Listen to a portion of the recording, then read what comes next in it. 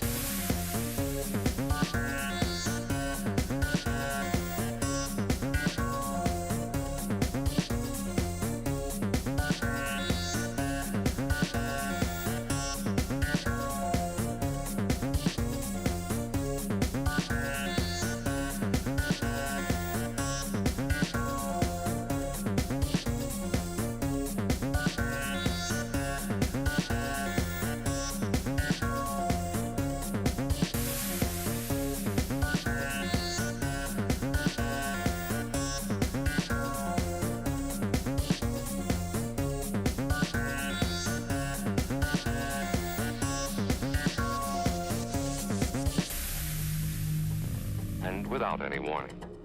You'll know when it comes. Come.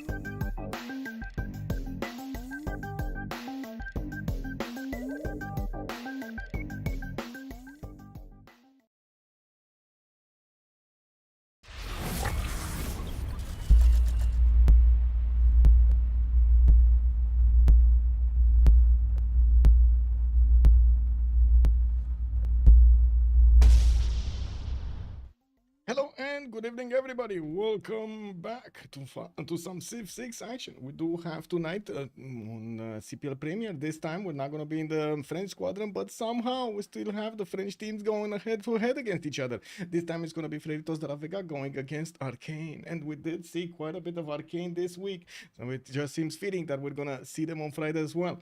And we do have also them starting through the big and ban phase. They did actually have a bit of a problem with the lobby. I was waiting for the lobby to get up, and they started in between. Anyway, good thing I checked, and now we do have them choosing first of all the map. It's gonna be lakes this time around. We're gonna have tonight the lakes map being played out between them, and we're gonna need to see if well, are we gonna have some early attacks or not? Because definitely lakes does have quite a few highways between the nations, and I'm pretty sure the players are gonna try to first of all scout them out, second of all use them. I do see we do have quite a few bans being already chosen. I do see Chandragupta being taken out by Arcane, Maori and Zulu are all three being taken out. On the other side, Macedon with Sumeria and Genghis Khan Mongolia is going to be taken out by, well, Freritos de la Vega. It looks like they call themselves Tirit's Backpack. Okay, well, they are in the backpack of Tirits, basically. We do have Russia also being banned by Arcane, and I do want to say hello to everybody on chat. Good evening, sir. Andy Bates, hello there and welcome. Rafifi, bonsoir, monsieur, bienvenue. Lancer, hello there, sir. Long time no see indeed. Welcome. Pelikanav, also hello there, sir, and welcome. I did notice Tidos. Good evening, sir, and welcome. Thank you so much, All Triangle, by the way, for the prime. Much appreciated, sir. We did see in the chat over here also Rafifi, bonsoir, monsieur, bienvenue. It would be funny to actually have the old Gandhi, how to say, war. Everybody gets only to nuke, nothing else, only nuke. Okay, no early war. No, we get to the nukes and then we boom. It's fine. It is what it is, right? In the game. Andiro also, bonsoir, monsieur, bienvenue. I did also notice Halusar picked up that first promotion. Thank you so much, sir, and much appreciated. Good evening and welcome. I do want to say hello to also everybody on YouTube. Good evening, sirs and ma'ams, and welcome to the stream. GE, hello there, sir, and welcome. Night Thrower, hello, good evening, sir, and welcome. I do also notice Mapuche has been taken out by Freritos de la Vega, FDLV. And we do have on the left side Citia being taken out by Arcane. Well, that's going to be the last ban being placed before the picks, and they do have the first pick here. It is quite usual actually on the lake maps to see civilizations that do have quite a bit of power at the beginning of the game. Early was usually classical. Hello there, Natro, and good evening, sir, and welcome. Now, let me actually put up on my screen over here the chats. Correct? I gotta say, I didn't have them in my order. I do want to also make an announcement. If you want to get goated, check out the link that's pinned in the channel over here in the chat. You're gonna get a story for a tournament, and let's see how it goes. The first session is gonna be held this month, and we're gonna see how this evolves in the next ones. I do hope you're gonna enjoy it, and of course I do hope you're gonna read the lore over there, and let's see how will the story evolve here for the GOAT, for the GOAT. Closing, good Abend, mein Herr. Willkommen. Also, Civ6 logo has a very big 7 in the center. Yeah, it does. Yes, it does. We do have Spain being picked up first by Arcane, while Freritos de la Vega did take out Catherine de Medici, the Black Queen, as their last ban. They do need to pick up 2 civilizations right now in sequence. Both of them are going to show up soon. We do need to see how they're actually going to get this done. Do we have them? Yeah, we do have them, but not all of them actually joining the lobby over here. I see only like 6 of them are in the lobby, so we're still going to need to wait for them to get in. The Aztecs, do you want to ban the Aztecs? Wow, or wait a second, are you telling them to pick the Aztecs on the lakes map? Yeah, but we're Gran Colombia, right? It hasn't been banned, and usually does have quite a bit of a punch at the beginning of the game if you do manage to get that Colombian general. The Commandant General knows the way, man. He knows the way with the people. Let's summon Wilhelmina. Wilhelmina, where are you? Oh my god, I don't know, Rafifi. We need to pull up some very crazy voodoo over there to actually summon Wilhelmina in the game. On the lakes map, I don't know about that. We do have Theodora being picked up here by FDLV, and we do need to see how they're going to pick up their second choice here. I do notice the draft is wrong. Actually, the order is wrong. Oh, they picked up Gaul. Okay, I see Catherine de Medici Magnificence is telling us that they picked up Gaul. So that's going to be Theodora and Gaul on the side of Freritos de la Vega, and I do see Spain is going to be on Arcane as the first choice here. If the LV just takes the S tier Civ, of course. I mean, you know, you gotta go for what you need to go, huh? It is what it is. Let me actually take a quick pick on this. Okay, okay. There we go. There we go. Slowly developing over there. The narrative. When was the last time we saw Theodora always banned? I know, right? It doesn't get in the game. It doesn't get past the front door. It is incredible, man. They have like a sign with her poster outside of the party, and she's like, no, all of those bodyguards over there. No, she too cute. No, we can't let her in. She too cute. You can imagine that is very, very bad for everybody else in. What? No. What is this? Let Theodora in. No, we do see also Rome being picked up by Arcane over here. It does look like he's gonna be the one flexing with Spain on their side. Well, I do notice also Kublai Khan, Mongolia or China. Well, what is this? I think this is Mongolia, right? The red one is Mongolia, the green one is China, if I'm not mistaken. So Kublai Mongolia is going to be taken out by Arcane. Also Basil, the brother of Theodora, not gonna be allowed in. So wait a second, she got in, but he didn't get in. Oh, how is this fair? You know, how is this fair? Spain trade routes, yes sir. Let's see, Rooster Cup. I'm not dealing with the Rooster Cup anymore. Theo keep getting picked, but not Basil. Yeah, Theo does keep getting picked. Basil left outside in the cold, man. And we do have 2 more to go here, and let's actually see how things are gonna go. Hungary is gonna be picked up by FDLV as a ban, and we do have Arcane over here needing to go for something. Let's actually see what are they gonna take out and how things are gonna evolve. A little Maya in second rotation. Oh my god, Maya is starting to catch quite a bit of attention from my chat. I don't know, man. It seems like you are actually pushing the players into a danger zone over there, you know, like it's troubling to play Maya in these games. Now, Basil equals the consolation prize Byzantium. Wow, man, wow. You just put him on the second place over there. Why? What do you mean second? Oh, wow. Anyway, I don't think so, Pelikanov. I'm not convinced about that. Same if, to be honest, with all the lakes, it's not good for Maya. Exactly, it's not good for Maya. Not good for the players either. And it looks like Montezuma was the last band being taken out by Arcane. We do need to see if FDLV picking up their third choice, and of course we're going to need to see if they can get some gold now, because they pick gold, they pick Theodora. Those are not gold generating civilizations, and we've seen so many times in the games how much gold can affect the game. And of course we did see actually the players actually choosing some of these niche civilizations that don't actually generate that much gold, and still made it work. Now I do have to say, I don't think it was that much pressure with Gol and Theodora in the same team. If they pick something like Russia, I'm gonna start to be concerned here. Good thing they banned Russia. Maybe they're gonna pick something else that's still gonna require quite a bit of gold here, like, I don't know, Arabia, for example. No, they are gonna go for the gold generation. They will pick Kree up, and yes, he's gonna get those extra trade routes. He's gonna get the gold from his pastures and camps around his cities, or I should say around the city that he's sending his trade route to. And we do need to see how Arcane are gonna try to well, handle Theodora, handle gold in the game, and at the same time get themselves advantages. You've seen how much it matters to go for those victory conditions, and I do hope the players are gonna be, you know, going for them tonight.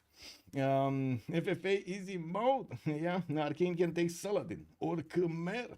They could. Indonesia maybe, I don't know. Actually, I'm very curious about Indonesia. It hasn't been picked that much in these kind of maps, and not even on the naval maps it doesn't actually get that much attention. I'm quite concerned Arja is not getting in. I don't know why, honestly.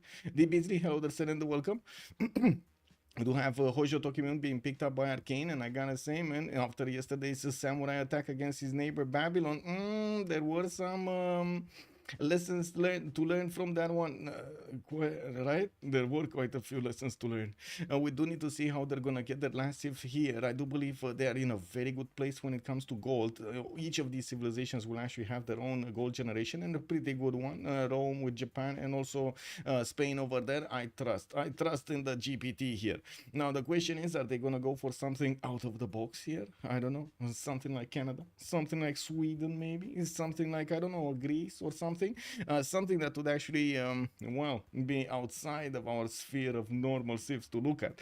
We do need to see also how Freritos de la Vega is going to react to this. They do have a strong lineup, don't get me wrong, it's a pretty strong lineup, and it looks like on this side of Arcane they're going to go for Babylon, which is kind of a safe pick and a pretty good simmer. We're going to need to see if today we're still going to have Apule actually playing it, because yeah, he's playing in the game, right? We got Apule with Crude Love. We do have 2 more to join. I'm not sure who Red Skull is, but I'm pretty sure there are 2 more to join. Give me a second so I can actually take a look at the okay, Mikado with Omega, they is on to join, and we do have on Freritos de la Vega side, I think it's Stevie Sprig with Barsake and Malm. I didn't see Lulas in the lobby, but I guess he might actually be how to say talking with them over there and trying to help them out and trying with the pick and ban phase. Okay, let's see what the last ban is. Well, the last pick from Freritos de la Vega. Sharif, Bart, Sharif. Come on, let's see how it is.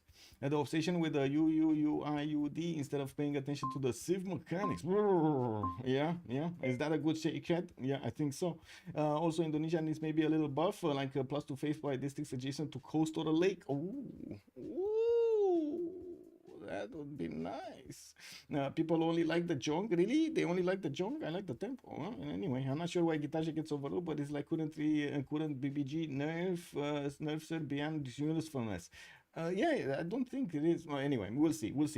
Flying Conquest, also good evening, sir, and welcome. Last pick was Brazil, so we might actually see again some Minas Gerais in the game, and we're gonna see them taking out their opponent's cities quite quickly. In the next few minutes, we're gonna have them actually joining the lobby here, and getting ready for the game. I don't think we actually have any extra mods. We only have the 4 good mods that we know and love over here and develop. We're going to need to see them actually getting into the correct slots and also choosing their civilizations according to the priorities they want, right? They're going to need some priority over here so they can be competitive when it comes to recruiting great people and at the same time getting those wonders. If you see how many times we've actually had a race for the same wonder and it was exactly the same turn with others. Wow. Yeah, it is mattering quite a bit who's gonna have that priority in the lobby here. Greetings, Hermes. Good evening, sir, and welcome. Greetings, Earthlings. Woo! Yeah. Campung is a pretty good UI. You can put it on a tile where you've almost nothing else to put. Yeah, true. Campung pretty good. Well, we can, and housing. Don't forget about the housing on the Campung. Pretty good also. Now we can at least predict one thing. Hue is gonna be rushed. Well, is it gonna be rushed? That's a massive amount of investment over there if they don't have that many lakes. Well, I think I actually need to rejoin over here. I see a 0 MS on somebody. There we go. Okay. Fixing it, and we do have Omega with Mikado in the game here. I actually see Omega was the one with the lobby here. Okay, and he's the one with the top slot. He's gonna pick Philip II in the game. Okay, very nice. By the way, guys, I did share yesterday the the rule set, right? Now you can actually take a look at the lore of the goat. Let me actually put it up on the screen really quickly here. So if you do take a look at this, you can just click on the goat. You go, take a look at the goat, take a look at the details of the goat, take a look at the rules of the goat, and then join the envoys directly with us on CPL, getting through that scoreboard. Let's actually take a look here. The big button at the bottom of the bottom of the bottom of the page. You have a learn more. Boom, you click it, and boom, we got over here quite a story. Oh, looks like the picture actually takes quite a bit of time to load. I might actually need to change this so it's a lot faster. Anyway, now we're gonna have there we go. It took time, but it's fine. It is what it is. I'm gonna change this so it's much faster. So you can read about it, take a look at the story over here that we're knitting together, and let's actually see what your opinion is in the chat. Let me okay, switch over here, take a look at the 0 MS again and see if we do have any errors to any of the players here. No, we can actually ready up and wait for the players to actually, of course, choose the civilizations here. Looks like Mikado has switched slots with Mikado. No, double Mikado. Oh my god, I don't if I don't double Mikado. I mean that's a problem, right? Double Mikado over here. I'm pretty sure we actually need to rejoin. Double Mikado not good. Double Mikado really not good. Wait, why don't I have I don't have a logo. Give me a second. I'm missing a logo. Mm-mm-mm. Click, click, click, click, click, click, click. There we go. I don't know how I'm missing this logo, but I'm missing this logo, so I'm gonna put it right here, right really quickly over here. There we go. There we go. It should be good. It should be fine. It just entered into its slot. Mikado. Yeah, maybe Mikado has a twin brother. Painter Q, good evening, sir, and welcome. Well, it looks like this game he will have a brother.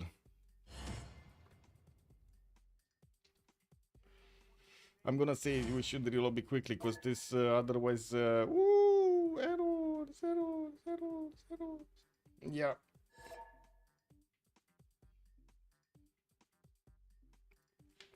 Um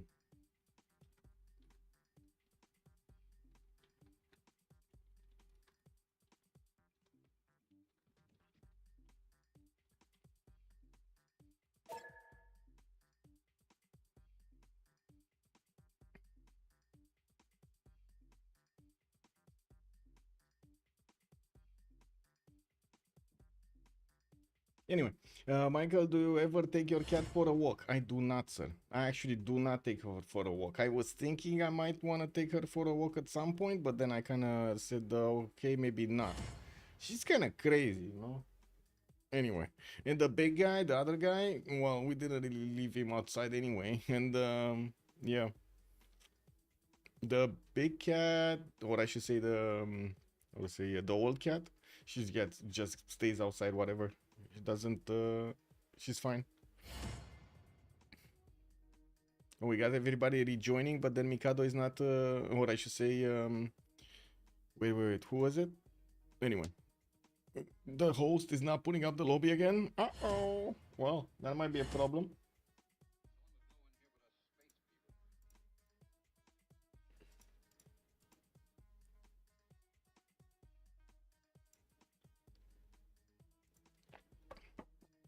Do you take your cat for a walk? That's another question.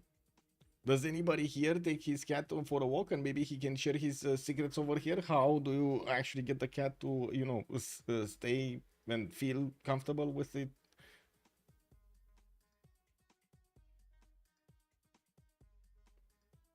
I'm pretty sure that was there a countdown? Did you guys see a countdown?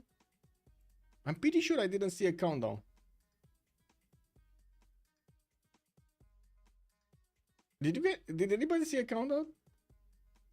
I didn't see a count, and I usually like watch with my like you know, like the peripheral vision, and I didn't see a countdown.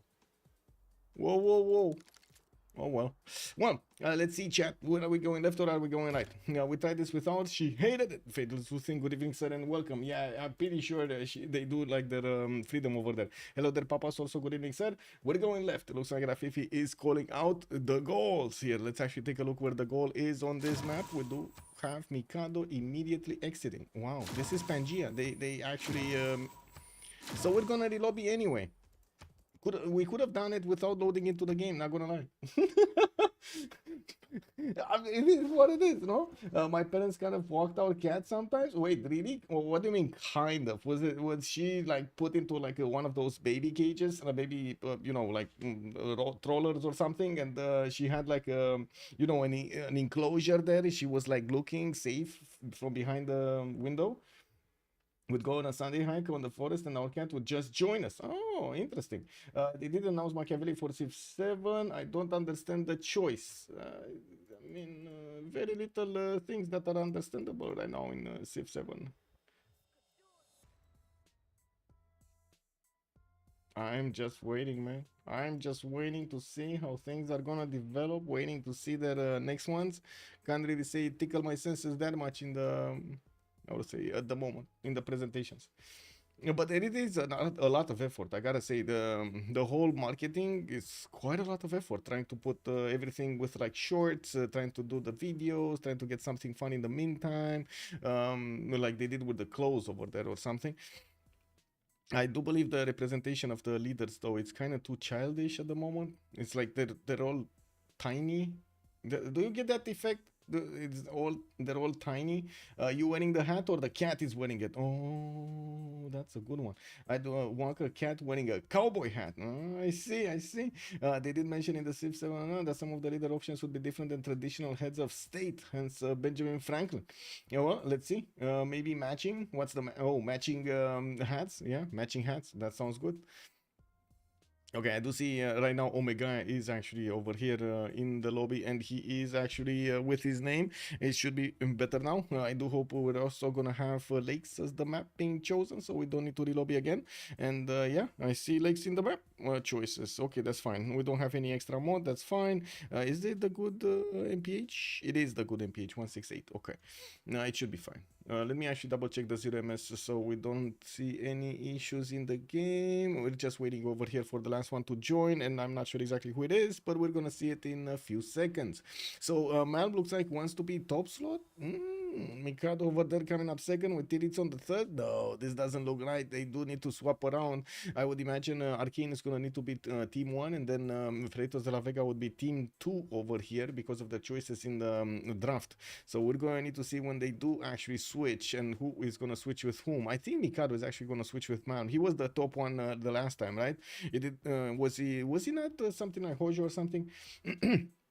Anyway, I'd be curious if we got somebody like the Marquis de Lafayette as a leader. Writes notes to self to ask for a Mike Duncan book about Lafayette for Christmas. I see how it is. Oh, the Red Skull is joining. This is who is this? Who is this? The Red Skull. He must be one of the wait, one of the players that played Sprig. Is it Sprig? I think it's Sprig. I think it is Sprig. He like totally ignored the fact that he should rename his name. He doesn't care. It's all good. Everybody knows him by the Red Skull as well. His gameplay will be legendary, right? Everybody will know the gameplay of Sprig. We got Mikado here going for Hojo again. Looks like Man does need to pick something up. Tirits will go for Pedro II. Omega is gonna go for Philip II. We do have Krudlov on Trajan, Rome, of course. Apil is gonna go Hammurabi again. Makes sense. His comfortable pick. Barsaki, and he played well yesterday, so totally makes sense. Barsaki also an Ambiotics. We do have Malm on Poundmaker, and it looks like he actually switched his spot with Sprig. That is gonna go for Theodora as the second slot here. That is gonna be quite interesting. What's gonna happen in the next few seconds when we're gonna get to see the map? I do want to put up the prediction really quickly, so we do get to. Allow the viewers to partake in this prediction. Are we gonna have are we gonna have 0 remaps, 1 or 2? Let's actually take a quick pick when we're gonna load in and see how things are gonna develop here. Would a cat wear a cowboy hat? That is a very good question. I think it's all about how it looks, right? Yeah. Cats know how they look. If they look good, they're gonna be fine. It's Napoleon who will be here. Who will here? I think there's a word missing over there. Rafifi, are you hungry? I think you're hungry. Earlier I saw Lafayette and Robert Pierre fought to get money in Steel Rising. Oh, I see. Interesting. Anyway, we're loading into the first map. Lakes being the map being chosen. We do have, of course, the two teams being displayed here, and we need to ask chat again. Are we going left or are we going right? Chat, it is your time to tell me. Are we going left or are we going right? Chat, right it is. Bordanian is telling me right. We go Mikado. Oh my god, this is a big map. Okay, we do have Brazil over here. Theodora. This is gold. This is Babylon. This is Rome. This is Cree. And where is Japan? Oh, Japan is over here. Wow, at the edge of the map, top right, we do have Kyoto here with his smiling face. He's actually gonna get a few soul mines here. Doesn't go well with that smile. We do have him in Kyoto with a few 2-2s around him. He's gonna have a 1-3 here to the south to grab some extra production, while he's probably gonna want to work that fish anyway. And we do have him with a decent amount of coast east side in the Yatsuhiro sea. And then we do have some lakes over here, southwest and west side. This not bad to actually go for a queen in this position. We do have him getting his scout in 3 turns, and of course sending his warrior towards the north to actually grab some huts and take a look at the tundra over there. He's gonna grow into the cold. Not gonna like this, by the way. Japan's warrior definitely not gonna like the cold. We do have also to move forward towards Philip II, which is going to be here to the southwest. And I do notice Madrid does have continent split towards the south. He's going to have the Vendian continent, the red one, for more amenities over there, while he's going to have quite a few good interesting settles towards the northeast and some rivers towards the west side here. Looks like Valletta is going to be in between him and Rome, and I do have to actually ask, is he going to take out Valletta, put a harbor, and I should trade with Rome, or is this going to be not one of those games? Because he could put a city here to the south and do the same thing, but at the same time, man, that's a easy city, right? And it's a pretty good city. Look at that. He has the chops, he has the 2-2 base over there, access to banana. Who doesn't like this? And we do have scout in 3 turns here from Madrid, and I do notice his warrior is moving to the west side. He's going to discover quickly Valletta. I don't really see that much like any wonders or something else that he would have over here around his territory that would be worth mentioning. Let's actually move forward towards Hammurabi. We do have Hammurabi here, Babylon in between the mountains, southwest. He's going to have also quite a few of these forest tiles. And I do notice on the right side, he's going to have a lot of horses. Oh my God, 3 horse tiles over here and so much coffee. 4 coffee tiles in between, like 5 coffee tiles over here in the north. I do have to say these coffee tiles don't usually have a production. So yeah, they might be good, but not so good. We do need to see him spanning his cities, or I should say sending his cities towards the east side on this river, and I'm pretty sure he's gonna get to use the freshwater settles that he has around lakes, or maybe even some coastal ones. Now he's gonna have gold to the left side behind these mountains on the left, on which I'm pretty sure he's actually gonna try to put a few cities towards him, and I'm pretty sure there will be some sparks flying. If they will keep this map, there will be some sparks flying. To north, it doesn't look like he's actually going to do anything with Brazil, even though, well, there is a possibility for them to actually go there. And it looks like the team name over here for today is Barca Kids Backpack. Okay, the BBP, okay. Well, now let's actually take a look at the next one. We do need to take a look at Rome. Rome is going to be here, actually, in between Crete, Spain, and Babylon. We're going to have him with the option to actually trade with Babylon through the Great Barrier Reef in the south, which he's probably going to want to settle anyway. Oh my God, look at that right settle over here. 2-2s around them, and the Great Barrier Reef to actually feast on. Amazing. Can you imagine just taking a vacation over here in one of those little submarines and staying under the waters, looking at all of the fishes everywhere? Yeah, that's some good meditation right there. We do have Rome here also with the possibility to send cities towards the northeast, where he's going to have an opponent that's going to be Crete here behind these rivers. Good river network. I'm pretty sure he's going to make use of it, and we're going to need to see what is he going to be up to a little bit later in the game. We do have Theodora here also with Constantinople getting dice style to work. Nah, he's not working that one. You see, he's making 0 faith at 10. I mean, usually don't want to you work the less production for the faith. It's just not worth it. We do have him with the possibility to settle another city towards the northwest next to other dice tiles, and I do notice he's gonna have a lot of territory here for him to settle. City state to take out, Johannesburg towards the south, and also to use Cinguetti for the face generation. Oh my God, there's a forest fire here towards the south of Japan, and that will multiply. Look at all of these tiles. There are 2, 4, 6, 7, 8 rainforest tiles that might actually be lit by the burning rainforest. We're gonna need to see if that actually spreads. If it spreads, oh my God, we're gonna have such a good city over there for Byzantium. And we do have also Japan here towards the north, and of course their opponents, so they're gonna fight for this territory in between them. We're gonna need to see who's actually gonna benefit from these amazing tiles. And yeah, the forest fire actually keeps on raging. We do have it with a second tile here, and of course we do have that wine settler for Japan to go for. If he does want to go for the samurai timing, that might be a pretty good strategy, especially against Byzantium. Don't you think? Do you have outfits for your cat? I do not have outfits for my cat. No. Babylon won't sleep. I guess she kind of has her own outfits. You know, like she's a cat. She has fur. Good place to watch a war. Babylon won't sleep. Well, let's actually move forward and take a look at Brazil here, because that forest fire just keeps on spreading and actually doubled in tiles burned here. Let's actually take a look at Brazil. Where is Brazil? Here we got Rio de Janeiro with fruit truffles, and I do see also diamond tiles, so he gets the extra gold from them. We do have him with also Crater Lake towards the northeast. Oh my god, another 2 diamond tiles in that city center.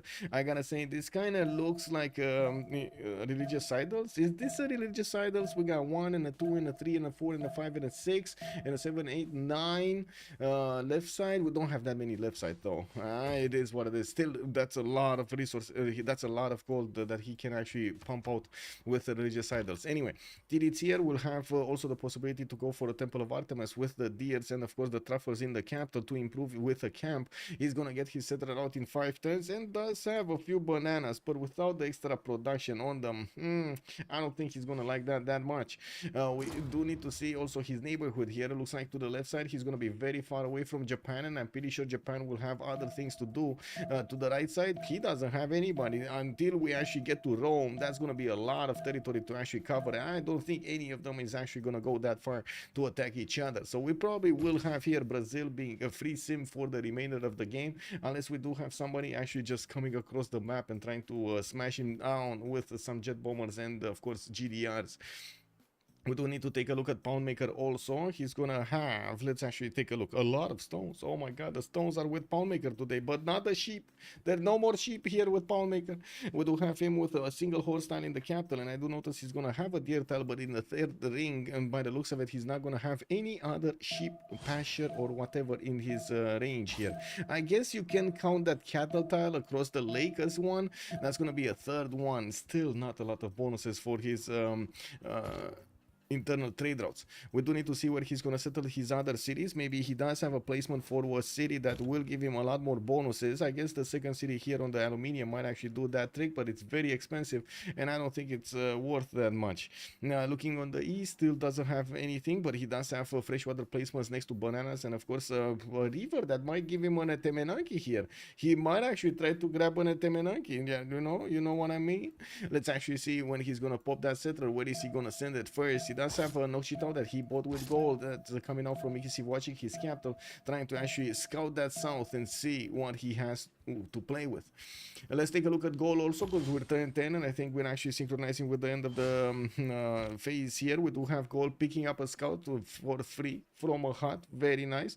Getting a settler out in 1, and I do notice he does have that cotton settle. No, I mean he does have it, but he doesn't have it. I guess we'll see. +6 oppidums everywhere. This is insane. 1, 2, 3 +6 oppidums. This is going to be amazing for him, and of course a few +4s around it. I would imagine he's going to be happy also with the campus to the southeast. Unfortunately, he doesn't know that that's an iron tile there, and I'm pretty sure 100% he's not going to go campuses first here. We're going to need to wait for them to actually go for the pick and ban through the ban phase. Now the game is asking them, do you want to keep this map, or we're going to go for the next one? Let's actually see how things are going to develop here. I always forgot words. In Civ 7 you can see Napoleon on the main page of Civ 6. Okay, do we have no, I don't. A good place to watch a word. Yes. Screen remap, please.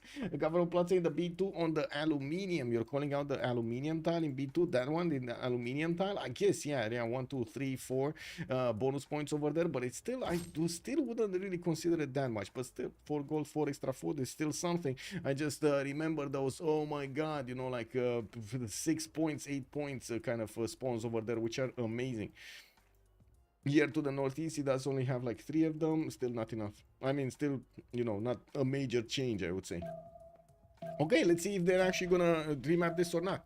In the meantime, I do want to actually get my pullover out. Oh, we do have a new map. We got a new map. Let me actually get this out. Give me a sec. Get this off of me.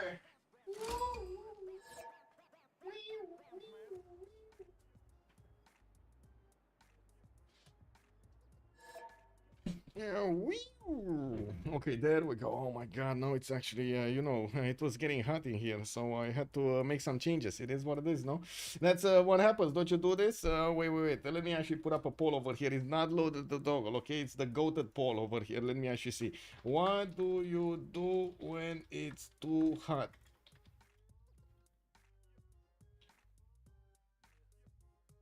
Splash some water on face.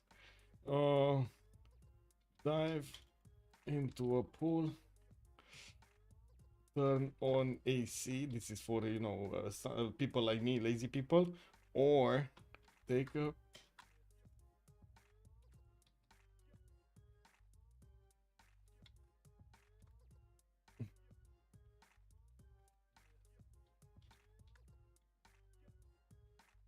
let's see. I didn't see the last one. You're gonna need to read it out. I don't know, man. Rome already had settled B2. Okay. Holy crap. Yeah, he was fast. Holy helicopter kicker. Good evening, sir, and welcome. One in total, both voted yes. Yes, basically it finished. Whatever this map will be, right? We do have one remap. I'm gonna complete the prediction, and we're gonna need to ask Chad, where are we going? Chad, where are we going? Are we going left or are we going right? We need to know. We need to know. Is it gonna be Barsake that he's gonna have again +6s everywhere? Or are we gonna be talking about Mikado, who might actually get the option to do that triple encampment setup? There is another option for hot weather. Have a hot beverage, tea, most commonly. Yeah, true. Let me actually see. Do we have? Whoa. There we go. Oh my god, nobody's splashing water on face and nobody's diving into a pool. Nobody. That's the result of this poll right here. Nobody's doing this. So people are definitely taking off their clothes, but not actually doing the other stuff. Wow. Oh, wait. When am I? Hello?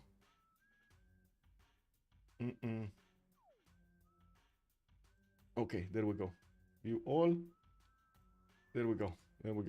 You didn't tell me. We go left this time? Oh, you did tell me. Okay, we go left this time. I'm still, oh my god, there is somebody that actually is splashing some water on face. Okay. Yeah, I voted. I don't know even what do you think I voted over here. We got 4 for the AC, and let me actually switch my screen on the left side, right? We're gonna be talking about antibiotics. I can actually do this right here and just put the poll on the right side so we can talk about both. Let me actually put it up here. There we go. Bam. I'm really curious, you know, what do you do when it's hot? Do you splash some water on your face? Do you dive into a pool, turn on AC, or take your clothes off, you know? I chose, for example, taking my pullover off. It is what it is. Aduatuca here coming up with a scouting forward. Looks like he's going to start discovering his southwest towards Spain. That's going to be one of his opponents. And it looks like Aduatuca also will have +4 OP Dooms. I do notice he's going to have this one on the 1-1 here between the horse tile and that stone tile. Not to mention, if he does actually get the city in the north, he can place a +6 over here in between the 2 stone tiles and a horse. That's going to be expensive though. Buying out a 3rd ring tile is expensive from the beginning of the game. 25 + 35 gold. That's a bit too much, man, for the gold they're making. We do have also some tiki huts to the northeast. I do notice he's also going to have another +4 over there in between those iron tiles on the right side. He's going to get it next to the mountain. He might not want to settle sugar so he can actually get that going, even though he could actually place it further away. That's a bit too expensive. And it does seem like everybody does want one of the 2 options. So, okay, so we got one that's splashing his water on his face, you know. We got another one that is actually diving into a pool. Woo! Head first or feet first? That's the question. And then we've got turn on NDC winning it. There we go. We got 5 in that. Only a few people over there. Take off your clothes. You know, it is what it is. Let me actually put Jack fed first. There we go. Hersher, good evening, sir, and welcome. You know, it is what it is, right? You want to jump into how to say, a pool? It doesn't even matter how cold or how hot it is, right? You need to jump directly. It is what it is. You don't take it slowly, you know, one toe at a time, one finger at a time. You just woo. That's it. It's never cold where I live. The Beasley. I don't know about that, man. I don't know about that. There must be cold for somebody over there. It's counterintuitive, but it's don't fight it, acclimate to it. Okay, by the way, is the map since both? Yes, Pelikanov, that is true. Okay, let's actually take a look over here. Barsake also will have his horse's 2nd ring here towards the southeast and 3rd ring towards the north. north. He's gonna also have an iron tile in the second ring for his strategic resources. A sugar settle towards the south, where he's also gonna have access to some more of those Opidunes. Yes and no. As in, I would say actually no. If he wants a +4, he's gonna need to actually put it on the right side here, and that's a bit too far away. Again, he needs to buy out the third ring tile. Not ideal. I do have him with a lot of stone tiles towards the north, and I do see he's going to have Rome and Babylon in the north side. Both of those are going to be actually opponents, and he's going to be in between actually 3 opponents here. Madrid to the left with the 2 bad guys on the north over there. Only the east side is going to be friendly. That's going to be Mal here behind the mountains, which I'm pretty sure he's going to try to actually get some setup going with some trade routes. Yeah, it's going to be his only partner in trade. We do need to take a look at also what's going on in Mountain City. She does have, oh my god, this is beautiful. Now this is a crease spawn. Now this is a crease spawn. This is one of those crease spawns. We got 1 and a 2 and a 3 and a 4 and a 5 and a 6 and a 7. 7 points of gold, 7 points of food. I'm not even sure he's gonna able to put enough granaries in his cities for the amount of housing he's gonna need. This city is gonna explode, not to mention all of his other empire. Herschel, thank you so much for the follow, sir, and welcome. Illegal spawn. Yeah, it kind of feels illegal over here. Oh my god, man, don't tell BBG that. Oh my god, he's in the game. We got Apul right here in the game, and he's gonna get to see that, man. What are we gonna do if we're actually gonna have him taken away, denying cattle tiles from actually spawning next to Greece cities? Too strong, Greece, too strong. You must understand the way. Well, I hope that's not actually gonna happen, because we like these bonuses, right? We want to get our eyes over there fixed on those amazing tiles. We do have him also with a sugar settle towards the northeast on that river, and I do notice he's gonna have his experience here. Wow, hot being picked up. We do have also quite a few rivers towards the west and towards the east to pick stuff up, and I'm pretty sure we're going to need to see where his Oxitaus are gonna go. He does have his horse and iron in the first ring of the cattle, working a 2-3 deer tile, and I do notice he's gonna have Hojo over here towards the northeast, which is gonna be one of his opponents. We might need to see him actually getting an army from the beginning to withstand the great Japanese might and power. Well, I do have to say the land is just not allowing Japan here to be that welcomed into the southwest. It takes him a long time to get there, past mountains, lakes, and so on. It looks like the north and northeast is going to be just much more welcoming for him to get those cities through. We do need to move to Brazil, though. Let's actually see to the left of Spain. We got Rio de Janeiro here with Mount Roraima on the left side, getting the faith and the signs, some extra gold going over there. You can see you can even hear the clink, clink, clink, clink, clink, clink in his pockets. Oh my god, this is Mansa Musa right here. We got Rio de Janeiro getting his scout in 2 turns, and I do notice he's also gonna have a good river network for him to go and settle. Like we did talk yesterday, I don't think he's actually gonna settle to the south that much. As you can see, we do have the end of the rainforest at this line over here, at this horizontal line. No rainforest is gonna spawn to the south, so he's gonna probably prefer the north to actually get the adjacency towards his cities there and not delve that much into the south. Good thing is he does have a lot of the north open for him. It's all good. Let's take a look at his strategics. He does have a horse tile in the second ring there towards the north, and I do notice he's actually opening up with animal husbandry. He gonna see that. He has his iron tile also in the second ring towards the southeast, and pumping out his scout here, the second one, so he can actually look at his surrounding territory. Looking at Theodora, we do have not here. This is Theodora. Constantinople in the Barsak's backpack. He's gonna pull out a scout here from it. Oh my god, I thought he's gonna actually pull out something else. Like a pie, like a cream pie. Splish. We got settled out in 5 turns, and yes, he's gonna get a tiki hat to the left side of that city center. While I do notice he's gonna have a decent amount of settlers around him, we do have him with some lakes that are not gonna have fresh water. And what I should say, these are inland seas, right? This one and this one. While he's gonna get some rivers around him, he's gonna need to be careful to actually benefit from the full housing bonus of rivers and of course lakes. We do have Sprig also benefiting from a horse in second ring, iron tile to the left in second ring, and the settler keeps on being trained over here in 4 turns. I mean, there's a lot of training going on in these settlers. Have you noticed? I mean, they need to actually, see where to put houses, actually know how to shovel, know to actually hammer something over there, and carry a lot of stuff. That's a lot of training. Like I said on the draft, Kree equals FFA easy mode, probably even more powerful in teamers. Well, is it? Because I don't see that many Krees actually winning the games. Just saying. Also, frontline Spain, yeah, that's pretty good actually. Frontline Spain. Also, it's time for the Spanish Inquisition. Lancer is calling it out. Wait, but not the moose pie because I just can't see goal making French cuisine, even though they aren't the Central France. My God. Don't tell me Pericanaf. He's gonna do the chocolatine. He's gonna pull out the chocolatine. The secret weapon of goal over there is gonna be the chocolatine coming out of the backpack. You know you want it. You know you smell it. Yes, yes. Well, let's actually see if it's gonna be in pain of chocolate or chocolatine being chosen there. We do have to take a look at the Rome Trajan, which is going to be on the right side of Byzantium. I do see Krudlov is going to get his settler out in 3 turns, and he does have access to horses and iron right smack in his capital. A lot of freshwater cities around him, some in between the mountains, which are going to be awkward. But we do have some in, look at that, the full splendor of nature. He's going to have bananas, he's going to have some honey tiles over there, some sugar to also spice things up, and I do see some salt on the right side. We do see him also with some random desert tiles that he can actually get pyramids in. It's gonna be next to next to Babylon, which is gonna be one of his allies. And I did say at the beginning, Barsaket to the south is gonna be his opponent here, and of course we will see them clash at some point. Now the question is, how long will it take to actually get there? Yes, there are some tiles that would be flatter for those horses to go through much faster, but there aren't that many connected tiles of flatland, so he can actually apply his power against the goal and keep applying his power, reinforce the front line with new units. We do need to move forward towards Babylon. Hammurabi here on the right side of Rome is getting his settler out on the sugar tile, which is going to have another sugar tile to the right side, +3 harbor in the water in the south.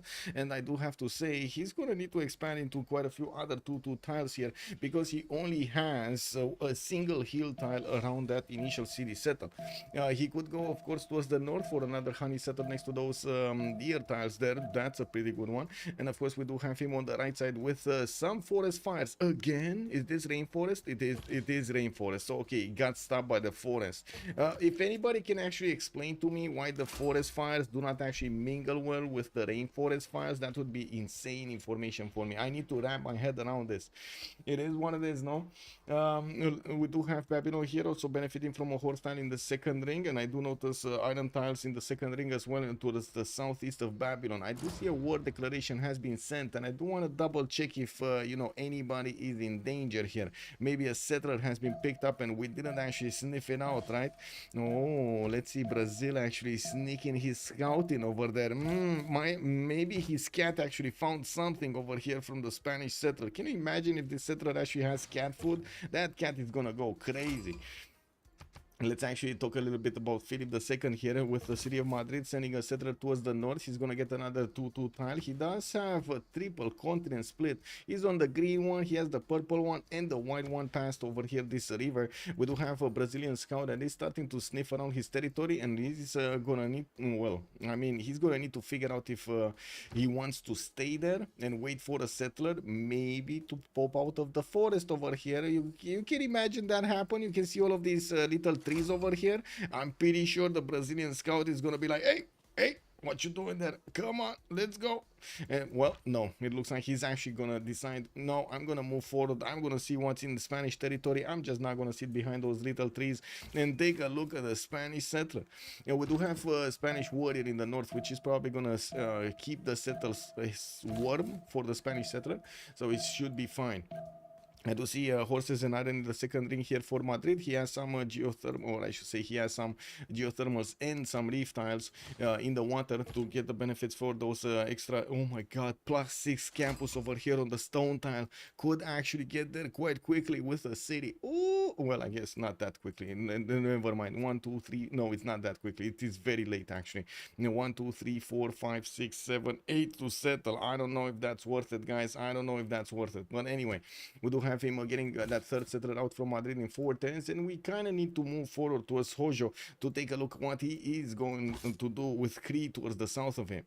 Looks like he did defend himself against the Ochitao attacks, and I do see the Ochitao is the one getting damaged here a little bit more than the Japanese unit.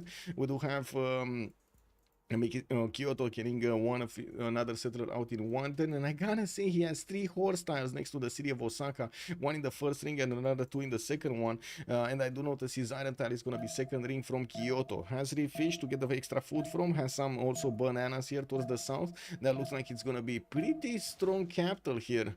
Later on in the game. Well, the movement of this Kree Ochitao kind of decides where the settler is gonna go. I'm pretty sure he's not gonna want to go with it on the coast because this Ochitao is just gonna grab it. So he's gonna probably want to go somewhere over here towards the northeast where he does have some vision from a Japanese scout center, while he doesn't really have that close proximity to the rivers to the west side. That's gonna be a bit too much for him to go for. And I'm actually very interested to know if he's gonna try to get a city towards the south in the non-freshwater position, or maybe put it up on the coast over here. We do have Mikado, right? Okay, I did talk about horses, I did talk about his iron tile. We don't actually have him going right now for a pantheon, and I do notice he's opening up animal husbandry. I think my question is he going holy sites, or is he going campus slash harbors, or I should say harbors into campuses? Yeah, it's simple. Forest fires are wow, poor Daniel. Wow, it actually spread. That mentality actually spread. Oh no.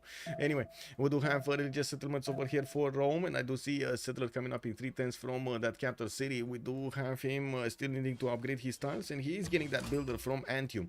Gaul is starting to also get into his territory to sniff out his cities.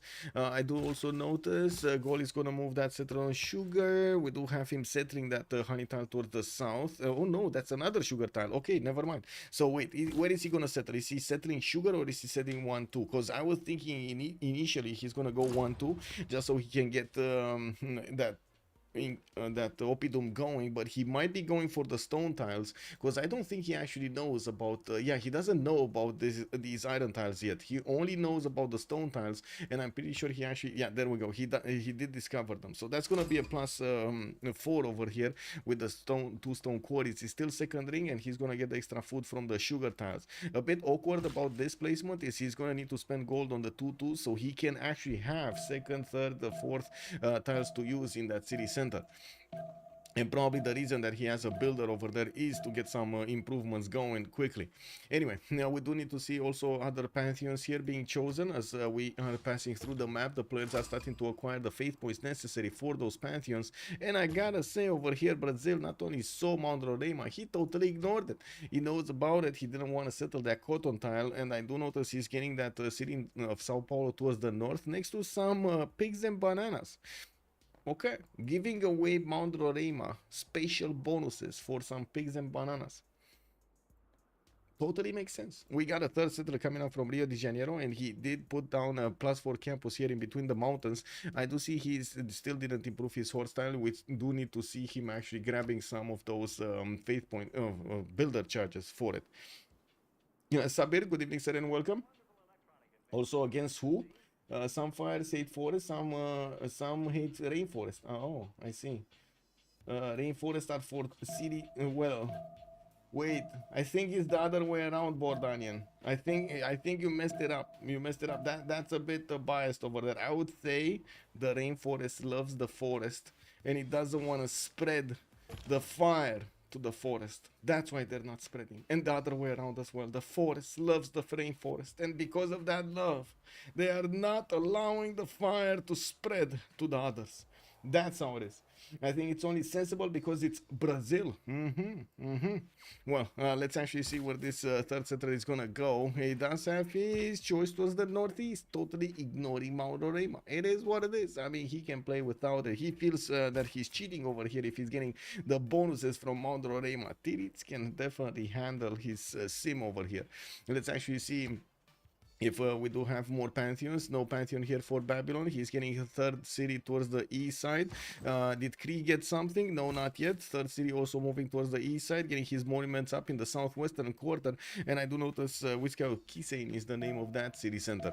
We do have him with some desert tiles here towards the west of that city center, but he's probably gonna need to put a city there to actually get the pyramids. The one on the right side, the tiles on the right side with desert are only hills, and the one flat tile is a soul mine, so so he can't really put a pyramid there. I mean, definitely when you tell to the people you wanna put a pyramid there, they're gonna be like, but man, we like salt. What do you mean put a pyramid there? Well, salt better. Yeah, Grog, good evening, sir, and welcome. There are no tutus on Mount Roraima. Now, let's actually take a look at Mount Roraima here again and take a look at those lack of tutus. Well, I mean, there are tutus. There is a tutu here, a 2211. And there is also the possibility to settle a cotton tile, work the 2133, buy out the horse tile.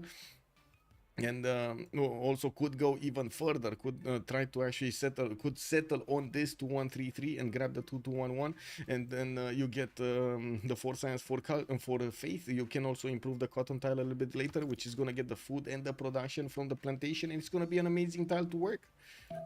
Anyway, taking a look next, we do need to jump around the map here and take a look at their pantheons. Settler from Constantinople, Holy Site, second one coming up. The first one did get finished, and I do see Byzantium is just keeping his units relatively close by to his cities. He doesn't want to lose a settler, which makes sense, total sense. He can't put a pyramid, but a University of Sancor will fit perfectly. Yes, and also he can get that, the other one for the iron, Jebel Barga. Right, you can get that one.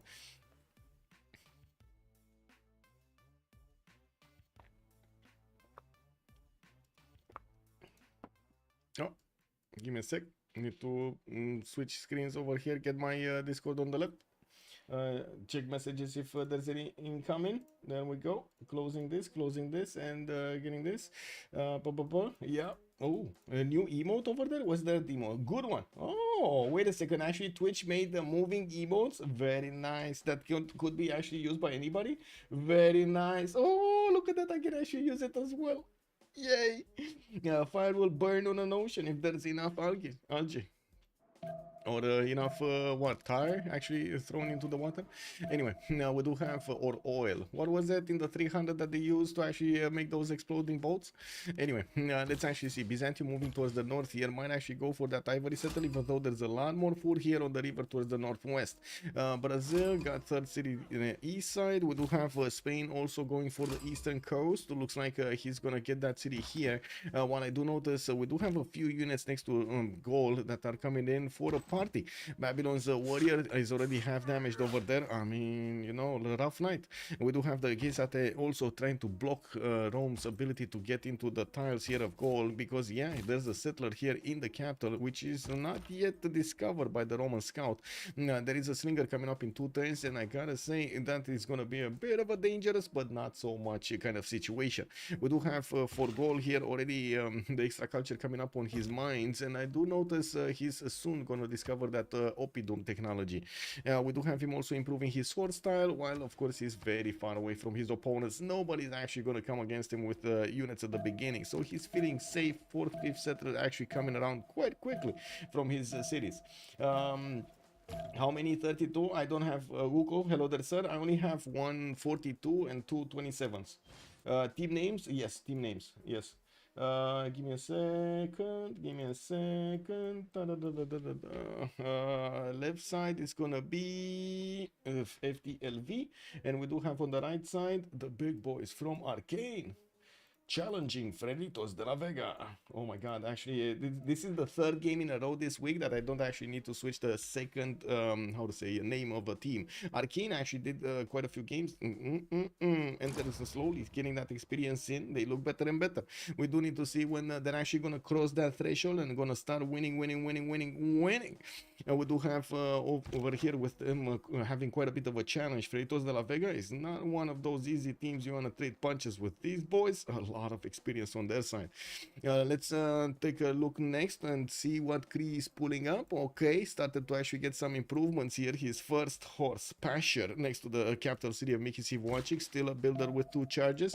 And I do see computer is also shining a beacon over here. Miki Wap on that tile of the iron. I mean, can the computer not see that's actually an iron tile? Like, really? Come on, bro. That's an iron tile right there. Why would you make me want to put a Mickey Wap over there? Anyway, more traders coming around from Sakaki Khan, and of course we're going to need to see if Malm over here is going to be happy later on with his spawn. Japan, still no Pantheon. I do see he blocked actually Chris Occitan on the coast, put one of his scouts right behind it, and right now that cat doesn't know where to go. We do have Osaka getting a builder out to improve those horse tiles, and yes, I do see monuments in Shizuoka, while Slinger is getting ready to throw some rockets at Occitan. We're going to see how things evolve here. How things are gonna get going.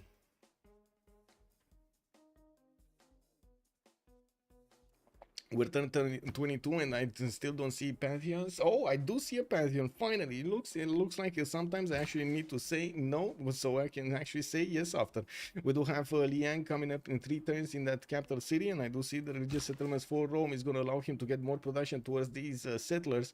We do have him with a builder coming around here, 2 builders actually, to start improving his territory, while I'm pretty sure he's going to want to get the traders going. No Pantheon here, no Pantheon here, no Pantheon here, no Pantheon. Oh, we got a Pantheon. We do have City Patron Goddess actually as the first Pantheon for Kree, getting the 40% towards his first district in a city. I'm pretty sure it's going to be commercials here. He's discovering currency in 9 turns, and I think that's actually before he got the trader working. He's going to get his boost right about now, in just a few seconds, this round.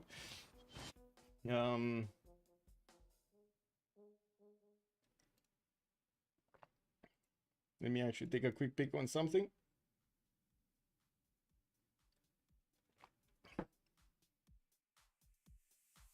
Okay, that works. Perfect.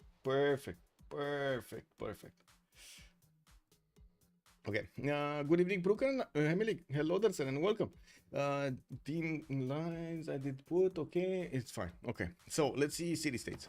We do have Engat Sargamo, Cat Valletta, and Preslav coming out for the military powers. We do have also Jerusalem, or the only one for some faith bonuses. I do see Buenos Aires with Cardiff and Mexico City for the industry. We do have Antananarivo with Kumasi for the culture.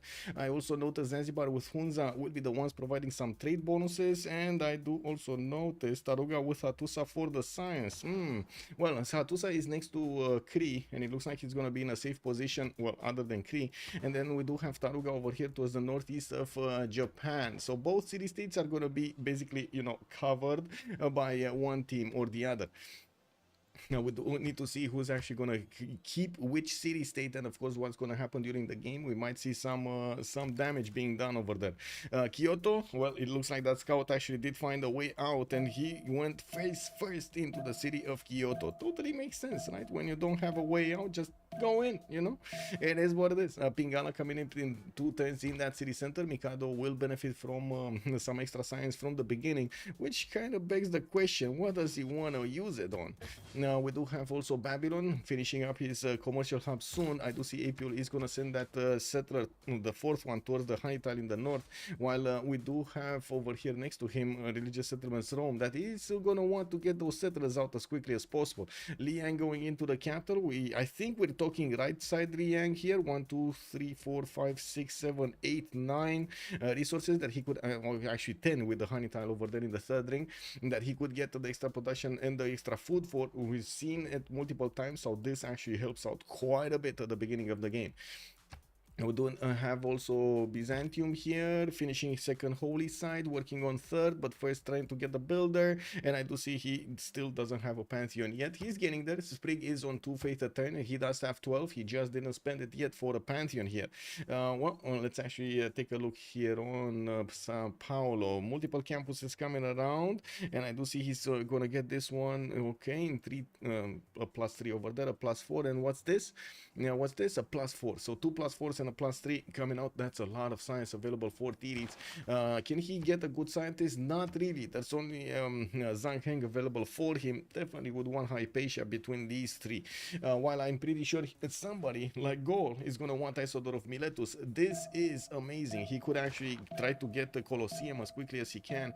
He's going to put down those Oppidums. All he needs to do a few projects and, of course, discover as quickly as possible the entertainment complex with the Colosseum. So he can place that one down and, of course, work the Colosseum quickly, make it instantly pop it out. We do have him getting some more builders, and I do notice he pushed out the Roman units from the northwest with his settler, and we do have him also with Governor Liang in the capital. And again, the question remains: is this gonna be food Liang, right 3, or is this gonna be left 3 city parks Liang? That always is a pretty good question. We do have also goal here now, knowing about the iron tiles he has. He did manage to discover bronze working, and of course he is starting to actually expand his city range over here with the iron tiles. What was it here, right? Byzantium stone circles. He's getting the extra production on each of the stone tiles that do have a quarry on it, and of course one extra bit of faith. Not a lot of stone tiles, but it's more than decent amount. We got 1, 2, 3, 4 in the capital, 5, 6, 7, 8, 9 in the other cities. Do we have a 10? No, not really. I mean, there is a 10 here to the southwest where he's probably gonna get, but that's gonna be quite later on in the game.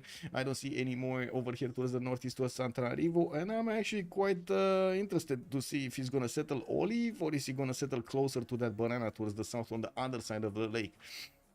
Anyway, moving forward, Spain did actually pick up God of Open Sky. He's going to get the extra culture on his pastures, and I do notice he already did improve 2 of them. He does have another charge on the builder, and I do see another builder with 2 charges, so he's going to get more ship, more horses improved. He does need to get the mercury and the soul mine improved, so he gets those amenities going. And of course, we do have also Moksha establishing in the city of Madrid. That's going to be his internal trade route giver. Not to mention, he's going to get some culture from him, just, you know, from the population. Did I consider streaming in Twitch 4K, Yukio Supreme? I did not even know that actually is a thing, and I do have to say I'm not that sure it actually helps that much, to be honest. Knowing how video works, and I've had quite a bit of experience before with video editing and so on and so forth, I would find it really unlikely to have stable streams of 4K into multiple sources. You know, to what we need, basically. So you either need to get like a very, very high output, how to say, upload, or you're gonna need to cut down on the quality of the video. So I think 1080p. Also, I do have to say that is a trap. That is a marketing trap. Like Twitch anything with 4K is kind of a marketing trap. I did this quite a few times with the camera, like doing tests. Even I went even to Samsung. So I went to Samsung's how to say at their main building in Romania, where they do have all of the TVs displayed, the managers and so on and so forth. And I did a test with multiple cameras. So one of them was a 4K Blackmagic 4K, and I started switching the outputs between the images on the like big screen TVs. You couldn't really make up the how to say, in raw format, the output that comes out from the camera being plugged in directly into the TV. You couldn't really make up the like make out the difference between 1080p and 4K. You couldn't. Yeah, it is what it is. Because of how much information is being delivered to every pixel in the game. You remember, it's not only resolution, it's also bitrate that actually counts so much, and not to mention frame rate. The bitrate actually, if it's cut down, and right now we're watching like what, 6,000 or something like that on Twitch and on and on YouTube. If you do cut down too much in the bitrate, that's a problem. If I put the bitrate with 1080p on 50k, if it allows me, if Twitch or YouTube allows me to put 50k, 1080p works just as well. It's like crystal clear, no problem. On even like 55-inch TVs, no problem, or 65-inch TVs, really no problem. It's just about the bitrate, not the resolution. Not only the resolution, I should say. Anyway. I do have over here Rome getting those soul mines soon improved, and I do see he's getting his government plaza very slowly. He didn't actually finish his commercials, and he's not getting the discount. We do need to take a look here. Did they manage to get the era score? Yeah. It's only Mikado here that needs 4 more points, but he's getting there. He's getting this harbor over here, which is going to be a +4, getting the splendid bonus. Has a 4th city already moving somewhere towards the west side. That's going to be towards one of his allies, towards Hammurabi. And I do notice he sent a warrior towards the south to see if there's anything coming out from Kree here from the south. Now, with Kree also starting to improve some more of his styles, I gotta ask, where is the, oh my god, he's going Governor Liang food also. Look at him go. He's actually going for Governor Liang food. So he's not only gonna have an insane amount of food from these trade routes being sent to that one city center, he's also gonna add more food and production on all of the tiles being worked by those builders that are right now improving and the traders that are right now moving on that capital city. This is gonna be insane. Insane in the membrane. We do have over here also Malm needing to actually get those commercials up so he can start getting those extra cities and extra trade routes. Definitely needs to start being competitive on the great merchant scene, where only Babylon has 3 points a 10 here. Nobody else in the game at the moment is starting to acquire those points, and we're 10-28. I mean, it's starting to be quite late. Also, Eclitian, good evening, sir, and welcome. Hippo Mortank, good evening, sir, and welcome. Settler still on the way. Where is the Settler still? Wait. Where did you see Settler still? I don't see anything here. I don't see anything here. Is it here anywhere? No. Where did you see the Settler still? Hippo, don't leave me hanging like this. I need to know. I need to know where the Settler still is. No Settler still. No. Rome. What's going on? Okay, we got this scout coming in. What's going on? With Kree. Rome with Kree. Okay. Oh, it's happening. Woo.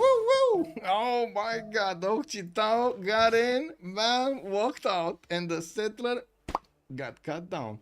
We do have over here one of the first Settler snatches of the game. Looks like Krudlov wasn't paying attention with his vision, and we did have over there Big Brain Man just sitting in the forest, went in, found the Settler. Hello, Pikachu. Yeah. Also, Cool Whip, hello, that's it. Welcome. I watch stream from YouTube 4K in the chat with laptop with Twitch video paused. Oh, I see. Very nice, and it looks good. I hope it looks good. Huh? With 6,000 bitrate though. I would need to actually put a lot more bitrate into it. Yeah.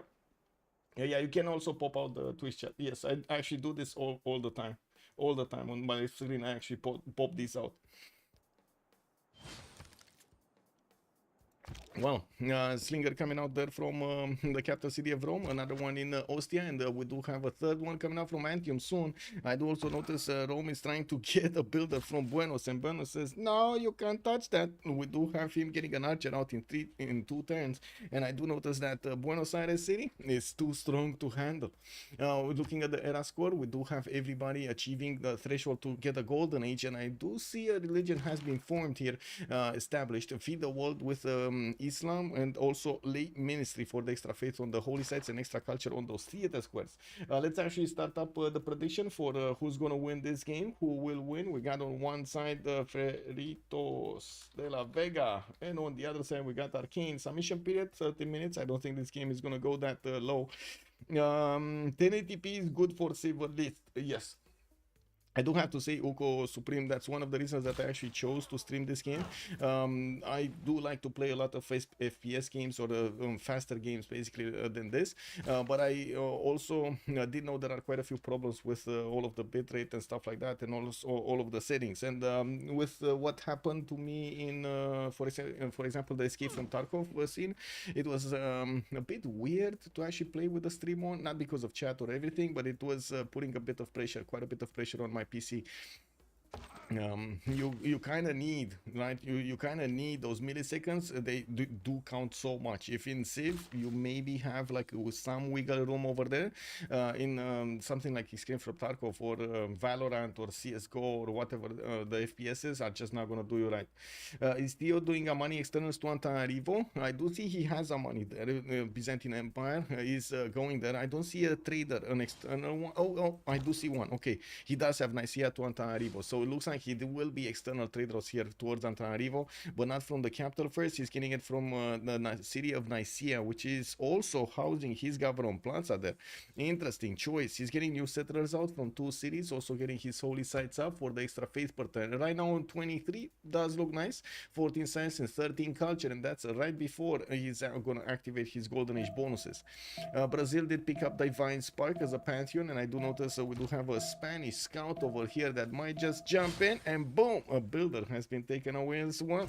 Oh my god, is gonna slap that city and gonna try to get it back. No, I don't think he's gonna. Is he gonna get that greedy that he's gonna try to get it back?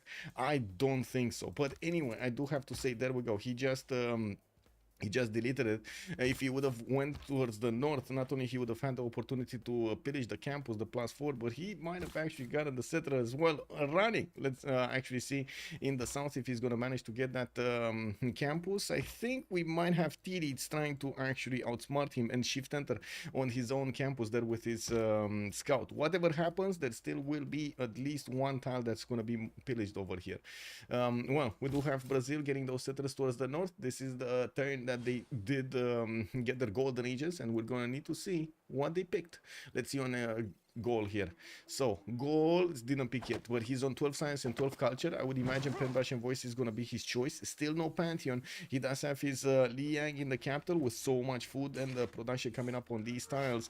4-3 horses to go around everywhere. 3-3-1-1 iron tiles with a 3-4 stone tile. That's a pretty big capital. Even he does even have a 5-1-2 honey tile there. We do have him getting 20 culture, Penbrush and Voice activated, putting down an encampment towards the northeast from his capital city. No, that's from Bagakum, the city on the northeast. He didn't start up on anything else other than Oppidums and his government plaza and of course encampments. He first wants to get that infrastructure going. He does have access to Isodor of Miletus, and honestly I'm expecting him to try to get this for Colosseum. I would imagine he's going to need to get to 7th population and place down an entertainment complex as quickly as possible. He does have horseback riding in 2 turns with military tradition, so it looks like he's wanting to get a few horses out. Machiavelli, good evening, sir. Hey, Machiavelli, I heard you got into Civ7. Oh, very nice, Machiavelli, huh? Yeah, how does it feel getting into Civ7? Best city in the game, yeah? The brothers are somewhat of a favorite, yeah? Michael looks exactly the same in 4K as in 1080p. Wow, yeah. Wait, I watch you on Spawn on my 85 TV pretty, and I definitely wish I could get higher quality, but all the info is there, and that's what matters. Is wait, 1080p? Yes, I did answer those. Okay. I mean, don't get me wrong, I would gladly increase the bitrate, but I'm not allowed to. It is what it is. There are hard limits, also on the streaming services. I don't know, maybe at some point, maybe they actually do something with the partner levels over there that I'm actually still trying to get to. It is what it is. Oh, it just reset and I didn't see how much I actually got in, where did we get in the last month? I don't know, like in October. Anyway, it is what it is. I still need to get to that magical 100 points. Anyway, Pedro, no, Poundmaker, 12 science and 20 culture. We got still on the 3 cities. He's getting Ancestral Hall in 3 turns from the capital, and I do see he spent the time to get Hanging Gardens here.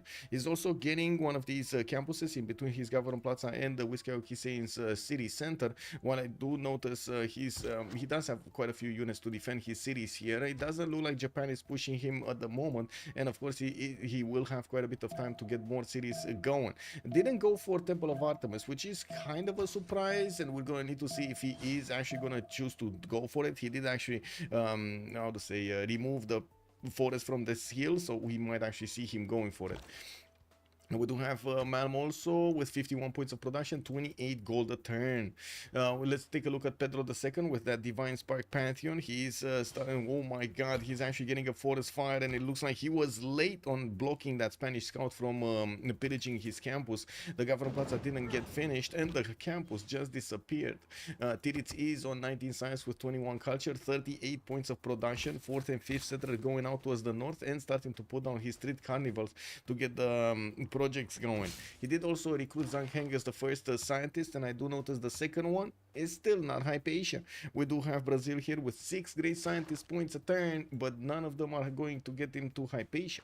We do have to also move forward towards Theodora, still on 3 cities, getting harbors out, okay, and of course got that holy site going. I do notice he is not yet moving his settlers toward the south. He's choosing to go towards the north here with his next settler from the capital, while he does have one from Nicaea that might actually get chopped this turn.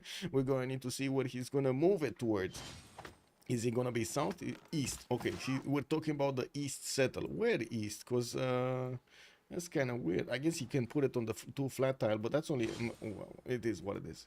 Anyway, now buying out more builders with monumentality. Sprig here does have 27 faith at 10, 13 science with 15 culture, and I do notice he does have a lot of production coming out from stone circles, with stone circles. 51 points of production, quite a bit more than Tirits. Now we do have also on the other side of the map here, Trajan, or I should say the teams, 13 science with 21 culture, and he is building Temple of Artemis. He lost a settler, unfortunately. Creed did come into his border, actually even destroyed one of his sheep tiles over there, took out a food production point from it. Temple of Artemis finishing in 2 turns. I'm pretty sure Cree over here is not gonna get to make it. We do have Rome also benefiting from a few commercials built and starting to acquire those merchant points, while I do notice he has archers around his city, so he can deal with any more aggression from the Kree scouts. He has an ally to the east, that's going to be Babylon. He put down an encampment, that's from Ostia, and I'm pretty sure he's going to want to do very bad things to the goal here. We don't know how Barsake is going to defend this, but I'm pretty sure he will need to. And look at Barsake go. He's getting that entertainment complex here in Aduatuca, which is over here. He's going to have the Colosseum to build right next to his captain and give that extra amenity bonus and extra culture to all of these cities in the empire. Now I see no ads because video from YouTube Premium. Very nice, very nice. Also she's mostly third or fourth city on vanilla, so that was a lot of balancing. Wait, what? Arcane odds 1 to 625. Wow, somebody needs to put a few more points on Arcane over there, because there are a lot to milk from Freritos de la Vega by the looks of it. Also, gotta love when your ad hits when your streamer responding to you. I'm sorry, Christian, I'm sorry. Oh man. The patrician designed to speak to me. What an honor. I am humbled by your subscriber presence. Yeah. Guys, did you read the lore? Did you take a look at the competition? Pelikanav, thank you so much for the gift. Much appreciated. Thank you. Butter my nugs. Let's go. Good evening, sir, and welcome. Chat, did you read the tournament? Do you like the idea? Do you like the logos? Do you like the things over there? Let's see it. How do I give it to somebody? I have no idea actually. As in specifically, I think you can click on his name and click on gift a sub. Yeah. Click on his name and click on gift a sub. Just switch to Firefox. It still supports uBlock, and it will support probably until it's dead. No, it's just random assignment. Yeah, you need to actually click on a name over there if you want to give it specifically. I think. I don't know exactly. Anyway, let's actually take a look at Apule here. Penbrush and Voice Coordination, 15 Science, 33 Culture, 4 City Strong, getting an Ancestral Hall in 2 turns.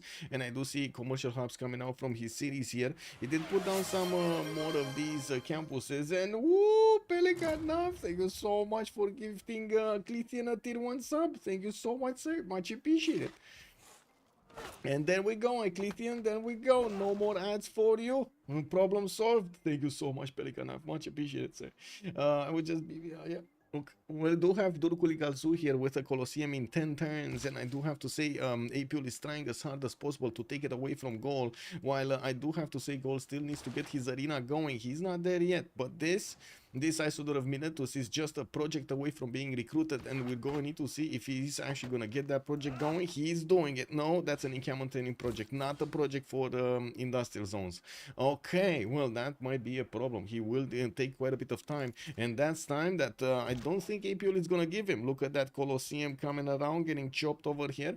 I do have to say there are a lot more forest chops, a lot more rainforest chops than forest chops here, and this builder will need to actually move on a good time to chop, because he doesn't have any anymore. And I don't think Apule actually has bronze working, does he? I don't think he has bronze working, but let me actually check the army tab. I do see only horses here, no iron. I don't think he has bronze working. Have the brothers ever lost a game? They did, of course, they did. I mean, in the last CWC, we did have quite a few teams actually fighting with them. We did have, like, what, top 3 came out from CPL.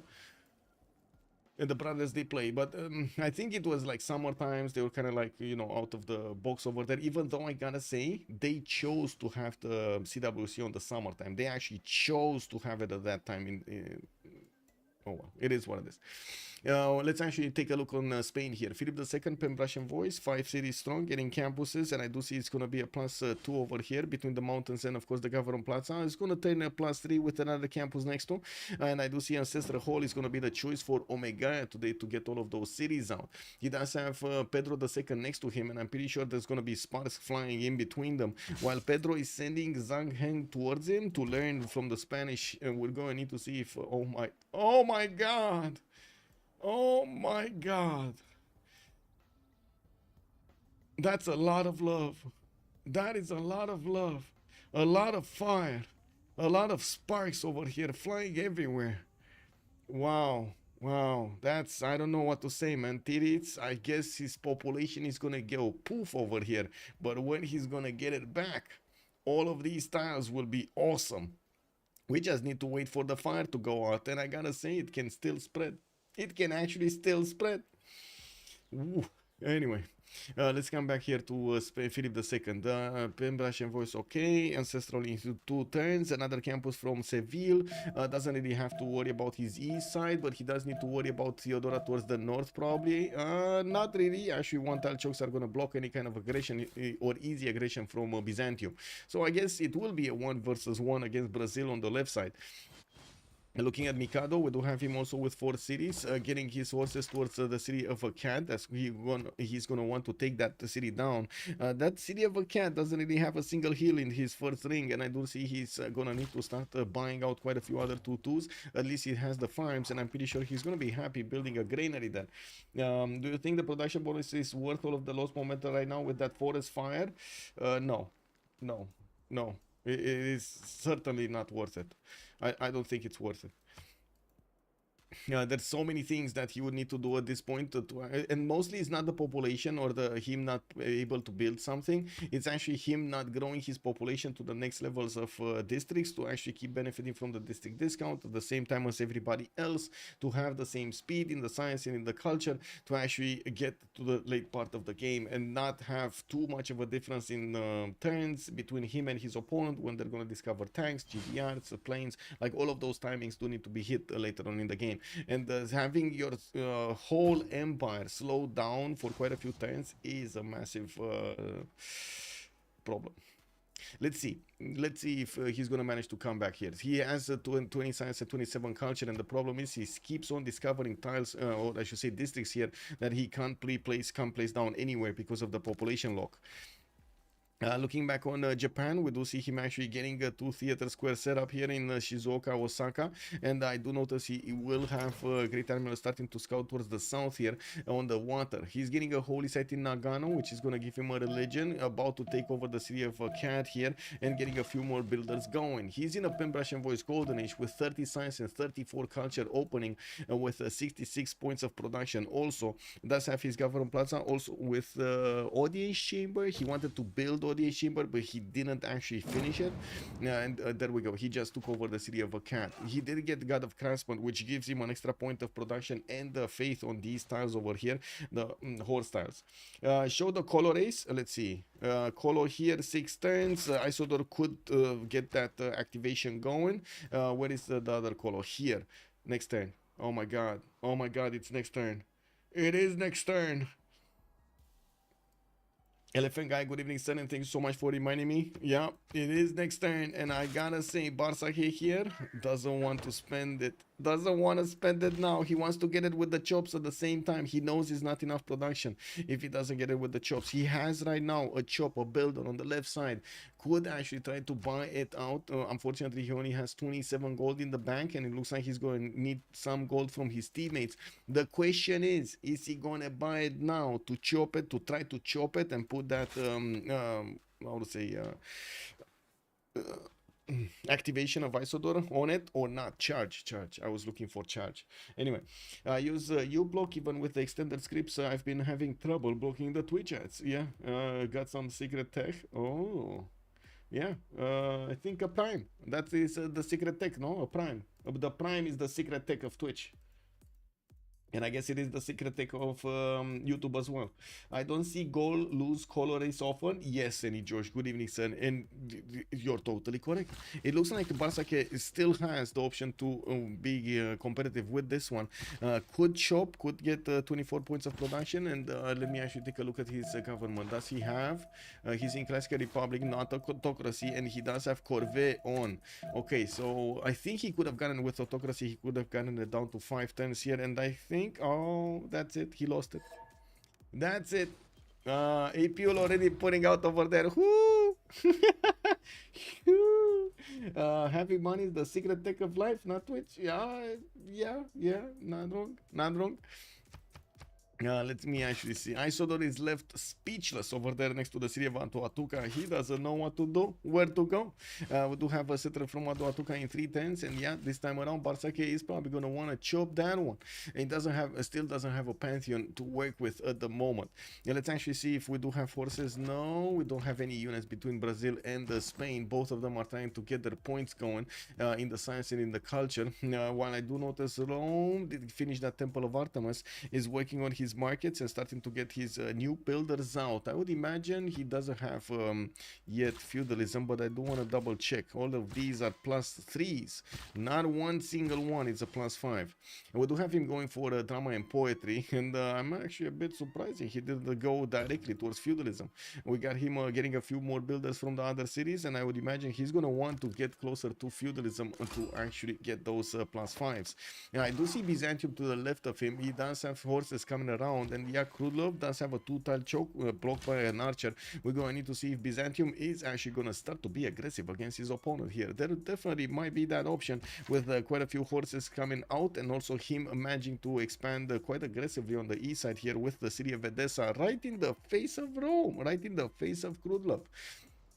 And we do need to see if we're going to have over here Byzantium trying to also get crusade against his opponent. Another settler towards the south. He's going to be on 246 cities. We might actually see him try to take out the city-state of Valletta and put another city in between those. We'll see where these horses are going to go, and we're going to make up an idea. Magnus in Adrianople in 2 turns establishing. Still no encampment, so I wouldn't really say he's going to be that aggressive against Rome. But man, he can still do it, right? You've seen how much powerful the aggression is, even without that many generals. If you do manage to get units inside of your opponent's borders and force him to deviate from his plan, you might get into his district discount problems. Okay, but I guess you're right, or at least, wait, Xifi, good evening, sir. 100% not enough. So the chop plus an engineer wasn't enough, Xifi saying. Thank you so much, by the way, Xifi, for explaining this. Much appreciated. Also, Zeki, good evening, sir, and welcome. Gold just didn't. He did not. Turn 39 color, it is what it is. He can't one turn it, and is not the first in the lobby, so he waited next turn. Makes sense, makes sense. Man did just find the relic, and I do notice the horses of Byzantium are going towards Valletta here. Let's actually take a quick pick on the next ones and see what kind of other stuff we have here. Oh my god, look at these styles. Look at these styles. Xifi, what is your master opinion about Brazil here? What is going on with Brazil? What is going on with Brazil? Wait, I have the urge to say one for the Arcane player, but this is Civ, not snooker. Brazil is dead for Mecca plays. Yeah, but I mean the tiles. Xifi, do you like the tile? I would actually call out to some +18 stuff over here, especially on these tiles, man. Look at these tiles, just beautiful tiles. 2 3s everywhere. Chicken pizza is, yeah, exactly. You just need to get it, right? Put some pineapple and banana on it and just throw it in the oven over there. I guess you don't even need to throw it in the oven. The oven is natural here, right next to the campuses. I like the tile, but not the poplos. Yeah, exactly. I mean, either, man. I don't know, man. Like, poplos over here was insane. He went from like 7 pop in Sao Paulo to like 2 pop earlier. Insane. Unbelievable. We do need to see if Spain over here is going to be on point with his attacks. We're definitely going to need to take a look at his sim a little bit later on. Now he's just getting going, his cities, and of course trying to add more production to his empire, getting those stats up, 2, 4, 5 cities with Magnus in Cordoba. Gaul did manage to get horses in production. I do see he did also recruit a general here. And while we do have also Rome managing to get one of those encampments, I do see both Rome and and Byzantium did manage to get forces out. Some, of course, sent to Earth's Valletta, while Rome is just sending them to keep this in check. He's moving up his archer line because he saw more units coming out from Byzantium, and he wanted to see, are they here, are they there, you know, where are they? Yeah.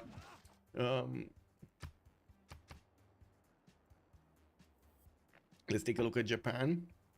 Japan getting a campus out, a pretty good one over here, +5. We do have him with Artemisia also recruited as an admiral, and I do see a wave of builders coming in to go over a cat quite quickly. While he does have feudalism, next turn he's gonna get also victory in the city of Nagano. I would imagine that's just for the population points and the food points. He does have audience chamber in his government plaza. Moksha established in Osaka, and he did manage to get 36 science with 43 points of culture per turn.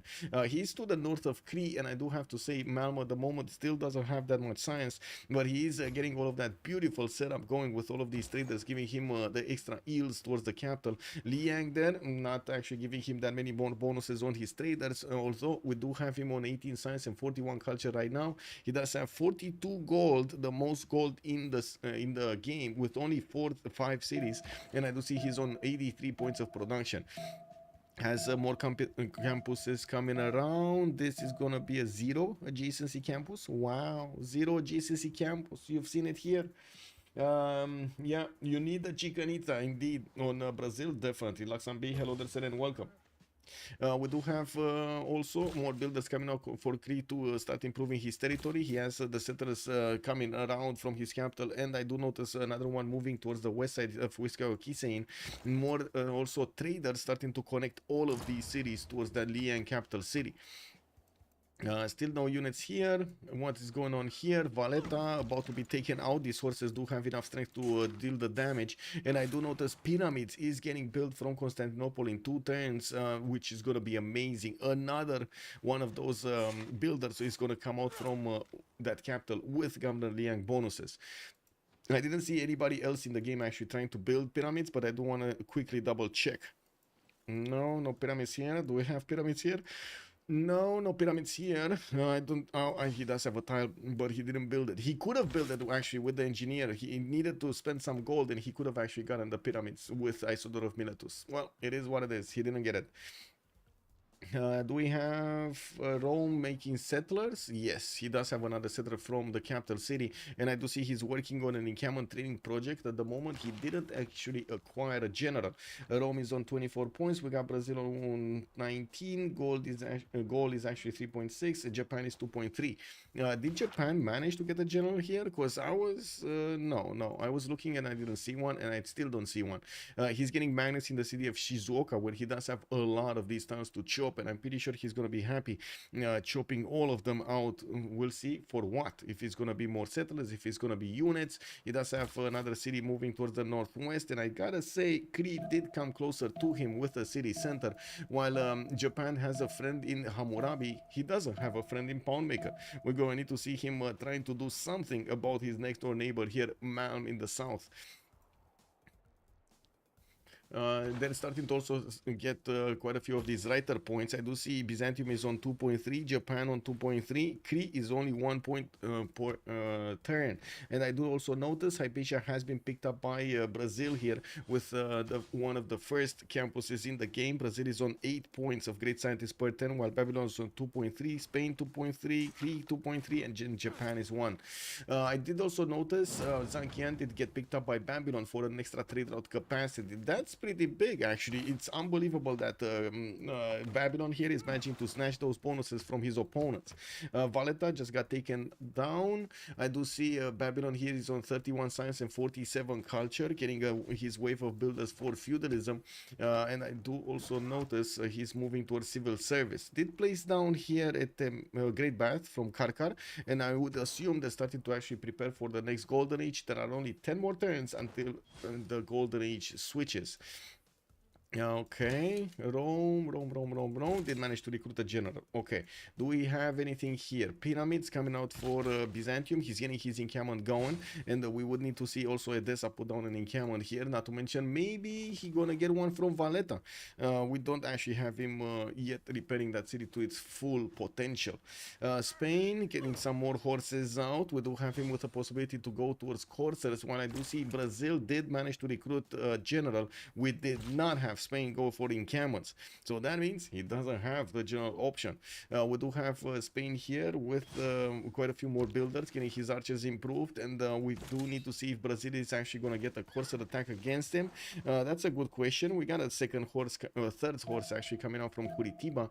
When I do see Brazil is scrambling to get more settlers and more builders out, we do have Brazil going towards castles. So going towards castles kind of gives me the idea in the next few turns till it does want to actually get some horse pre-builds. Maybe he can upgrade them into coursers. Maybe he can do a lot of surprise damage here against Spain. 5 turns and we're gonna figure this out. Yeah, looking at the city states, let's actually take a look who is picking up the Hattusa and Taruga. Nobody on Taruga. Hattusa is getting soothed by Babylon, by Apul. Man, Apul is getting everything here. One by one, he's getting all of the bonuses. All of them. Whoa. Oh, Xifi, are you here? Did you see? Oh my god, I just realized I need to send you something. There we go.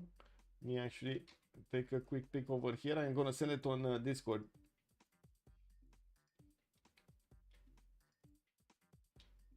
There we go. There we go. Hope you enjoy it.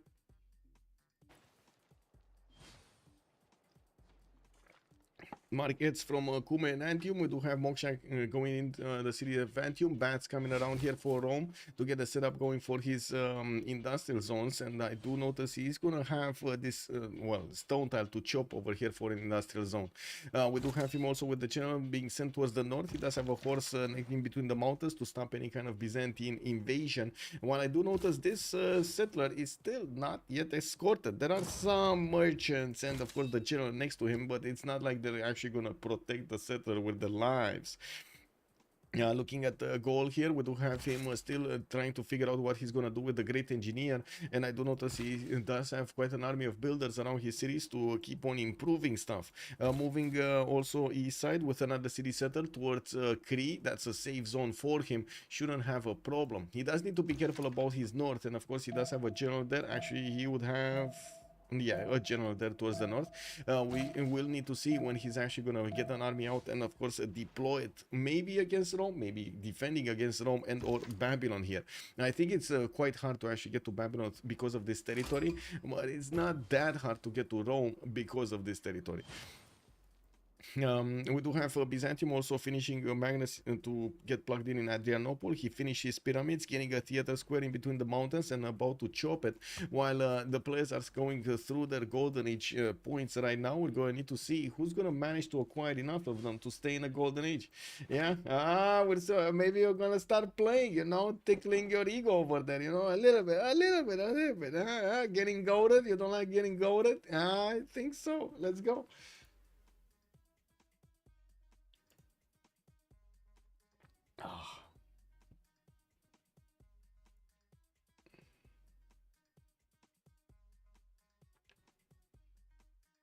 Give me a second. I'm still looking at different stuff.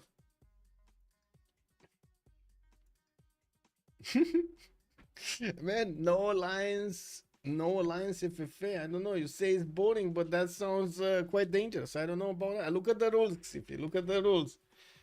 You might like it. You might like it. Anyway, we do have a great bath here in Thessalonica, and we're going to need to see if Byzantium is going to be the one getting it, because we did see it placed on some other cities. I just don't remember where. Well, maybe we're going to figure it out. There is a possibility for also gold to try to get that great bath here, but he's not doing it right now. We don't have anything here, and I do see Ariabata and Zanghe got back into the city center. Now, Brazil is keeping these units tight next to his borders so he can get more and, of course, upgrade them into coursers. We might have an attack here, because if he does manage to do the damage against his opponent there, yeah, That's gonna be a problem for Spain. We do have Spain getting his own horses out, some heavy chariots, and I do see Omega is getting his iron working. 37 science with 45 culture is not even close to Pedro II, 70 and 44. Looks like Pedro II, with even though he did have a big apocalypse here in between his cities, Sao Paulo and Rio de Janeiro, all of those tiles took out his population. Now he's getting back up, and it looks like he is shining. We're going to see how he's going to use that 90 points of production against his opponent here, and maybe he's going to get enough gold to upgrade his units. I do have to say, on the side of Freritos de la Vega, we do have a lot less gold per turn.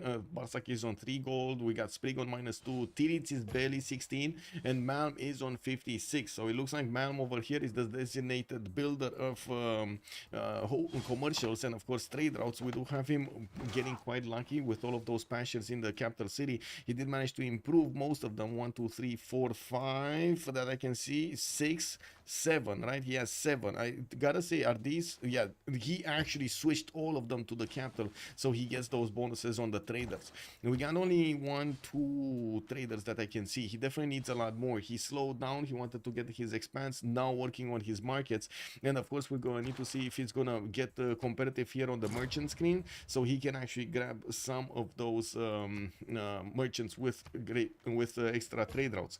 I do notice gold did also pick up Emotep. That's another wonder that could be built. Barsake is starting to get Oracle. Interesting.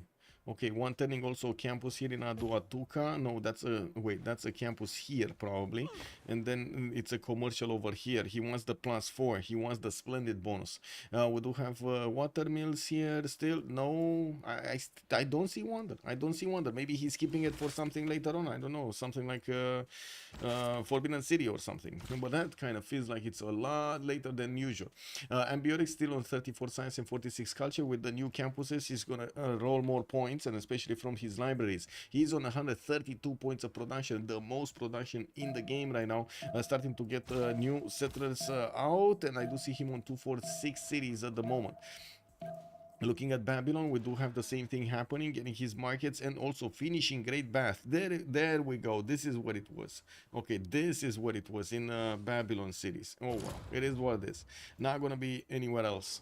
We do have also Spain managing to get 2, 4, 5 horses, 6 horses around his cities. And I do notice this is the turn when Tirits probably, no, he moved away. He moved away from getting his units out. He moved away from getting castles, I mean technology. He might chop a few more to just get a few more here and, well, you know, have reinforcements if need be. We still don't have them with that much gold, and of course the gold per turn didn't improve that much on the side of Freritos de la Vega, and we do need to see if they're gonna get the opportunity maybe to chop a maze tile or something to get the gold going. Well, we'll see. Byzantium 2, 4, 6, 8, 9 cities already. We do have Byzantium also getting theater square festivals and making use of those extra charges that he got for free from Liang and from pyramids. We do have him starting to get these through in the great writer screen. I do see he did already manage to recruit Ovid, and I think that's the only one that got recruited here. I don't see any other writer. No, I don't see any other writer. Anyway, so we do have Japan also with 2.3 per turn. He's gonna get one in like 4 turns. Okay, sure.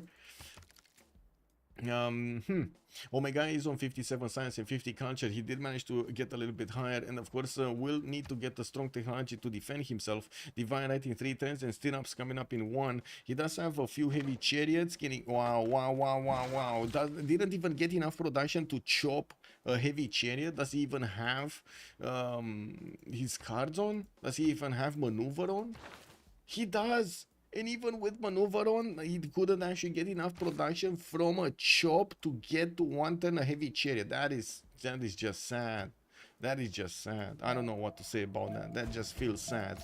Well, the players are getting that era score. We're 6 turns away from seeing the switch of the era, and I do notice Ambiotics here is 7 points off from getting a golden age. Palmaker is 4. We're probably gonna see a wonder. I hope we're gonna see a wonder from a big goal here, but I'm still not sure which one. That looks like Oracle.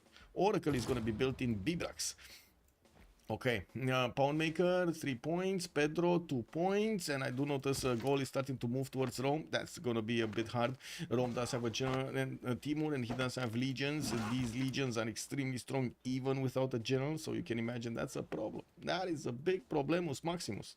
We do have okay, on the other side, Rome did get his golden age. Looks like Hammurabi is still gonna need 6 points to get a golden age. Omega needs 5, and we do have Mikado here needing 4. Now, on the side of Babylon here, he does have the opportunity to build a boat. That's going to be easy points, and I don't think he actually built a swordsman from anywhere. I do also notice he's going to have a splendid industrial zone. Once he's going to finish that aqueduct, could chop it. There we go, and that's going to be the splendid industrial zone right there, a +6. He does need the 7th population in the city of Belgium to actually put a second industrial zone in between those to get the extra points. And taking a look at Mikado here, he's 4 points off. We're going to need to see if also Japan is going to manage to get it. Industrial zone right here, that's a +4, very nice, another splendid. With new aqueducts coming out from Takamatsu and Nagano, he's going to get those extra double ones. A cat did get granary, and look at those beautiful tiles right now. He does need to actually build some more mines though, and I'm pretty sure he wants to connect all of the farms to the other cities in the south here. We do have a horse just going to take a look at Kree's border. Does know that there are a few archers in there, and he does know there's going to be an encampment popping out there. Looks like at the moment Japan is just not going to feel like attacking into his next door neighbor. What I do have to say, Kree here is going to get quite crazy with not only gold generation but also production. He's already on 144, keeping up even with Ambiotics in the game of under 45. With a wave of builders and new traders coming around, his gold per turn is going to get higher, and of course his population, his cities are going to go very quickly when he's going to get to connect all of those other cities to the capital and benefit from the extra food that he's getting right now from the pastures from those camps. Brazil did upgrade his coursers. He did get the money, and I do see him on 2, 4, 5, 6 of these coursers going in. We're going to need to see how he's gonna get in here against Spain. Okay, libraries in Sao Paulo, campuses from Manaus. We do have finally the city of Belém being placed on the other side of Mount Roraima, where I do see a +6 holy site getting built there. I don't think he wants a religion, right? Wait a second, he doesn't want a religion. That's going to be bad. If Brazil gets a religion, and I'm pretty sure Spain is going to want a religion, either from his teammates or from himself, right? He does have, wait, Brazil does have a friend in Theodora. Spain doesn't have a friend. Okay, the question is, if he's gonna get that extra +3 on him from Spain, but Spain would need a religion to activate it against his opponent. So we'll see if he's gonna spend that. Omega here is getting ready to defend against his opponent in the city of Cartagena, having quite a few of these heavy chariots being deployed, getting an encampment from Seville, and did put a horse in the front line so he sees all of as many tiles as possible. I do have to say, you see how he placed this horse tile. He can see as far as the truffle and the iron tile in the south. He's gonna see if an army actually passes through this, right? And I'm pretty sure we're not gonna have Tiris here just making a line, a one tile line, a snaky line of coursers going into his opponent. He's gonna try to move them in a line, right? Get them as quickly as possible.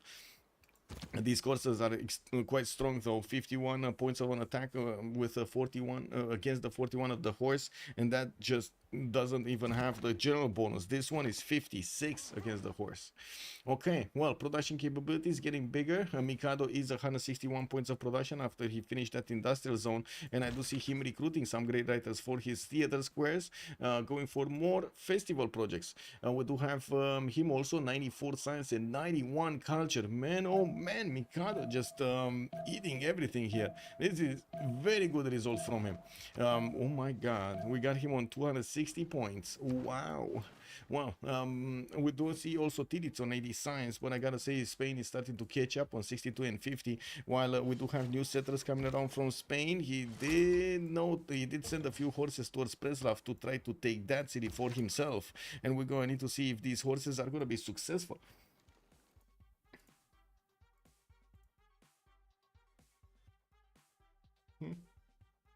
Wow, okay. Okay.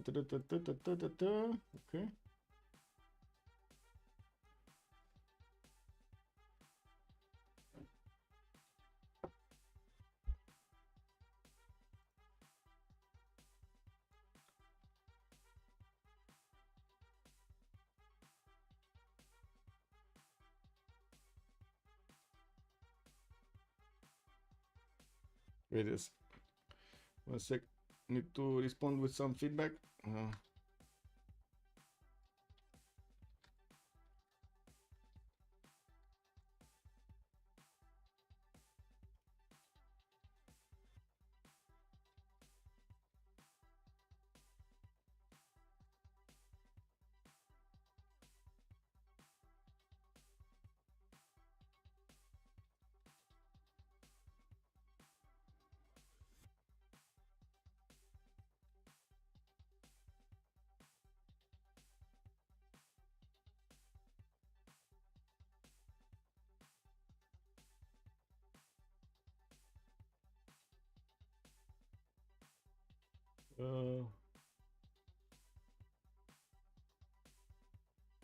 Need to give things.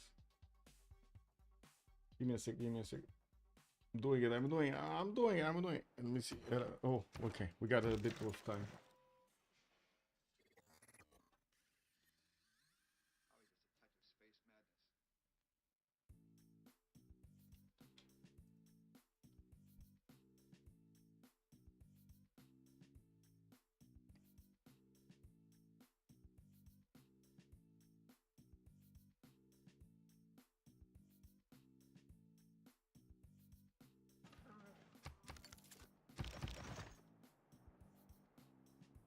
Okay. Okay, so the courses did manage to take out the first horse of Spain, and I do see they're gonna arrive quite quickly to the Spanish borders. Did that horse actually move back? Because I do see some of the courses are damaged, so I was actually expecting them to take out that horse, but this might have actually just well, ran away. Anyway, I'm sorry, I didn't actually watch what was going on there. Now we do have Barsakev, 57 points, 54. He got his golden age. Still didn't actually put a wonder here, but did finish Oracle in the city of Bibrax. We do have him getting his workshops going and new campuses. He did put a few units towards the north. Rome also respected him and put a few units towards the south here. And we're gonna need to see if anybody's gonna miss the golden. It looks like the only one in danger of missing his golden age is Omega on Philip II. Even though I do believe he can easily get a boat out and he's gonna be fine. He can even spend the gold on the boat if he wants to, right? He does have 397 gold in the bank. We do have him with quite a few builders available, and I'm pretty sure he would actually want to spend that gold on the knights to actually defend himself against Brazil. Biggest question mark here is, can he actually get a general? I do notice he doesn't have enough points to get there quickly with only one project coming in. Spain only has a single point out of 75 to go. Now we do have also encampments coming up from Cartagena, and I do notice we're going to have Fresno being taken out. Spain is successfully doing that damage. With Governor Pingala in Barcelona already got in there. He's getting that juicy science going on. He's gonna be last moved attack by Tirits here, and I'm pretty sure this is gonna do quite a bit of damage. The question is, where is Tirits gonna want to focus his efforts? To be fair, I think the city of Seville would be the one that should be targeted, but there's only a single courser that is getting close to actually do some damage to that city center until he's gonna get the other ones to actually go through that forest tile. So yeah, it looks like he's actually going towards Cartagena, which is a mistake. That is a bastion being defended by Spain here with some knights, with some archers, and of course quite a few pre-builds. So this is the turn that we're going in. No, 2 more turns until the golden age, and of course Omega has that time to actually get that second point going. Right now he's being pressured by his opponent. He has other priorities in his mind, and definitely at the moment I'm not sure if the golden age is still sticking in his mind. We do have mercenaries coming out. Oh my god, he actually upgraded knights without mercenaries.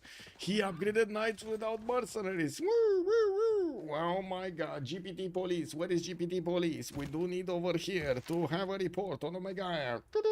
He did upgrade with the full cost his knights. He could have just waited a few more seconds. Wow. Anyway, we do have over here also some more builders coming around from Brazil. He's not putting new reinforcements. That's the attack, and those are the units that he wants to attack with, and those are the units that he's gonna stick with. Looking at the others, let's actually see any movement here. No, not really. Do we have any movement here between Brazil and between Japan and Cree? No, not really. We do have Cree just casually getting those markets out so he can increase his trade route count. We do have him on 95 gold per turn, although I do have to say they still have a problem with gold on the side of FDLV here. We do have also new industrial zones coming around. He does manage to keep up with the necessary production in the game. 167, that's pretty good. 48 science and 74 culture also. I'm pretty sure he's gonna switch to a free inquiry golden age, and we're gonna need to see what's gonna happen in the next era with his points. Now Brazil also 123 production versus Spain 110. Okay. Do we have enough damage to take out the knight? Not really. Do we have I mean, depends on which knight, right? I think he can actually take out this southern one. No, not even this one. Wow. Okay. Or maybe I think he can actually. I think he can do. Anyway, we got another courser coming from the south. You do see how Tirits is starting to move on the tiles that he could even get the loot from. And I do notice Spain is trying desperately to get more encampment training projects as quickly as possible to recruit a general for his knights so he can withstand the powerful Brazil next to him. We do have Brazil actually jumping up over 100 science with also Mikado 100. That's beautiful actually from Mikado. You know, he would have needed 100 gold and 100 production and he would have been just peachy. Wait. Getting pinged? Oh, getting pinged. I see.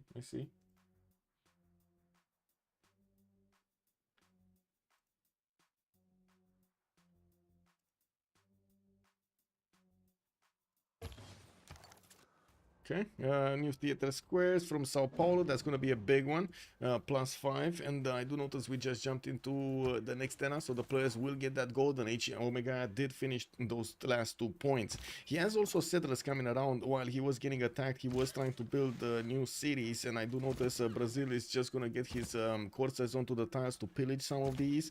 I think he realizes now that Seville would have been probably a much better target for these coursers, while he's not really going to do anything against Cartagena and or against Spain over here. There might be an option to take out that encampment though, and of course slow down the Spanish ability to actually get those encampment training projects, but I guess he doesn't care at the moment. We do need to also take a look here. Brazil is gonna get a city on Mount Kilimanjaro, very far into the north. I do see Barsake is going to finish his Great Library in 7 turns. He does have Isodor to actually increase that production. Quite a few farms to give him the extra food, and I do notice he's starting to place down his campuses for that science, 58 and 72 at the moment. A second Penbrush and Voice Golden Age for Ambiotics. We got Man Penbrush and Voice, a second one. Looks like Pedro is going to go, well, we don't know, but I would imagine he's going to go... I would say free inquiry. Theodora 52 114. He went Penbrush and Voice. Kradlov Penbrush and Voice, but only 42 and 36. This is not good. This is not good for Kradlov. I don't think it updated. 42.55 is still not good. We're talking about Byzantium here. That's about to get his Grandmaster Chapel and about to get a lot of hippodromes out. A lot of free units are gonna start popping out from the cities of Byzantium and gonna get that extra technology for his units. We do have him 110 from Mercedes, 410s from Castles, while I do see Kradlov is trying to get his machinery into. He doesn't have that many of these archers to upgrade from. Only 2 that I can see, 3 that I can see in total. Well, I do also notice Omega normal. Oh wait, Omega is normal age. He didn't get it. No, in Spain normal age. He didn't get it. My God. No. Wait, the Beasley actually saw it? You saw it? Is Goat Sim a tough game? Oh, greatest Goat Sim player, the Beasley. Love it. Love it. I hope you like the lore, the Beasley. I hope you like the lore.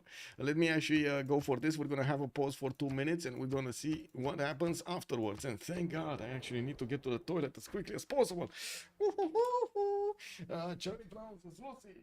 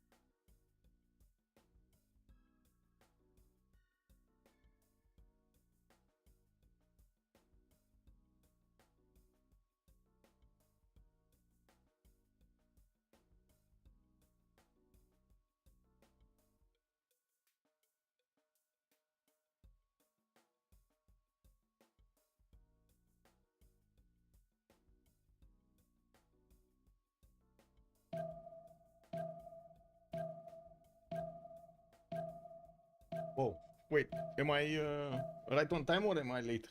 Whew, I ran as quickly as possible. Wait, it's okay, they're better than me and they are learning. Yeah, which team is winning? Good day, good evening, sir, and welcome. We don't know yet. We don't know yet, but it looks like we will start to see soon. We're gonna start to see soon because war moves are being done over here. We do have already Brazil starting to poke a little bit Spain. It looks like also Theodora will get ready for his attack against Rome here, and we're gonna need to see what happens between Japan and Cree. Cree does manage to get his stats in order here.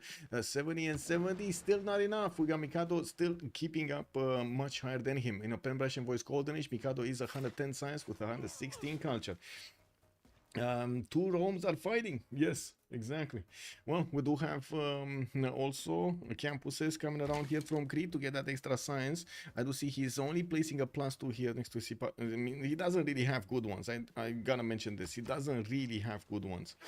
He's getting his knights out and are building them, getting them from his main cities over here. It's gonna take a while, but he does need defensive units against anything that Japan would throw against him.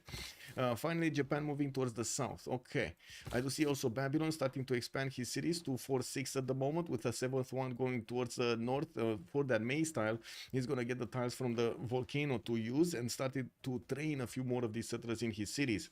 We do need to take a look at the city states. Who did manage to take Hattusa? That's going to be Apul with 13 envoys in there. And I do see Taruga does get taken over by Tirit. So one of each, yeah, one for each team. Taruga for Japan. This is kind of weird though.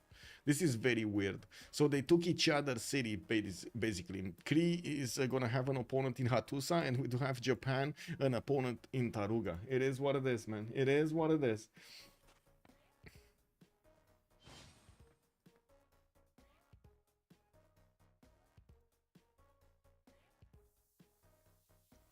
Oh, I think I need to get another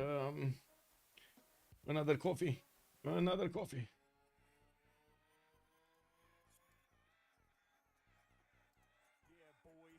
Oh well.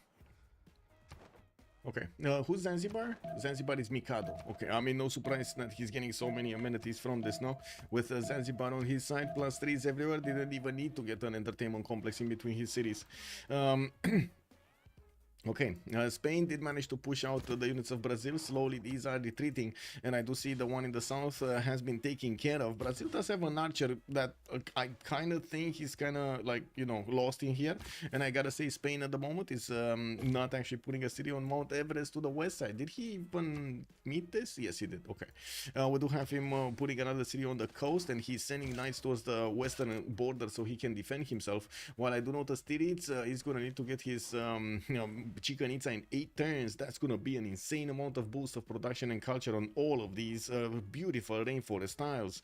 With 2 turns for intelligence agency, he's gonna also get a free spy from that. We're gonna need to see if Spain is gonna manage to get one of his own. Not yet. For the ministry is gonna be the choice for Spain today in his Gavron Plaza second building of choice. Theodora, let's see his religion. Did he get the third one? Yes, he got Defender of the Faith and did not get Crusade here.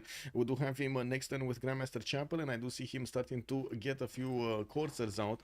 We do need to see when he's going to start getting his hippodromes for the free units, for the free heavy calves. And taking a look at his science here, he still has a lot more science than Krudlov. I gotta say, he's very quick to actually get to nationalism, and this is going to be this might be a unit that Rome cannot handle. Something like Knight Corps plus crossbowman corps might be an army that Rome just cannot tackle back. We do have Antium trying to get a holy site here, and I do notice Pingala is establishing in Ostia for a little bit more science for Rome here. We also need to see if Gaul is going to try to push at the same time. He does have the production and definitely has the science. 240 points of production puts him the highest one in the lobby in the production points.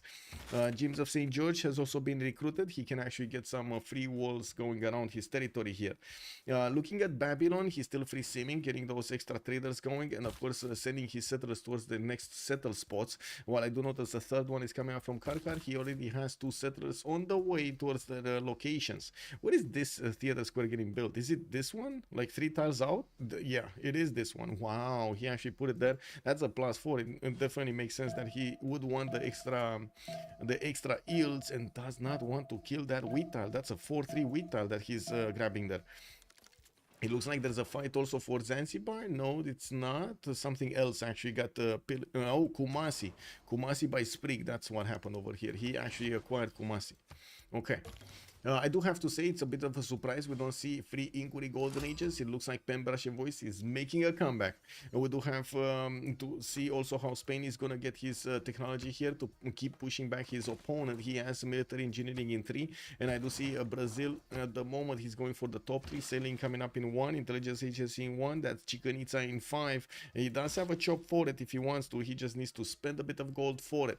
He did settle Fortaleza also right next to Mount Kilimanjaro to benefit from that era score and of course the bonus points from all of those tiles around Mount Kilimanjaro, while he doesn't need to worry about the west side here at all. Japan is way too far away.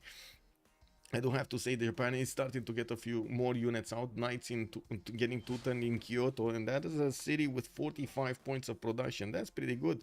Also a spy from Shizuoka to get him the extra intel on opponent's movements if he needs to. Highly incentivized to build an IZ. Yeah, if gold didn't have top production right now, I probably seen it.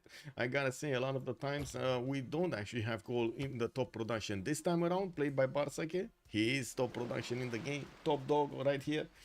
Let's see. TV announcer voice. We're about to find out on another episode of Arcane doesn't do a ideal setup. Wait, really, man? Really?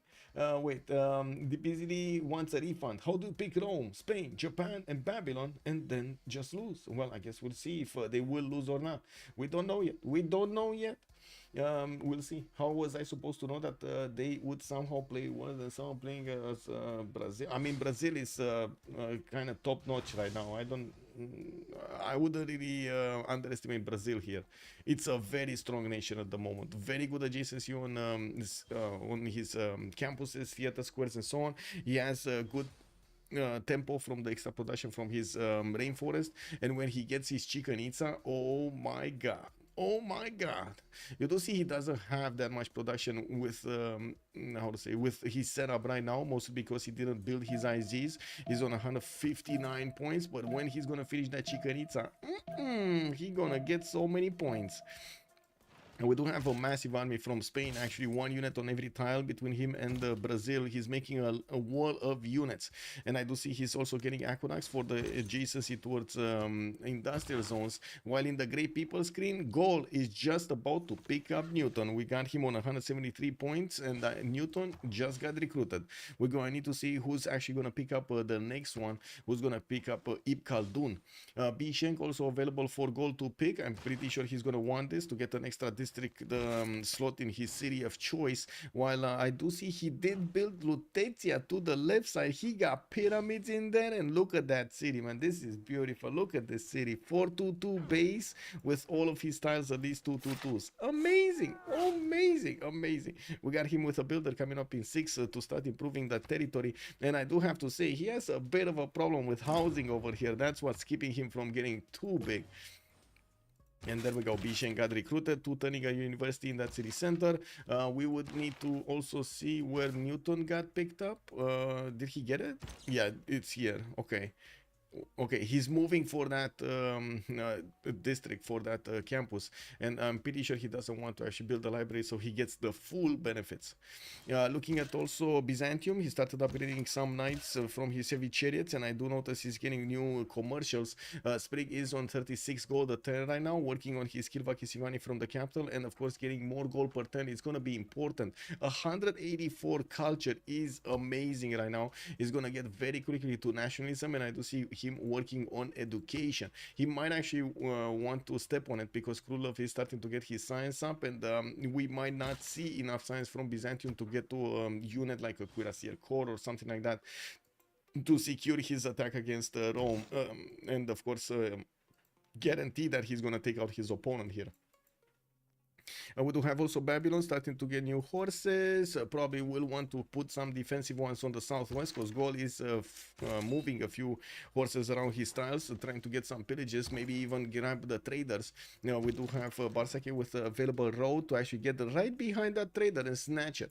Man getting his printing out in 2 turns. We got catapults coming around from his cities. Looks like he's starting to get those bonuses. Habub just went a pass towards the east side of Pashkavashik, and I do see he's getting his industrial zones out from that city center in 2 turns. Nice setup over here with the industrial zones in between his Pashkavashik and Mikisivwachik cities.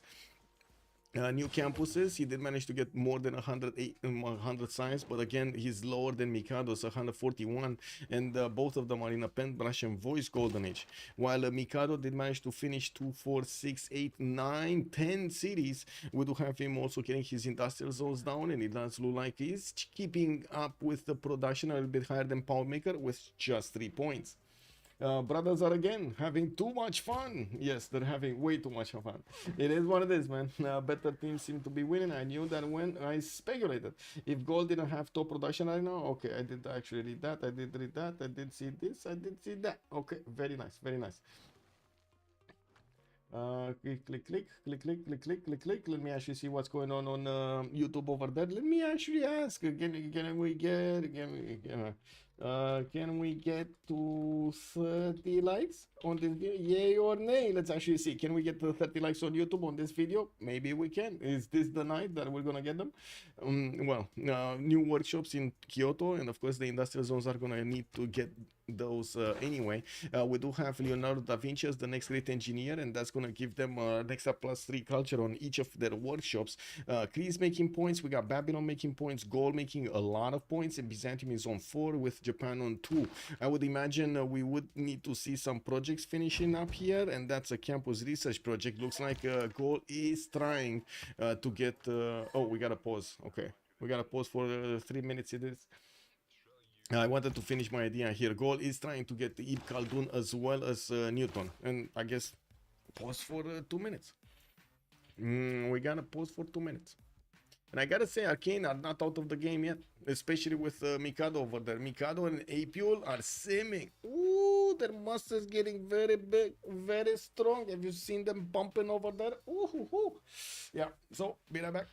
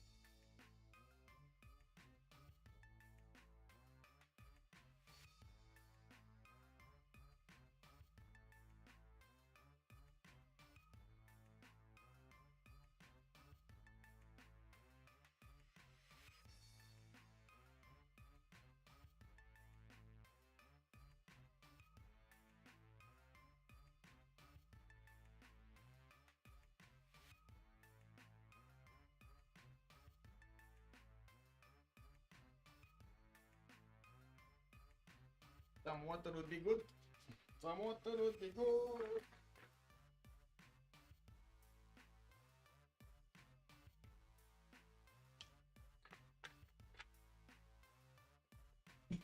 There we go.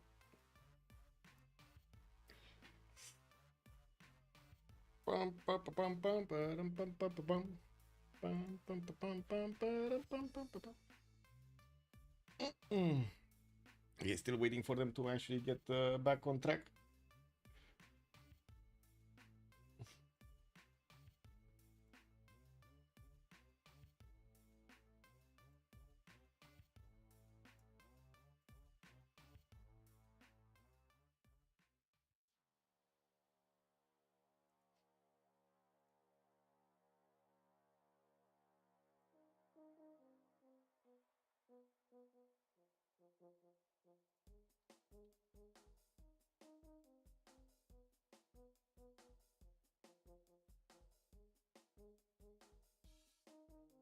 Oh, by the way, new song. Let me actually put it a little bit higher.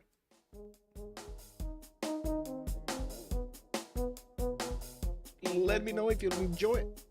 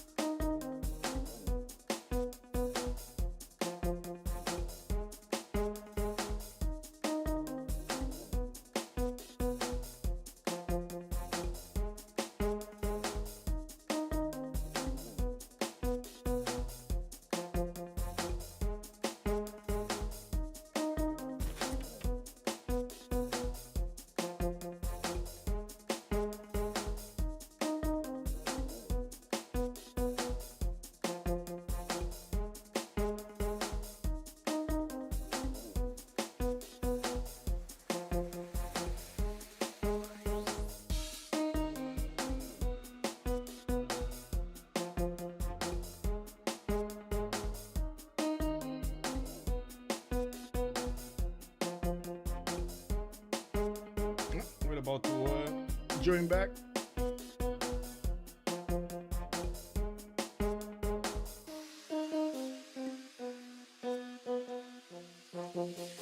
That's what we're gonna do.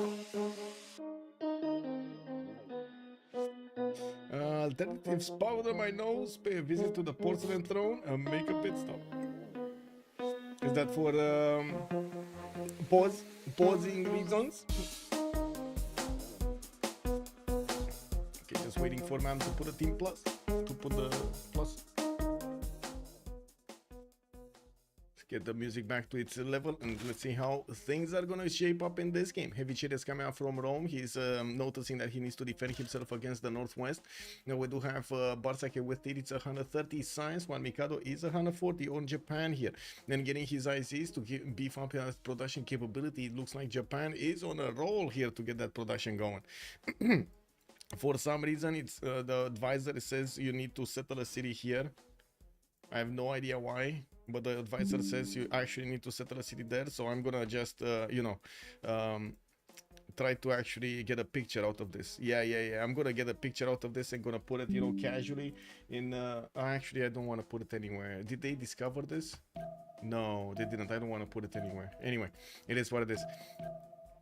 Not yet. It would have been nice to actually have the ability to put it somewhere without actually, revealing the information from the game, because that is a big no-no. Very big no-no. We do have Japan here. Let's actually see him jump up in production, because he's getting these beautiful industrial zones which are gonna be heavy with production. Slowly getting there.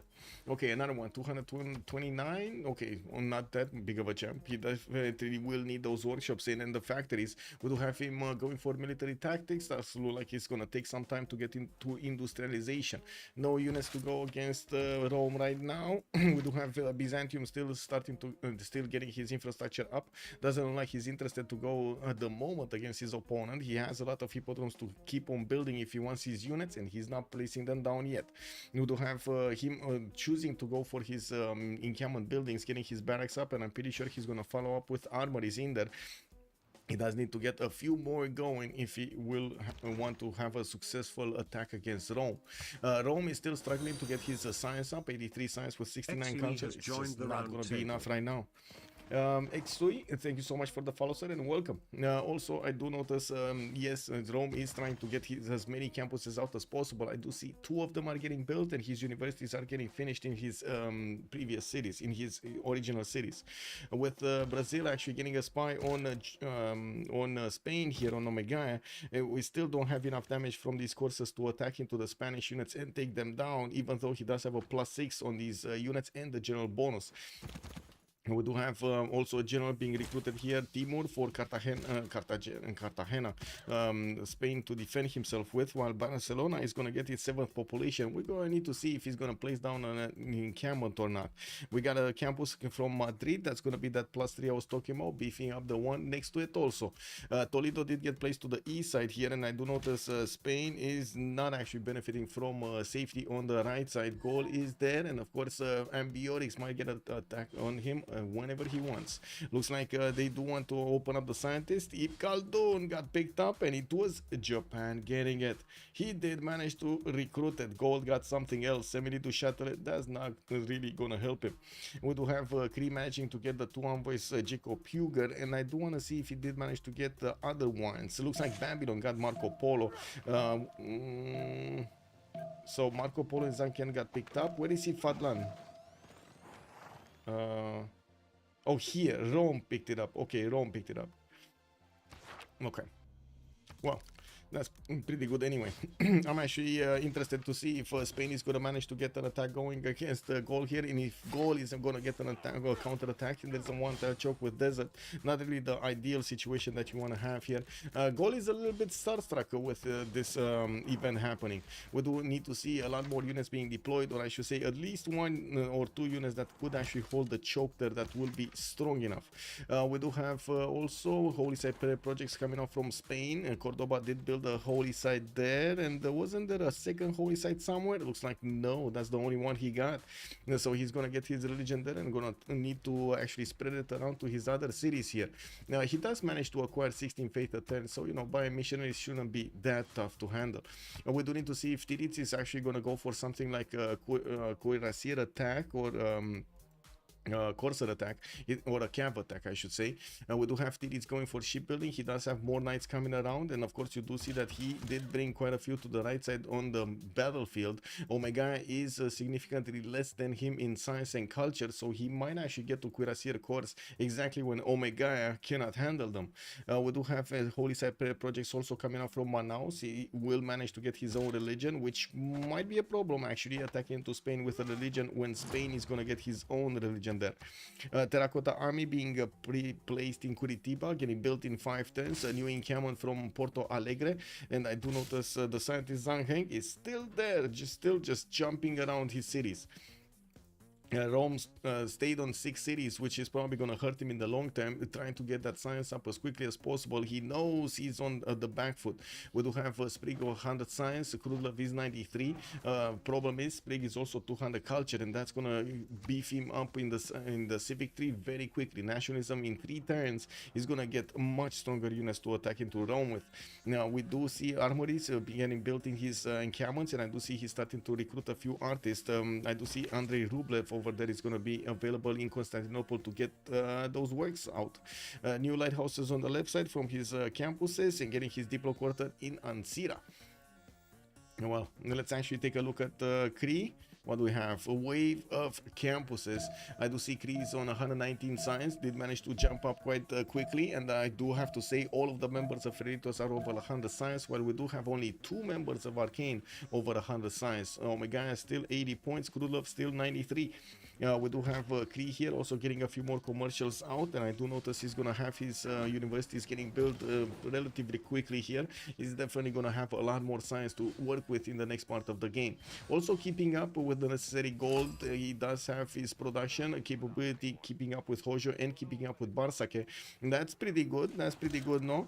We do need to see if Japan is actually gonna want to, you know, move a few muscles here and actually do the damage against Kree city of Moscow. there aren't that many units available for Creep to defend with, like only 2 crossbows and a single Occhitao is just not gonna be enough if we're gonna have like a contingent of 7 knights with a general coming in. We do see new campuses also for Japan for that extra science number. He still has the lead in the science with 142 and 142 culture.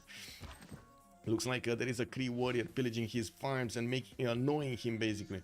On Babylon, we did see also him placing 2, 4, 6, 8, 10 cities right now, all of them with fresh water, and I do see he's getting his industrial zones up from the new ones with the industrial zone logistic projects coming around. He wants to be competitive to get Leonardo da Vinci on his side, and I do have to say Gold already has 107 points. If he's gonna get a project, he will probably recruit Leonardo da Vinci. And the question is he getting a project or is he wanting it passively? I think he wants it passively. Cree is only on 8 points. We got Babylon on 6. Babylon would probably need 3 projects and he's only making 1. So I don't think he's going to get enough points here. I do also notice the Palgum here giving that extra food point on the freshwater tiles that he has around these cities with Palgums. Unfortunately, not a lot of freshwater tiles here. Okay, well, new builders coming around. Rome getting an encampment from his capital also, deploying knights towards the north, while Byzantium is just, you know, slowly waiting and seeing what's going on. Kilva Kizivani in Constantinople. We do have university in Thessalonica, also lighthouses in Antioch. We're gonna see the armory here in Trebizond go forward, and of course we do need to see if Spain is gonna manage to get to that science number of his opponent. He's still on only on 83 and he has 46 points of culture. He did not manage to get his golden age, and that slowed him down significantly. We're going to need to see if Tiditz is gonna manage to actually punch through his opponent. I do notice Pedro II is going for his calf technology, while Omega is trying to get that also. There is a discrepancy of 2 turns between them, a difference of 2 turns between them at the moment to get to that technology. Holy Cypriot projects coming around from Manaus, and I do see watermills coming out from Belém. Is gonna want to chop on and of course put the farms in between the south, in the triangle in the south of Belém. And to see also Byzantium warrior next to Brazil. Okay, that's fine. Brazil is gonna get a coastal trade route with Trebizond. He is working hard to actually get that settler pushing him on the coast there, so he can actually send those trade routes externally towards his ally. You know, while we do need to see what's going on here, it looks like Gaul is gonna need more units. We do have him getting attacked by an archer and a sneaky Spanish horse that went to the south. We do have the builders coming around in Lutetia, starting to improve those tiles, and I'm actually quite concerned about the lack of units on the west side. Spy coming out from Ratumakos. Gold did choose in his government plaza. Where is his government plaza? Here, to go for a ministry plus the audience chamber, so he doesn't actually have the free spy coming out. Okay, next up, we did talk about this, we did talk about that. Japan. Let's actually take a look at the majestic Japan here. Barsake just jumped up higher than his science, 148 versus the 143 of Mikado. Although we do have new campuses and the universities getting finished here in the cities of Japan, we might actually see him get back his place. Almost 13 pop in the city of Kyoto, where he did get the production towards the intelligence agency, finishing it up next turn. We do have a caravel upgrade in Sendai for a little bit of extra strength, and I do see he did send a few units to check out what Kree is doing. He might actually take out that encampment quite easily with his horse and of course the knights over here, the knight coming in from the north. Actually, is he gonna attack? He should attack, right? He can last move, first move that encampment and take it down, and Malm is not gonna know what hit him. Malm doesn't actually have courser strength series, right? No, he doesn't. He did not get to that upgrade, or at least he didn't upgrade his units. Military tactics coming out next turn for Poundmaker. While I do see the crossbows are allowing him to defend against horses, much harder to actually deal with the knights here of Japan. Babylon getting his production capabilities higher. He's on 124 science and 115 culture, 284 points of production. Does put him second in the lead here in the production capabilities of his empire. He also has 166 gold at 10, which is extremely valuable on their team. And let's actually see the moves here. Is Mikado attacking or not? Very important. Is Mikado attacking? And I think it's not. Not is gonna win here. It is what it is. Yeah, it is what it is. Unfortunate. What a beautiful Petra city. I think that's one of the best Petra cities that I've ever seen, Zeki. Good evening, son. And also Fortuna Berry. Good morning, son, and welcome. I see your Fortnite session took a little longer. For my game, didn't notice any cars. Wait, you didn't notice any cars? Wow. Wow. Kenzie, also good evening, son, and welcome. Well, it looks like there was an attack going against that encampment. Couldn't take it out immediately, but that encampment is gonna die soon if the walls are not gonna go up. There is a possibility for Mal to actually chop the walls with the builder he has on the forest. Even though usually you do want to get more units. Spring is getting a sprinting, still 107 science. Krudlov actually went above him in the science department. And I do notice campus is coming around here, getting 110 in the capital city of Constantinople. Interesting that he's switching to art museums actually. Still thinking that his science is good enough. Now we do have him in the total tab, a lot less science than his neighbor. No, he's a little bit above, 1500 science versus the 1300 science. Anyway, more lighthouses for the traders. He does have 3 of them that are just waiting for Brazil's settler to go down, and of course he will send it to his ally here. We do have some missionaries also going towards the city of Brazil that has a religion, so he can actually snatch it and get the extra +2 taxes straight from it. And we do have here Terracotta Army getting built in 2 turns, and I gotta say also Spain does have a religion in Cordoba, although I think that might be impossible to actually get converted unless he actually takes it over entirely. Wait, gold does need to take this, right? Yeah, he does need to take this. I don't think Babylon is gonna have enough points for the next one, but I guess he's still asking, you know.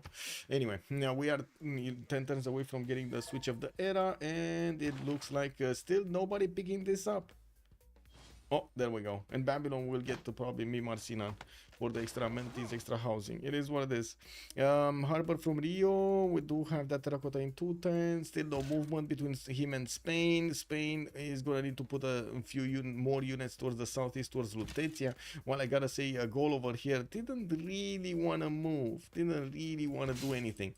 Industrial zone logistics projects coming up from the goal. Looks like he's gonna want to be competitive to take the last one also. The last one with production towards wonders. A massive amount of builders is coming out from the Roman cities with probably feudalism bonus to get his upgrades down here. I do notice at the moment still Byzantium is not getting more units out. Yes, sure, a Corsair just popped. That's a single Corsair. He doesn't have a lot of them. Did Mikado kill the encampment? Let me see. No, the wall got chopped and he didn't. He could have last move, first move it, but and of course had the surprise factor on his side, but he chose to move that horse. I don't know why he chose to move this horse. Wow. Hitting mid-turn, free wall chop. Yeah, I was thinking he's gonna last move, first move, exactly because of that reason. I don't think you need to insult Mikado, but you know what I mean. Like, you know, it is what he could have done it. He could have done it. We do have a religion here also from him. Hinduism on Japan, Zen meditation and crusade. While Spain did pick up a Jesuit education and tithe, we do have Buddhism on Brazil, religious community and the stewardship. Okay. Well, let's actually see when Japan is gonna get converted by Byzantium. If he's gonna get converted by Byzantium, he's quite far away. No, he's not gonna get converted. What am I talking about? I think it was somebody else that I was talking about. Let me actually take a look here. Spain and Brazil and Japan. Okay, it's only Brazil that's gonna get converted by the taxes rate. Zanzibar looks like he's gonna want to be taken down. Brazil is sending knights and also sending some trebuchets towards that city center to smash down the defenses. He needs to fight the Zanzibarian crossbows and of course the swordsmen that are being in that city center. I mean. Okay, no more cities for Spain, by the way. 2, 4, 6, 7, 8, 9, and that's about it. He did finally get Valencia on Mount Everest and did manage to put a +5 campus to the south of Valencia, being built in 8 turns. That's very quick. That is actually very quick, especially for a city that only has a single point of population there. Yeah, we do have Bilbao getting more builders, Toledo, Cordoba getting builders, and I do see universities are the next ones that he's gonna build, but still he's quite lower than Tirits is on the science screen. 159 on Tirits versus Omega is 113. Malmo 172 science. Next to Mikado's 174 science. It looks like he's keeping up quite nicely with Japan. It's still Japan that probably has the bigger stake for some time, even though Kree is managing to keep up quite nicely. Production, science-wise, okay, culture is a little bit lower, although we're probably gonna see a few theater squares being built here from Kree, so I think he's gonna catch up anyway. And we do have him getting industrial zone logistics. Looks like he's gonna want to be competitive here with the points for one of the engineers, while he's passively getting quite a few merchant points. Doesn't look like he's caring about the next ones anyway. Japan is about to recruit another writer. We do have in the scientist screen also nobody actually caring about the next one, James Young. General screen, we're at the Renaissance ones. We do have Armenia, the next one, Renaissance industrial bonuses. Spain 6 points, gold 5 points, Japan only 1 point. And crude love, by the way, 134 science. We did have Sprig jump up to his 132 as well, and again he didn't actually get to core up his units, even though Byzantium does have the core ability. He chose not to reveal it. Or wait, he didn't get nationalism? What? Theodora actually didn't get nationalism? Because this horse should have had the core button. I'm pretty sure these are not core horses. He should have had the core button. He probably moved away from it. And I did see also the campus did not get built in Byzantine's land, in the capital. It's over here. Okay, he did choose to build up that amphitheater and the art museum right in his theater square, so he gets the writers in and the artists in, the artist works, while he's gonna get another theater square here. Well, we'll see what happens with the army. Still not enough oppidums. Not oppidums, oh my god. Not enough hippodromes for his units. Corn Days here, good evening sir and welcome. I have to, he's my teammate and I perma blame him. Oh my god, poor him. Can you show us the yields? Yes sir, I can show you the yields. There we go. Also the X07 Live, good evening sir and welcome back. Might be very late, but I'm here now. Welcome sir. FDLV is winning. We don't know yet. It kind of looks like they're winning, but we don't know yet.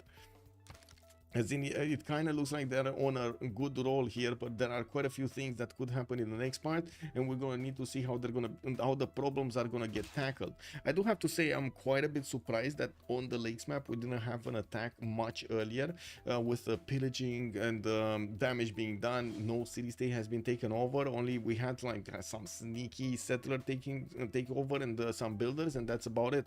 We didn't really have anything major, which I gotta say it might happen soon. We do have Brazil, how to say, getting the Spanish units out of the borders of Cartagena, and I do see there is a possibility for him to do some mischief over here. Oh my god, if only Tirits is gonna move that knight here and gonna see that general.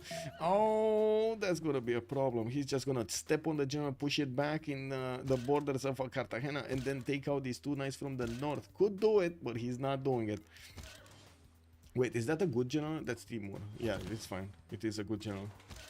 Yeah, and there we go. Spain actually just blocked that possibility. Oh well, it is what it is. Terracotta did finish, and we do have Brazil with promotions on each of his units that were alive at the moment of that finishing. Also, Chicken Pizza has been finished here. He's gonna get 251 tiles to use because of that forest fire at the beginning. It looks like it was worth it. It looks like the forest fire was kind of worth it, wasn't it?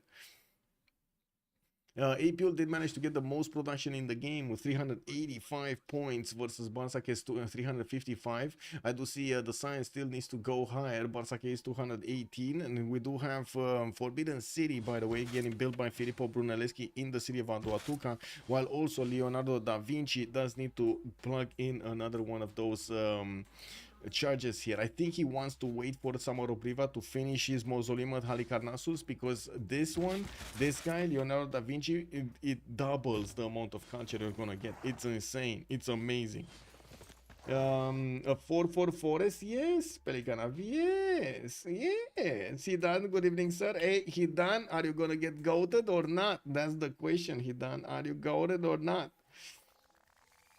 Let's see. Are you getting in? Are you getting in? We do have Rome also starting to get a wave of coursers with his commercial hubs finishing in the north, in encampment training projects coming out for his general, and I do see he's getting his Holy Side Prayer project so he can get the last religion here and finish off, try to deny Byzantium mobility get going. Oh, you have flights. I'm sorry, man. I mean, you need, you know, real life comes first. It is what it is. That's why I was thinking it's gonna be hard to actually get the top 10 always, you know, for 3 games. But I do hope you actually enjoyed the how to say, the format. We did try to eliminate as much as possible the RNG in the game. It should be skill. It should be skill differentiating, right? Plus I'm already the goat. Yeah, you know how it is, you know. We need to get the goats gathering. Spawn that was 70% on fire at the start of the game. The X07 Live, that's, I mean, that's the road, right? That's the road. Slowly but surely. We might actually have another novice tournament starting up soon. I don't know when Busy Snail does want to get it going, but yeah, we might see that one. Funny that until the Cubs won the World Series again, the GOAT had a different meaning in baseball. Wait, really? What was the meaning in baseball? Wait a second. Meaning baseball GOAT. Oh. Wow. That's a 180. That is a 180. Whoa, whoa, whoa. Yeah. Anyway, Rome lashing out. Looks like he did see Byzantium moving a few units around his borders towards the southwest and put his knights to work. We do need to see if Byzantium is going to start putting down his hippodromes for those free units. Looks like no. He's going to wait to get some free tanks or some free cuirassiers. We did have Brazil going top 3 here, going for square rigging. And I do have to say, he would have had a timing going against his opponent with stronger units. He chose not to. He wants to get industrialization and will get his bonuses in production from that. In the meantime, he's also padding his numbers of science and culture points, and I gotta say he's still in Pembrush and voice, while Omega is normal age. So yeah, 126 science and only 50 culture. It's gonna be quite a problem for Omega to try to get to nationalism and then later on actually get to fascism, which is gonna be very, very important. I'm pretty sure Brazil here is on his way towards that late game with a much easier time. And to see in the production queues, we also have Mikado starting to get very close to the 400 production number, 2 turning electronics factories and finishing his shipyards in multiple cities for those amazing harbors. He does have enough gold. Wow, this is a lot of gold invested. 125 gold a pop, by the way, for one of these heavy chariots, isn't it? That's a lot of gold investment. Did he get something like, I don't think so. I don't think he actually got the Grandmaster Chapel, and I'm pretty sure he doesn't have enough faith to buy so many of these. And what is his government plots? Yeah, it's intelligence agency with audience chamber. I needed to check. I'm sorry, I needed to check. Yeah, we got some great writers here coming around, and yeah, we're gonna see campuses being built in Otsu for that extra science for Mikado to just big the goat. We do have intelligence agency also finishing in Crete City, and well, I do notice we're gonna have those workshops and the industrial zones getting built. His spy is probably gonna arrive quickly in Japan's territory, and I gotta say, Japan yet does not have a spy in the cities of Crete, or at least not yet. Okay, Rome did upgrade his units in the north. Byzantium doesn't have very like a lot of them, and this is a problem actually for Byzantium. Sprig might need a lot more to handle Rome's units, military power. He does have 100 faith a turn, which I gotta say is not really enough to buy a lot of units. Even if he does have Grandmaster Chapel, that's just not gonna work properly. I do notice Tiritz is trying to get his 3rd golden age. He's only 7 points off, 87 out of 94. We do have also Apiol needing to get another 11 points. He needs 98 to get his golden age, and I do see Rome was successful to actually get the Great Prophet. The only thing that he needs to do right now is not establish a religion. That's the only thing that he needs to do. And we did have Sprig sending some missionaries towards the city of Brazil, and I think he actually did successfully convert. No, they're on the way. They're still on the way. They need to get here to Manaus so they can take out the dominant religion of Brazil, so they can actually get the +2 taxes straight on him. Byzantium is starting to buy out some heavy chariots with his faith per turn, and we're going to need to see him deploying it to the east side. Rome was not the one buying, it was Japan. Japan quite far away though, and it looks like he's putting his units on the east side. He might be interested to send them towards Brazil. He knows Brazil is taking out Zanzibar, and that's one of his crown jewels over here. I would say actually it's one of his nuts. We do have Brazil that needs to do the damage with these trebuchets, and yeah, we do have a general over there directing the shots. Looking at more universities, and I do see courses coming around from Brazil. I do have to ask, is he actually going for a cav attack against his opponent, or are these just pre-builds for something later on? Because I do see in the meantime, Vega did manage to get a lot more science. He's on 150, while Tidis just jumped up to 200. Now we do have Omega 2 turns out from getting his own cav technology. Even though he doesn't have a lot of pre-builds, he's going to need to use his production capabilities to get these units out. He does have 210 production, and I gotta say, Brazil still has more than him. He's on 272 right now. Is the weakest one from his team, but he still has a lot of that. A level 1 spy. Brazil is actually gonna get 7 funds and gonna try another mission here from the one in Teresa, the one in Madrid, to get the level 2s. If he does manage to get that going, he's gonna have a very good damage attack against Spain here with a possible +6. Let's see also goal. James of St. George got deployed to Lutetia to build the walls and keep away the Spanish units. Spain actually got one of those horses to just move around, and it looks like he's going to go into the Tundra and come back to his cities, while Forbidden City has been finished in Gallic territory. We did have Barsake on, we do have Barsake on 264 science and 170 culture. Very good at this point to actually get this going. Casa de Constatación in 4 turns coming around. That's only for governor titles. He doesn't have a continent split to increase that one. And I do have to say he's building also a Temenanki in Samarobriva and Alhambra in Ratumacos. Looks like he's actually trying very hard to get his golden age bonuses. Industrialization next turn, also nationalism coming up in 1. New settler from Elysia, and I guess he does have the opportunity to settle over here, Tundra, next to that volcano if he wants to. Gold is going to be an issue though, and we don't have that issue on Arcane, but we do have that issue on the side of FDLV. It looks like 108, 135 and 91 points. They are starting to stabilize their gold per turn, while on the other side Arcane do have 134, 212, 21 and 168 points of gold per turn. Looking at the culture, it looks like Sprig is 3 out of 57. I'm not worried about the culture victory here, even though we do have 88 tourism on Sprig. Unless something extremely bad happens to Rome, I don't think there will be a culture victory here. And I find it quite unlikely that Rome is going to fall quickly. We do have Krudlov with a decent amount of experience, and by the looks of it, he's keeping away his opponent quite nicely. He's not just throwing his units at his opponent's defenses. Rome does have a level 2 spy also deployed in Edessa, giving him that extra defensive capability, and just upgraded so many units in Arpinum. Sprig is being left speechless here. We got 2, 4, 6 of these calves, 7 calves, 8 calves being upgraded, and it looks like he did upgrade the ones in the south. He will start eating away the Byzantine knights and the courses very, very quickly here. This is a problem for Byzantium, and I gotta say, do you see these calves actually do not have more damage than the Byzantine knights? Wow, that's I think that's a problem. I don't know about you, but I think that's a problem. I think I would have actually needed to get some more water here. It is what it is. Hermes, yes, I did make that bit. Yes, sir.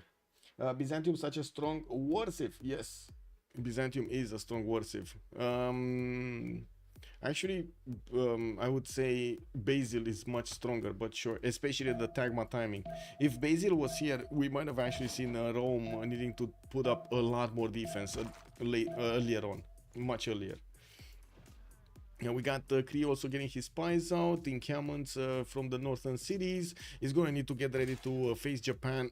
Japan did get an encampment out, and I think that's from Kyoto. Looks like Japan is going to try to flex his military powers a little bit later. We're probably going to be talking tank attack over here against Kree, while Malm is getting his industrialization next turn. Looks like he's just a few techs behind here, Mikado. We do have Mikado with significantly more production, 475 points. He's going to get his coal power plants and more electronics factories. Looks like he's choosing to deploy more knights in the east side, and might actually want to go and take out Taruga here from the northeast. Basil is stronger, but Theodora has other bonuses, so they're both great. Yes, they are indeed, they are great. Is Arcane still taking beating? That's a good question, Deep Easily. I don't know, because right now it does seem like they're the ones that they might actually do spanking going on here, right? They're gonna go against Valeta. And Byzantium at the moment does not have enough to upgrade his units, but I gotta say Sprig did jump up really quickly to 191 science, and he has that 275 culture. We're probably gonna be talking fascism here quite quickly from Byzantium. His Scorch 13-2 with square digging in 3. Looks like he wants industrialization before any kind of new unit to get out from his cities.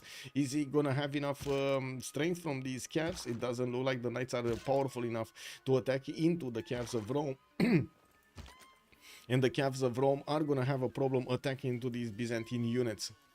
Oh well, the Corsairs are actually much lighter. The Knights are much better to actually hold on. Anyway, let's actually see anything happening. More banks in goal. We do have John Spilsbury as the next merchant, very expensive, 535 points. Gustav Eiffel is also the next engineer, and goal will probably want that Babylon. I'm pretty sure by the in history he's actually gonna by looking at his history this game, he's probably gonna want to get some projects going. I don't see any at the moment though. And that's oh, that's expensive actually. That's 535 points. That is expensive, so it kind of makes sense they're not making projects. Let's see Brazil. He's getting a lot more Corsairs. Okay, so we might be talking over here talking about Cav cores against Omega, or are we actually gonna see Tirit's wait to get to helicopters? That sounds like a long wait. He's only 200 science, 220 science, 171 culture, but he's in a pen brush and voice coordination, and when the next era starts up, he's gonna keep his bonus points. We do his science points basically. Ambiorix going dark. Oh, actually, wait, is Ambiorix going dark? Because he was building so many wonders. Did he get Alhambra? Not yet. He does have Filippo going to build Alhambra. Okay, Casa de Constatacion finishing next turn. He does need 9 more points. He's on 89 out of 98. I do see he did manage to improve the tiles in Lutetia, and well, we still have James of St. George there. Gaul might actually get a sneaky unit inside of the borders of Spain to pillage a few of those tiles. I'm very surprised he's not putting it there. With Brazil also getting a level 2 spy, Mr. Paolo here is gonna give him the extra intel on Spain. Sleepy James, hello there, sir, and welcome. Is Byzantium still strong if they don't get a religion? They still get the taxes trade, no? Oh no, do they? Do they? Anyway, it is what it is. It's not really strong because of the taxes rate. All of the other bonuses are helping him out. For example, the free units from hippodromes he's still gonna get even without a religion. Not all of the bonuses come from, not all of the bonuses coming from his religion. Like the hippodromes, you can build without religion, free units. Yes, sure, you're going to want to actually get the spread. If you can, you're going to want to get the religion and benefit from monumentality. Although you can play it another way, and I've seen it being played another way. Like the commercial opener into campuses, no, commercial into theater squares opener, and then campuses. Let's see here. Brazil starting to get a few knights alongside those coursers. Finally, the Byzantine missionaries are about to enter the borders of Brazil, and gonna need to grab the tiles next to Manaus and start speaking to those citizens there. We do have Cree also finishing morning cannons, and I do see he's right now on 1 finished, 2 finished, 3 finished. While he's gonna get his 4th out in Mistahisipic, we do have quite a few spies bunching in just in that city center commercial to grab some gold points. I don't know how 2 spies actually met into a single city from like 8 or 10. How many cities does he have? 2, 4, 6, 8, 9 cities. And from some reason, they both got into the same city center. I do see Japan is getting more universities out for that extra science. He's on 267 science and 193 culture. We do have him going Dark Age next, 81 out of 82. It's too far away to actually get closer. Omega did secure his next golden though, and I do see Apul did secure a golden age. We got Barsake still missing 5 points. Tidits is missing 5 points also. Let's actually see if Barsake is gonna get it, because he was finishing like 2 wonders this time, right? Did he finish? Oh, he finished Alhambra earlier, so only 1 wonder. He finished this one, Casa de Constatacion, and now he's 98. There we go. He got it. He got it. He got it. Emily Duchâtelet is there. We do have James Young the next one. Is he getting this? Doesn't look like he's making the projects. I'm actually quite curious. How to say? Yeah. Anyway. interested. Zanzibar has been taken out. Very nice. Brazil did manage to delete that city, or I should say take over that city center, and now Japan does have to worry about his east border as well as his south. We do need to see if actually Brazil is going to do anything with these units being sent to Japan. There is no spy yet, and there is no visibility from Japan further than this choke point here. What I can't really say a choke point. It's a passageway. Four tiles doesn't sound like a choke point, does it? Mikado will need to move up that horse to see what's going on through the forest, because that forest is blocking his vision up. There could be, of course, swimming calves going out from Zanzibar. We might actually see quite a few of them being upgraded here into calves and being sent towards the cities of Japan to just pillage and do mischief here in create some chaos. Now we do have Tirits about to get military science, while Man, Barsake and Sprig are also gonna get it. On the other side, Mikado is going for his metal casting and will probably want ballistics. Okay, more workshops coming in from Malm. Crossbows, okay. Campus is also from the side of Japan here, getting his stables out in his encampments and finishing his coal power plants for that production capability. He did jump up to 575 points, significantly higher than everybody, including Barsake on 457. We do have also TD's 326, catching up to Poundmaker's 347, and I do notice he just went over Sprig's numbers here. With new shipyards coming in and another industrial zone, we might actually see Byzantium here catching back up.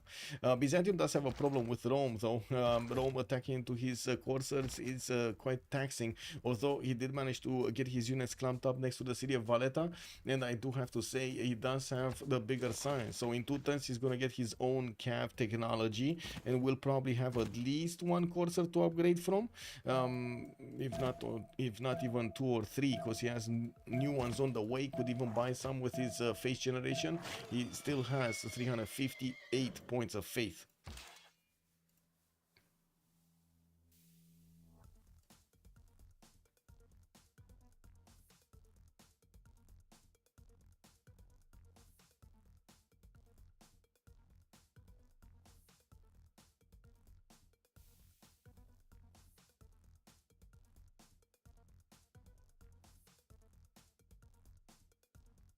Okay.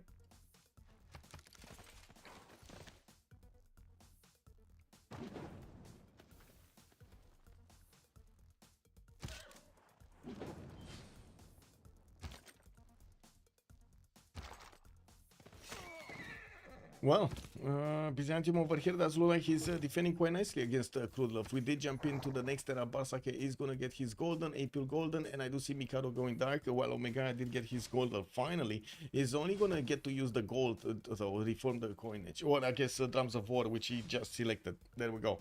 We do have him knowing that he's going to need a lot of production. Hammurabi also reformed the coinage golden age. We do have Tirits, normal age. I do see Barsake is also reformed the coinage for the extra gold, while gold is on 122 gold at 10. Looks like Man did drop down to 106. On the other side, Apul is managing to get that secret of his. I don't know what secret it is, but he's on 387 points of gold per 10 in reform the coinage golden age, while Mikado is dark age with 114 next to him. They're not really trading on the coast. They're trading or is he trading with somebody else on the coast? No, he's not. Anyway, that's a lot of gold per 10. Yeah, we will need to see if Babylon is going to do something about Kree himself toward the south. He does have the science and the culture. We're going to need to see if he's going to get the units and, of course, swim them through the Persian Gulf to maybe do some damage over here against Kree. We do have Japan also getting the wave of encampments he needs. I'm pretty sure he's going to go for tanks. By the looks of it, his infrastructure is going to be specialized in building land units, and it usually is tank armies, artillery armies, or we're talking helicopters later on. We're going to need to see which one of those are going to be preferred by Mikado when we're going to start seeing the pre-builds. If I would actually make an opinion about the nice that he has right now, I would say tanks. Or even though I gotta say we don't know yet, there aren't a lot of units available yet from him to make an informed opinion. In the production queues, we do have Arcane managing to get the top slots. Apul 551 and Mikado 622 points of production.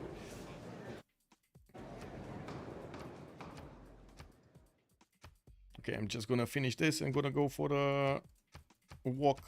Give me 2 minutes and we're coming back. Barracks in a stable in the works. In the works.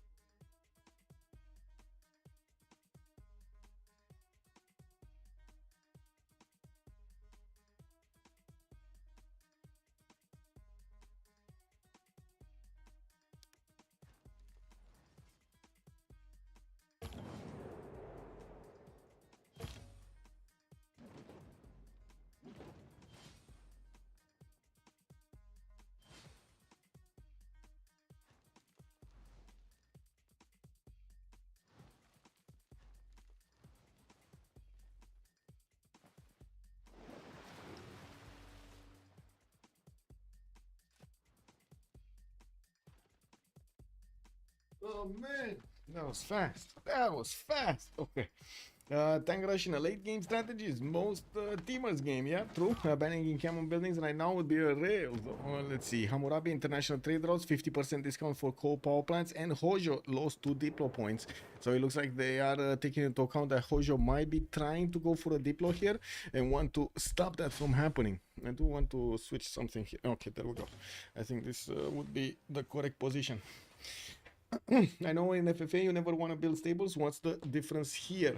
So it's not really about building stables or not. It's about the production that you get from those, and the stables are a little bit higher in production. I do have to say right now Japan is kind of wanting both of them, and it's more value from stables if you start building cav units. I do want to point this one thing out. So if you take a look at the barracks here, it gives you the plus 25% combat experience for all melee and ranged land units trained in the city. This is very good. Actually, this is very good. This is basically shaving off an attack from you getting a promotion. Very good.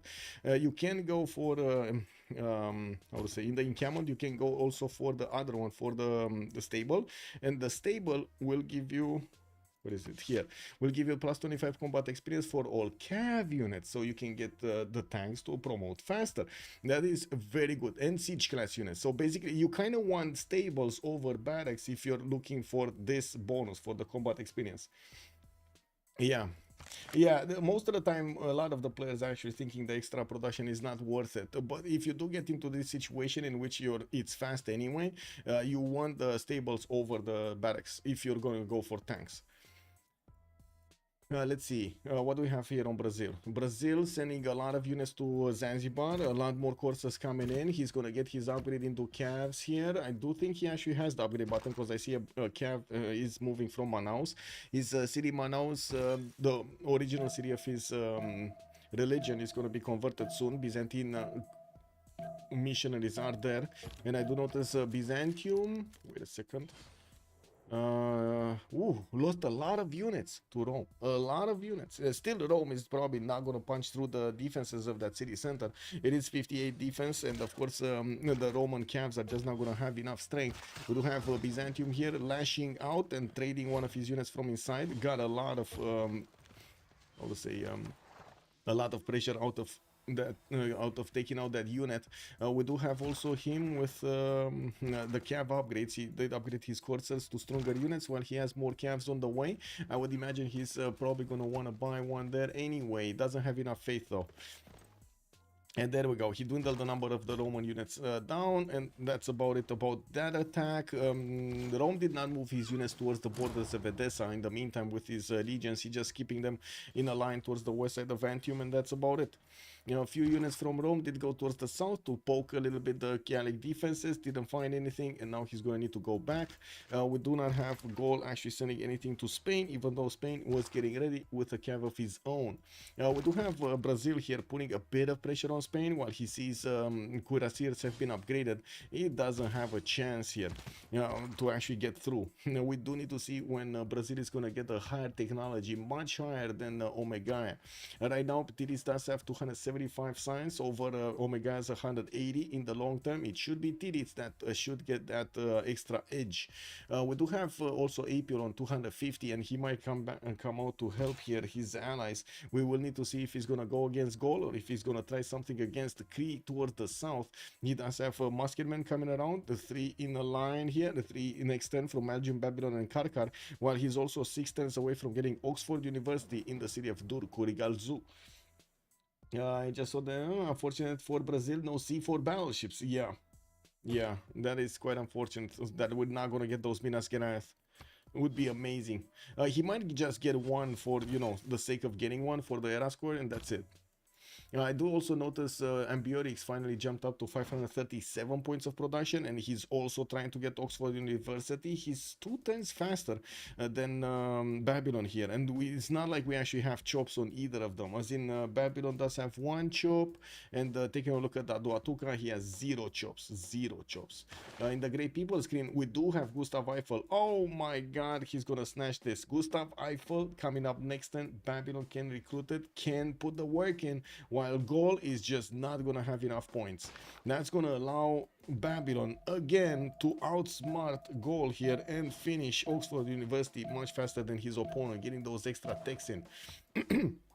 Looking at the overall tab, we do have Tirits with Ambiorix is 38 techs, and on the other side we got Japan on 38 techs and Hammurabi on 36. If Apul is gonna get that Oxford, he's gonna get over his opponent. Okay, let's see it happening. The infrastructure of Japan just getting out every turn here, one turning armories, and of course will go for his military academies as quickly as possible, probably using veterancy to increase the production towards these encampments. Oh no, he's not using that. Wow, craftsman. Okay, well, more encampments are coming in. It kind of feels weird that he's putting so much production into these and he's not actually using the production card for it. It is what it is. Now we do have some elevated units also from Apul from the city of Hattusa. That city is 80 strength, and it doesn't look like there's anything in this game that would actually flex against it. Yeah, we do need to see the religion. Religion has been taken out. Okay, religion has been taken out. And now Byzantium does have still +2. Wait, he didn't convert the city. Okay, he didn't convert the city. It's just out. It didn't get converted. He does need at least one more spread to convert it. And that's the last spread he has over here. Wow. Okay. I mean, you know, he did what he could.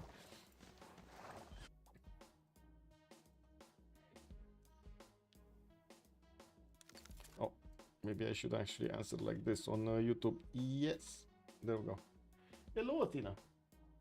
How are you doing? Just coming to see what's going on.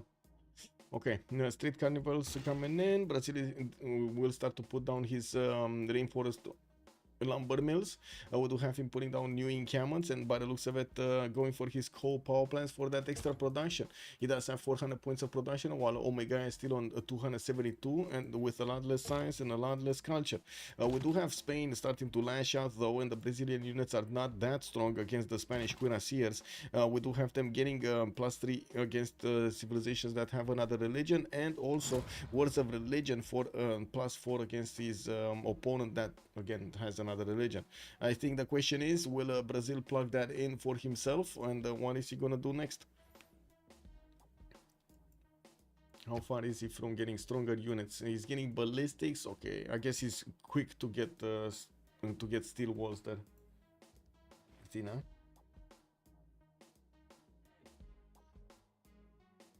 Oh, she's coming to search.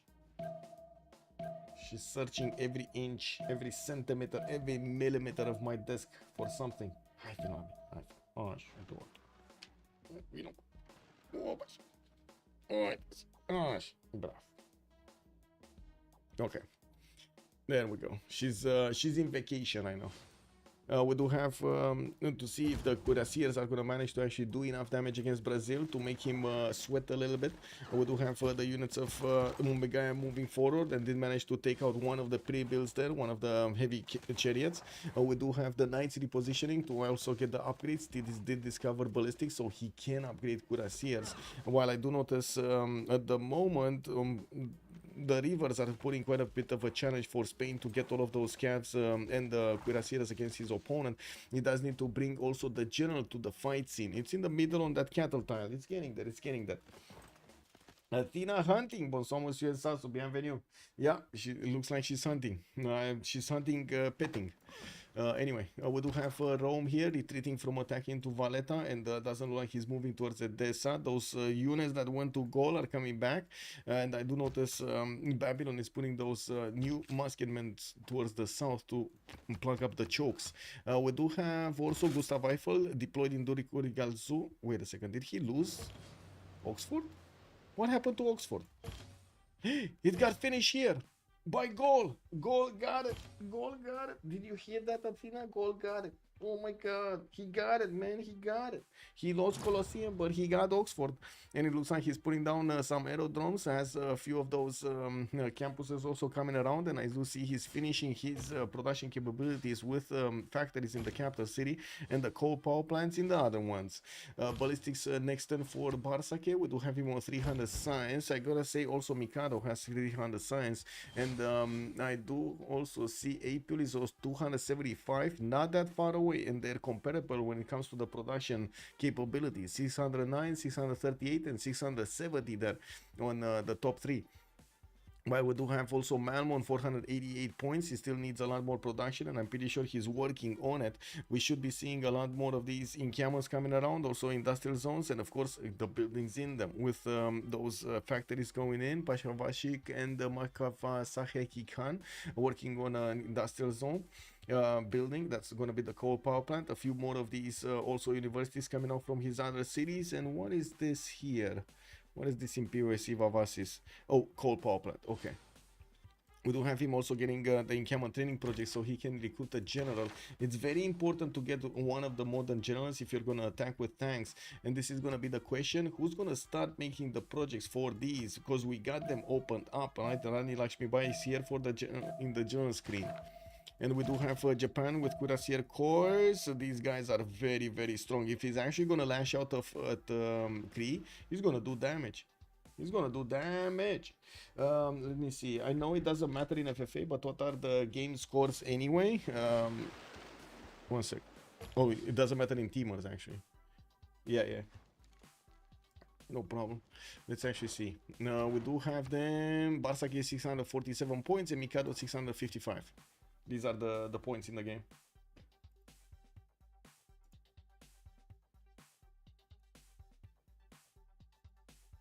Give me a second. Trying to see something really quickly. I did. Okay.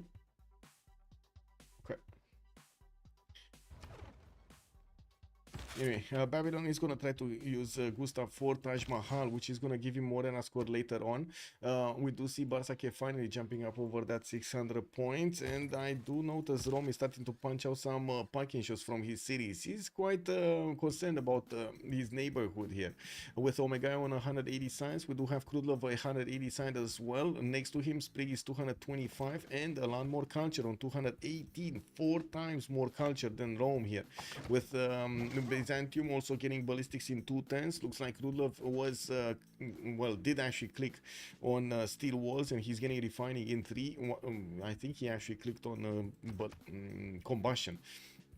We do have Byzantium that chose to go for industrialization before, so he does have his 1.5 and 2.4 mines, but he does, and his coal power plants, but he doesn't have his stronger technology.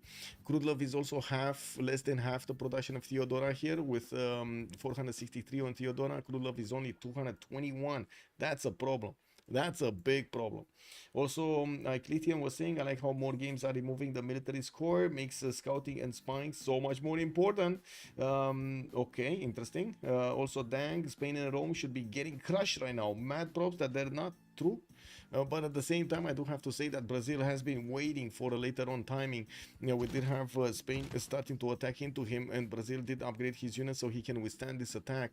We got courses coming up in 210s in Camon training projects, so he gets the chance of recruiting one of the modern generals. While I do see Japan with Gaul, Cree are there, Brazil making points, Spain making points. We do need to see also Japan getting it. Let's actually see if Japan is starting to make projects. We got Cuirassier cores coming in from multiple cities in electronic factories, so he's not getting the projects for the general. Did he actually recruit one or something? Why does he not care about this general? Wow, they're just gonna fly around him. Okay, sure. I mean, if he wants to, it is what it is. He chose the future. We got Buenos Aires being sourced by gold, getting more builders, also starting to get his stock exchanges for the extra gold. We do have gold over here on 123 on man, very low by the way on Cree to have only 123. Now we do have also TDs 25 and Sprig 22. Now this is a big problem with upgrading tanks later. This is gonna be a big issue. Moonstrath, hello there sir and welcome. How's the game going? Pretty good right now. We had a Citra snatch, we got some builders snatched, some pillages, but no city has been taken over till now. We're starting to get into the meat of things. You came right on time. Now, by the way, check out the pinned message. You might like what's there. More encampments coming out from Rome to get that infrastructure going for his building of units, while of course he did attack into Byzantium. Couldn't really phase out Byzantium here from his plans. We do have somebody actually upgrading a lot of units, and I'm not sure where did we hear that. Are we talking about Babylon upgrading the 3-line infantries? Probably. Who's winning? We don't know yet. We don't know. It kind of looks like Freritos, but honestly we don't know yet.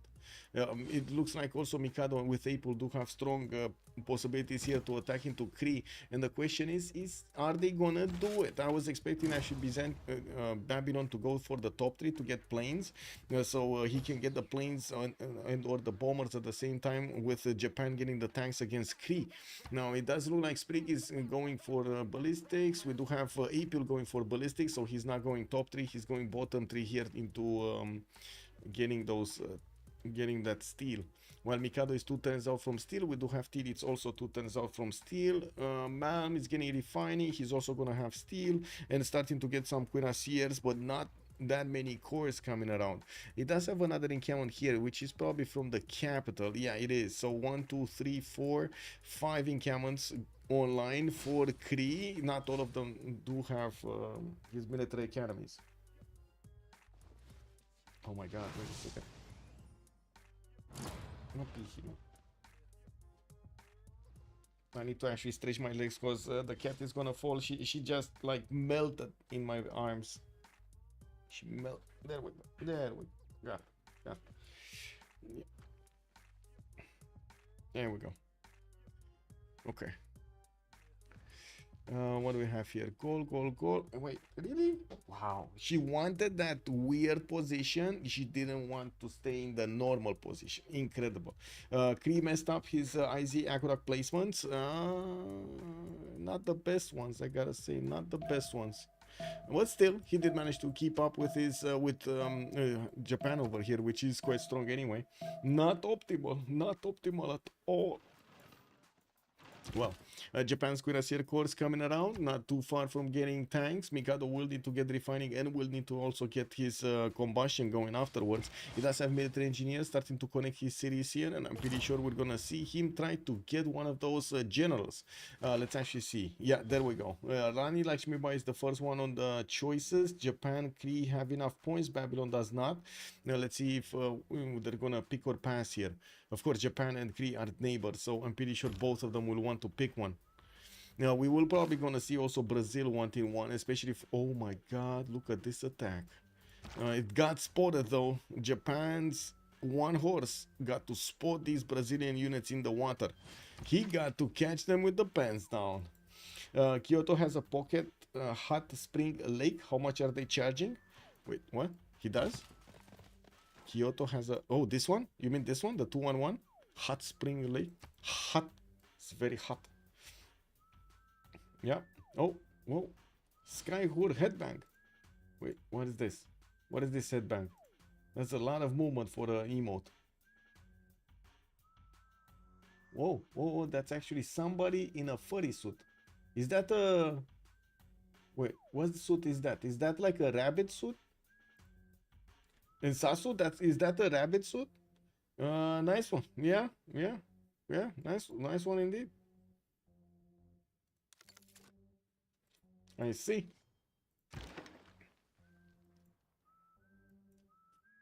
Well, are we gonna have Byzantium starting to get his units out? No, looks like he's getting a few heavy chariots, but he's sending them towards the southwest. He's probably worried about the two Spanish units that are starting to pillage his tiles here, especially his traders, which are going through the water anyway. But there was one kind of like, yeah, he forgot.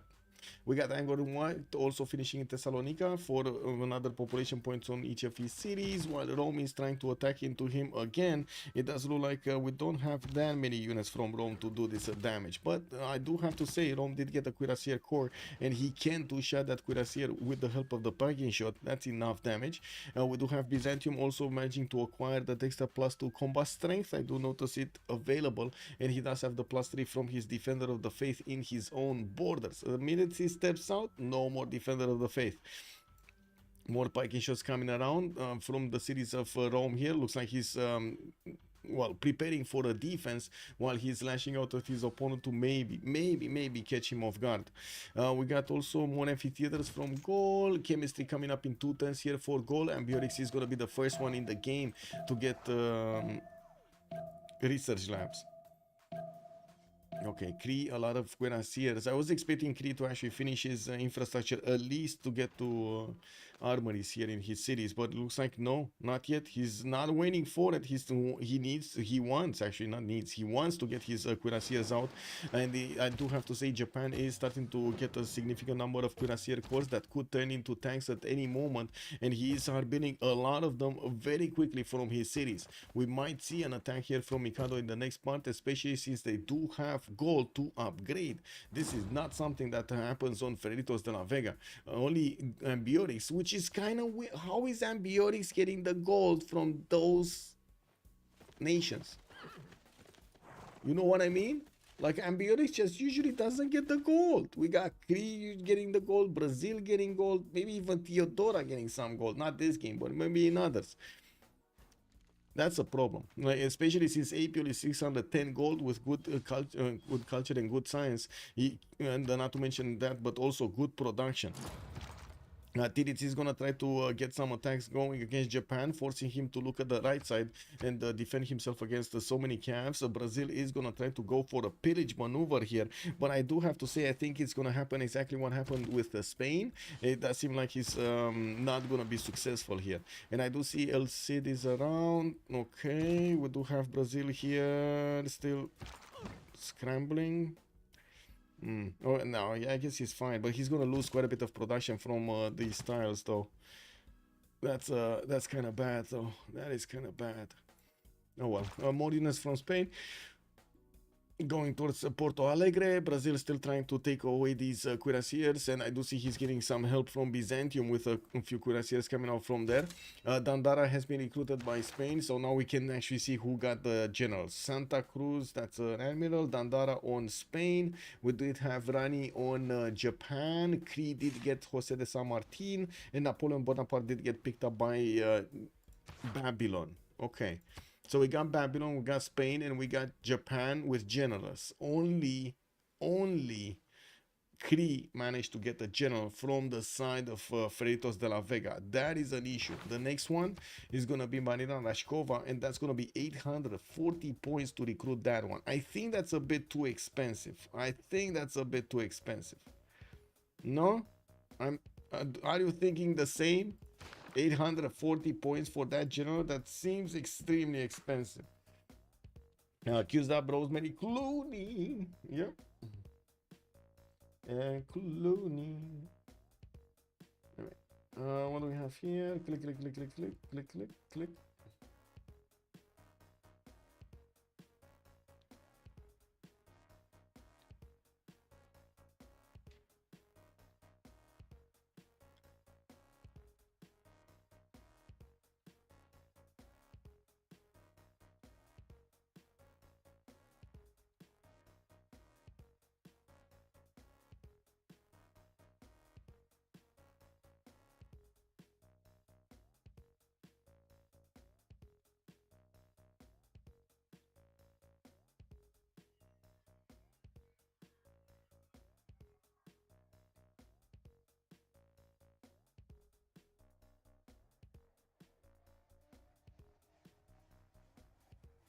Okay.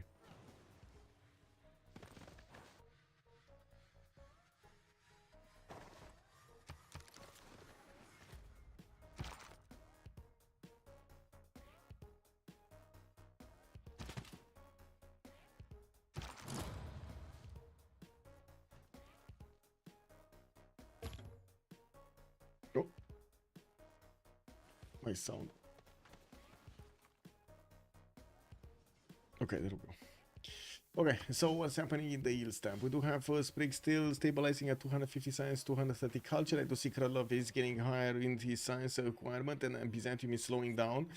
We do have the Angkor Wat Wonder finishing up in 2 turns here for Byzantium, and the gold just went poof. He's on minus 31 gold a turn. 467 points of production, though. I do also notice Brazil is taking quite a bit of damage from Spain. We do have Spain, yes, with a few cuirassiers next to the Brazilian borders, even though we're probably going to be talking soon about tanks here on Brazil. He's getting his flight in 2 turns and mobilization in 2. He's also managing to disembark the majority of his units on the borders of Otsu here. Now we will need to see if Brazil's scavs are actually going to do some damage. It looks like they can do some damage to some of the Japanese units, but they will probably not win the war in the end. We do have the Cavs of Brazil with an extra +3 and the Wars of Religion +4 on their side. They can do significant damage against these units, especially if they do manage to get across this river and couple their strength together with each other when they are attacking. Poundmaker is also going to get combustion in 2 turns, putting his cuirassiers in the north, and I gotta say he has only 2 cores, maybe 3 cores to work with, a 4th core also coming around to match that. We do have Japan getting cuirassier armies, and we're gonna be, oh my god, okay. Well, let's actually see. Cuirassier army is still not strong enough to attack into Cree defenses, especially with Governor Victor in there. Athena? Pici asta, mă. What do you mean? She wanted to do the funny. This is how it is. She wanted to do the funny. Wow. I'm quite surprised we don't see actually Japan waiting for combustion. He does have only, well, I guess he does have the cuirassier armies just on the border there, and he's going to need a significant amount of gold to get going. What did you find here? There's nothing there. Oh. She thought she found something underneath the keyboard and started smashing the keyboard. Well, anyway, artillery army is also coming in. It looks like Japan is gonna start to ramp up his aggression against Kree quite quickly. While Kree did not get to finish his infrastructure, he still needs military academies from quite a few of his encampments getting built. And in the meantime, of course, he's gonna need his own tanks. He's getting astronomy next turn with mobilization also coming up in 3. Still needs a lot more units. And I do have to say the fact that he did get Jose de San Martin is going to help him out quite a bit. You know, we're going to need to see if Japan's production is going to reign supreme. We do have 730 points of production here for Mikado, while Man is only 550. Is someone going labs? Yes, Barsake. Barsake is going labs. He's already building them. Also, Cool Whip, welcome, sir. She sang a song called Brazil. Yeah. Roro. Well, let's actually see what it is going to do here if he does manage to get this attack going successfully against Japan with combustion finishing up next turn. It shouldn't be a problem to just show Brazil the tank and let him get back to his own territory. Now, we do have some battleships also from Japan getting into the water, into the Ago Bay, and I do see he's finishing up his shipyards there. We do need to see the Cuirassiers of Japan upgrade. That's quite a question mark why he did not upgrade. And I gotta say his gold pattern doesn't look like, or I should say gold in the bank doesn't look like it's gonna be amazing. He's only gonna get a few tank upgrades, a few tank army upgrades. Well, dinner time for me. Bon appetit, Pelicanaf. Thank you so much for joining us, and I do hope you're going to enjoy the rest of the evening. Arcanes somehow managing to win this. Well, let's see if they can. Definitely Mikado is on the aggressive part against the Kree here. Malm is going to feel the sting. We do need to see also if Byzantium is going to start flexing his military muscles. We do have Sprig still 250 science, and I do see he didn't manage to actually get to his tank. He does have refining in 1 turn, doesn't have steel, we'll need to get that one. 1 turn for Angkor Wat to finish in Thessalonica. Sun Tzu, good evening, sir, and welcome. Also, is Babylon building an archaeologist? I thought I saw in Mari. Babylon. Yes, he is. He's gonna get in 3 turns. Yes, he is. Also, how will archaeologists help? You do get artifacts out of the archaeological sites, and they give you the extra culture. They're basically like artworks. Yeah. The thing is, if there's quite a bit of competition for the great people, for the great artists, you might want to stay away from getting enough projects with for the art museum to get filled up with works from the great artists, and you might want to go for archaeologists, so you can just, you know, secure a few of those archaeological sites. It's actually quite easy to get 3 sites around your territory. Not that easy to get the artists though, the other ones. Okay, so Mikado did finish his combustion. He does have his upgrade button. Let's actually see it. 230 gold to get to 1 upgrade. And I do see we do need to take a look at the gold here. Doesn't have gold in the bank. He needs a lot more, but at least APU does have 1,000. So there we go. He just transferred it to Mikado. We did have the first 2 tanks getting out, and they do have more than enough health to attack into the Brazilian units. Now there is a bit of a problem with Man. He's going for scientific theory. He doesn't have the upgrade button on Cuirassiers, and he will get attacked by tank armies of Japan with a general. This is gonna cause a bit of an issue on Poundmaker with quite a few Cuirassiers coming out from his cities and being sent towards the north. He's gonna finish his army civic in 2 turns mobilization, getting out there, and I do notice he is preparing for this defense. Now the question is, how long is his defense gonna hold though? We do have also Babylon putting a few caps on the west side to defend himself against a possible attack from Gold not moving. He's not moving, he's not getting Hueto Kali here in Bagakum, and I do notice he is getting his research labs everywhere, even University of Sankor here in the city of Lutetia. If you have barb camps on, then you can get a whole lot of archaeological sites. Yes, you can, from the barbs. Yeah, exactly. Not to mention there's a civic which unlocks archaeological sites in the coastal tiles. Oh yeah, baby, that's pretty good actually. Yeah. The Rex, or whatever they're called. Spain does look like he called up a few of his units, and he is getting pushed back by Brazil. Does look like Brazil's cities will need to recover a little bit, and I do have to say Tirits did refuse to stop simming. While Omega is on 200 science, it does seem like Tirits next to him does have a lot more on 299. We do have new amphitheaters being built in the western cities, and I do see he's getting more cuirassiers to help finish off the Spanish army. Man, incredible. This cat, man. This cat. Wow. Wow, bro. Anyway, anything moving here? Byzantium putting a few more cuirassiers in Valletta, getting military academies, not a lot of... oh, finally, he's getting some more hippodromes, and he's gonna get instantly some cuirassiers for free from them. A gold per turn is the issue here. On Freritos de la Vega, gold per turn is the issue. And I gotta say, I actually called this out from the draft. This is just not good enough gold per turn. I'm quite surprised about Pawnmaker not having gold per turn, but it's mostly because he didn't have coastal trade routes with an ally here, and second of all, he doesn't really have good cities to trade to send the trade routes to. Right, these cities of gold are just not amazing. And also, he needs to build up an army. Like, how is he gonna get gold if he doesn't? If he cannot actually use the cards, right? He needs to use the cards for the extra gold per turn. I'm finding theming a headache too. Yeah, it is. It is kind of a headache. Okay, we do have tanks also from Kree. Looks like the tank armies of Japan are going to be slowed down here. We do need to see Rani Lakshmi Bai also get in there. And of course, the artilleries are going to be the ones that are going to decide this, the fate of the war here. We do have 1, 2, 3 artillery armies that will need to get on the way towards the south. And of course, will benefit from the extra movement of Rani. While I'm pretty sure Japan is going to need to go towards his flight. If he didn't get it already, he's going to need to get a balloon from his cities, and I'm not sure if he does have flight because I didn't see it. Now we do have Japan also managing to push back Brazil from doing the damage against any of his tiles. He does have 3 tanks that are available to bonk these units, these calves of Brazil that are moving around his borders in Takasaki. Is Gold trying for a culture victory? I mean, he's 8 out of 98, but culture victory is kind of far away from him. Tourism, he's on 136 tourism.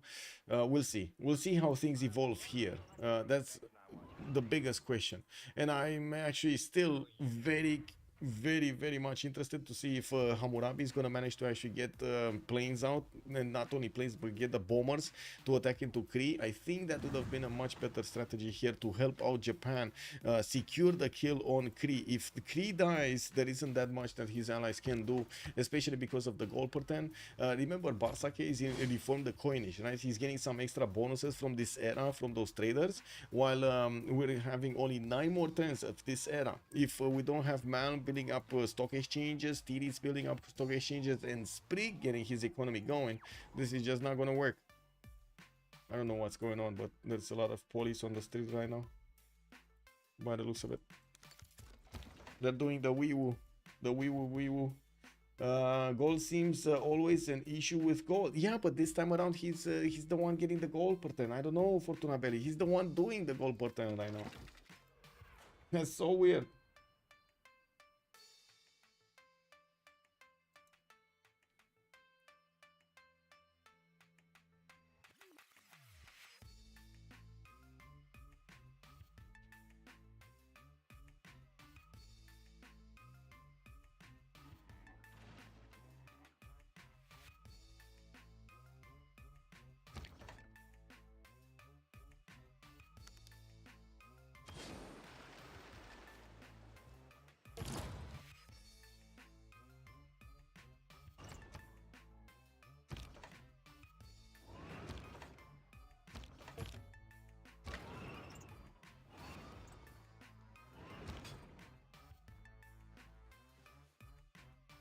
Okay, well, Japan bringing his religion with him. I do have to mention he did manage to get the crusade earlier. He's going to get an extra +5 against Kree if he does manage to plug that in Musketeer.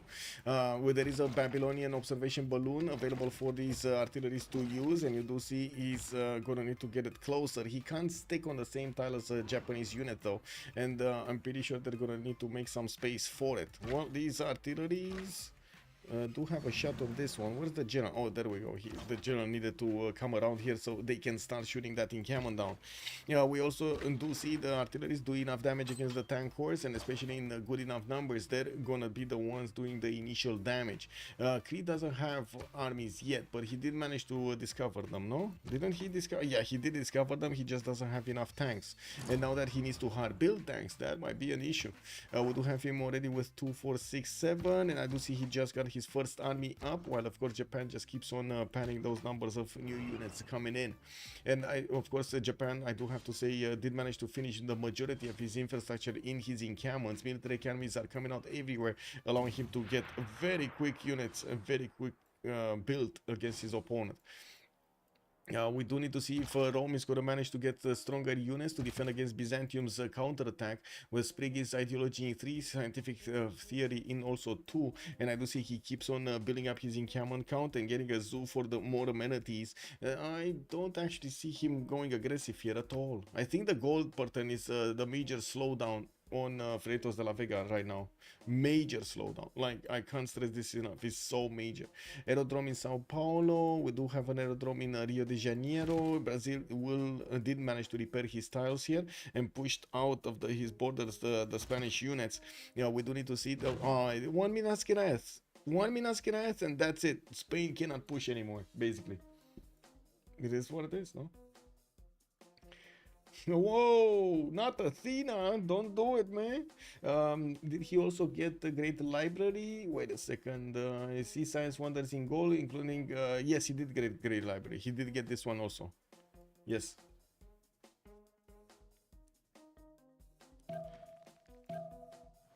He got Potala, he got Cue, he got Machu Picchu, he has a great library, Oracle, Casa de Constatación, Etemenanki, how to say, Forbidden City, Alhambra. He has 3 extra cards to use in any empire. He's on 574 points of science. That's actually the biggest science in the game right now, on the 730 points of production. Also, the biggest issue, again, gold per 10. He does need to spend so much gold to give to his allies to upgrade his units, and Japan is putting such a strong attack against Kree here. We might actually see Kree buckle with artillery armies coming around very slowly. It does look like the production capabilities of Kree city per city are just not the same as Japan, especially with his infrastructure not finished. We do need to see if Japan here is gonna start to take out units soon.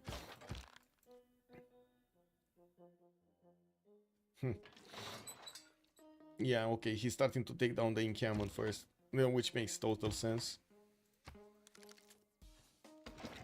Barsaki's backpack, yeah, it's the BBs, the BB, the fish. Whoa, the fish. Wait a second, and Sasu, are you trying to imply Barsaki has a fish inside of his backpack? That sounds very smelly. Isn't that very smelly? Oh my god, can you imagine actually walking around the city with a smelly fish in your backpack? Oh, that's terrible. Going into metros. Oh my god. And how to say, the smell gets to set in after the metro leaves the station, so you can't actually stop, you know. Wow. Anyway, new encampments here from Japan, and I do notice he's finishing his military academies. He has another 2 to finish here. He did manage to push back the units of Brazil, even though Brazil was going to pillage a few tiles here from Taruga. We did have in the screen here Taruga being kept by Tirits. Apio is still on Hattusa, so they're keeping one on each side from the game. Aerodromes also from Brazil will mean we're gonna have planes in the air pretty soon. Tirits is 3 turns out from advanced flight, and we'll need to get the fighters in the air against Spain here. We'll need to also get yeah, there we go, biplanes in the build queues. Surprisingly, he's getting a few cuirassiers to also core up these ones that he has in the south, and we'll need to reposition quite a, or I should say resupply this line of defense on Curitiba and Porto Alegre. We do have Spain also getting his cuirassier corps out, preparing for the tank upgrade, and so is Sprig on combustion in 110. I do notice Spain is industrialization coming out next turn. We don't know how quick he will get to combustion, but I think it's pretty quick because he already has steel walls, and I would imagine he already has also oil per turn. Yeah, there we go. He's on 24 oil in the bank right now. Looking at Japan here, he did manage to take out that encampment, and I do notice he's going to need to start crossing the river. The artilleries will probably focus down this tank army over here, and I do notice Japan does have a promotion on the army that just got hit by those 2 tanks of Kree. That's pretty good. He just needs to get it promoted and not let it just, you know, fall apart here. There we go. There was a Kree Cav that did try to take that out. Japan was fast on his clicks and got to save the tank. We do need to see Japan smashing. Let's actually see the artilleries. We need to see them quickly. Come on, get the artilleries in. Get them in. He can shoot with 1, 2, 3, 4, 5 artilleries onto 1 tank army, and then attack it with another 3 tank army attacks. It should be more than enough to take it down. Let's actually see. 1, 2, 3. Okay, now it's enough damage to actually take it out. And the tank army doesn't have enough promotions to actually get his attack going. Looks like a counter attack from Kree, and unfortunately Japan just lost a tank of his. Now missionaries are trying to get in there, but they're probably gonna be condemned quite quickly. Yeah, we do have Japan still withstanding the attacks of his opponent on the counter offensive. The field cannon course just shot, and we will need to see the artilleries. It did shoot also. Okay. New artillery armies coming in. He does get some tank armies in the build queues, getting to 4 turn them in the cities, while he does have another normal tank coming out from Takasaki. He's also working on campus research projects. We might actually see him try to get competitive to recruit Einstein. He's one of the next scientists on the screen here. Robert Goddard for the modern engineers, and you see he's the space race project 1. Sarah Breedlove is also available for the great merchants for the extra trade route capacity there.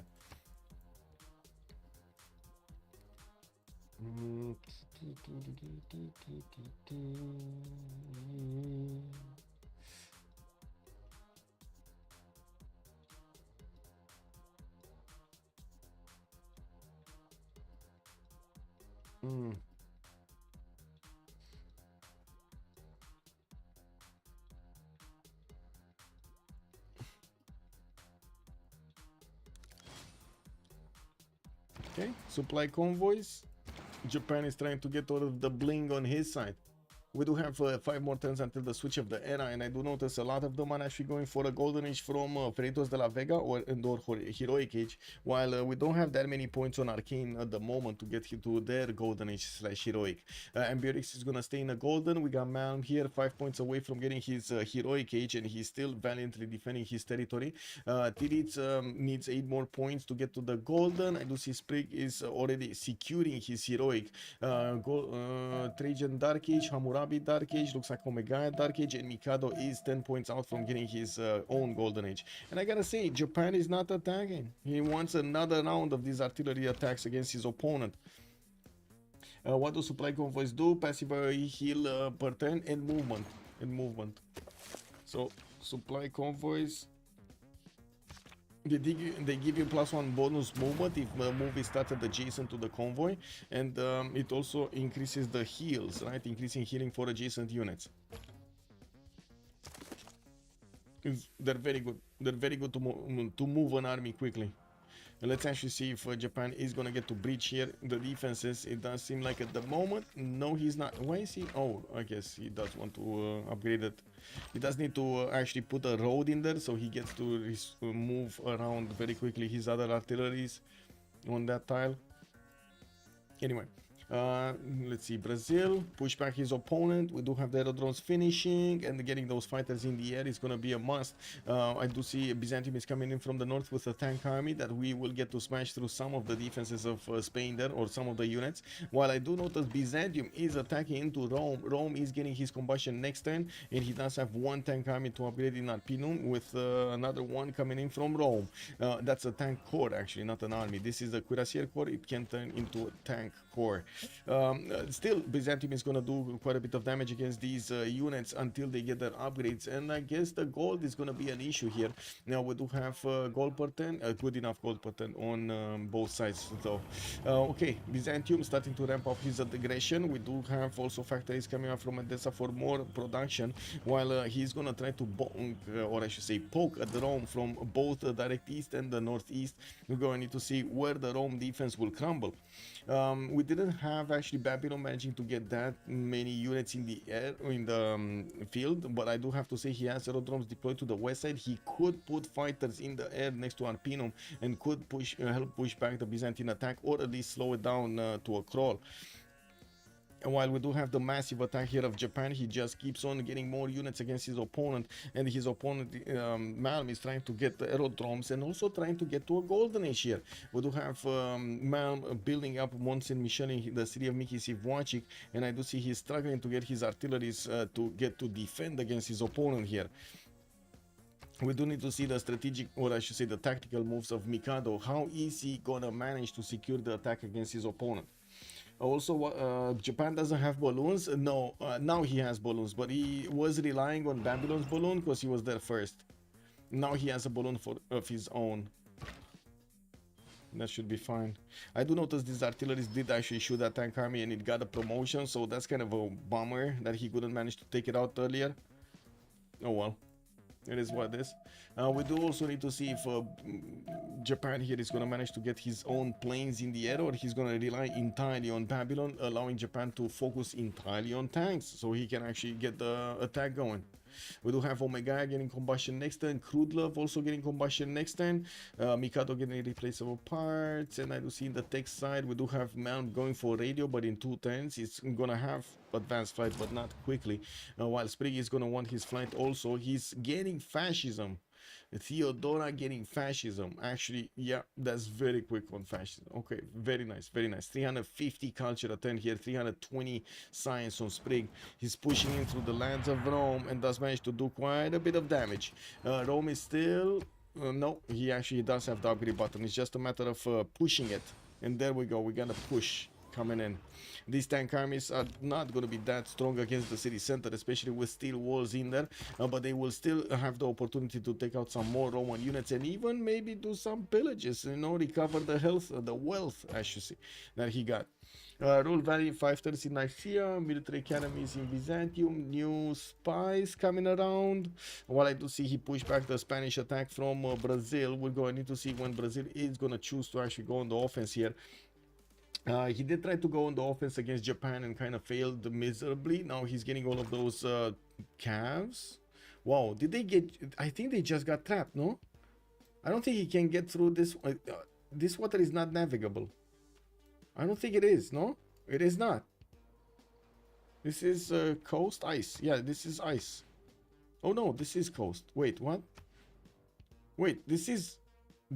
No, it says impassable. Never mind. What am I talking about? Wait a second, did they fix the issue with non-fresh water next to the ice? Because... No, they didn't. No, they didn't. Look at this. It doesn't... Yeah, okay, never mind. That's an issue from a newly appeared issue from BBM.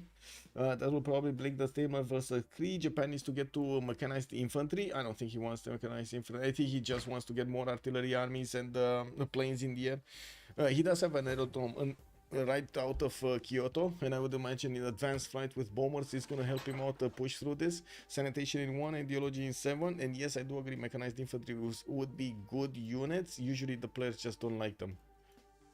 It is what it is, like the hate on infantries.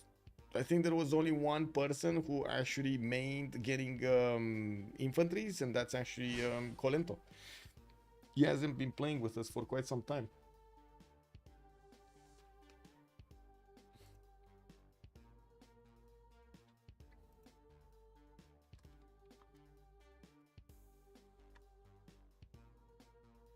No, give me a second. Responding to some messages really quickly.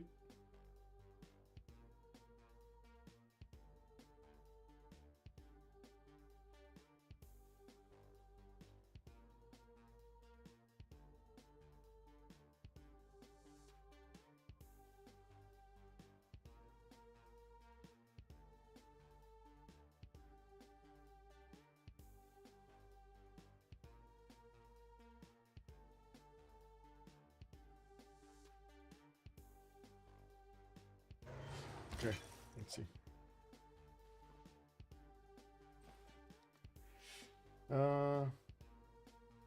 Okay.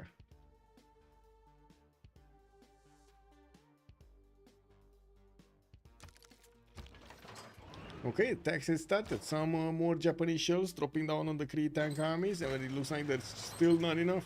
We do have a plane moving from Kree, actually, a biplane being deployed over there in the north, and we're going to need to see if Japan is actually going to start bonking these. Doesn't look like he's moving.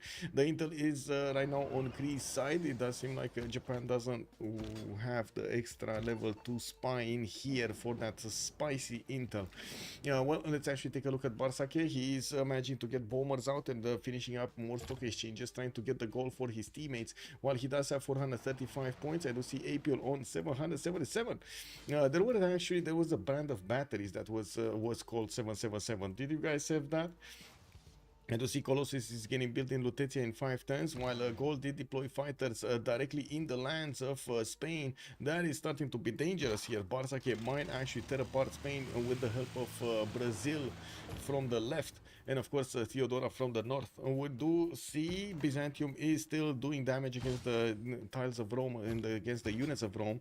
We do have significantly more damage from these Byzantine units against the tanks of Rome at the moment, even though they do have +6 from the +3 garrison commander and the intel on movements. Byzantium does have only +2 combat strength from the taxi strait. Looks like this city, he needs to send another missionary here. This city didn't want to stay converted. It didn't want to stay converted. You see, he lost the +2. That's unfortunate. And we're going to need to see if another mission is on the way. At the moment, I don't think actually Sprig realized he doesn't have another +2. One turning Apadana, getting war department. He did manage to get fascism if he's getting war department. And that might be the reason of his secret here. Okay, and he, of course, he does have a golden dark age, so he has another +5 from that. This is why his tanks are so strong. That's only gonna last for another 2 turns though, because we do have a next World Congress session coming up soon. Steam power on Mikado 2 turns, advanced flight on Apiol. Apiol, he's not deploying these strips to the south. He has military engineers. He doesn't have flat tires though. Okay, and I do notice Japan is bringing so much more artilleries to the field here. We're going to need to see him start to shell down the units of creep, and I do have to say he kind of needs to focus on one unit here, where he's splitting his attack in between 2 of them. Splitting his attacks. Wait.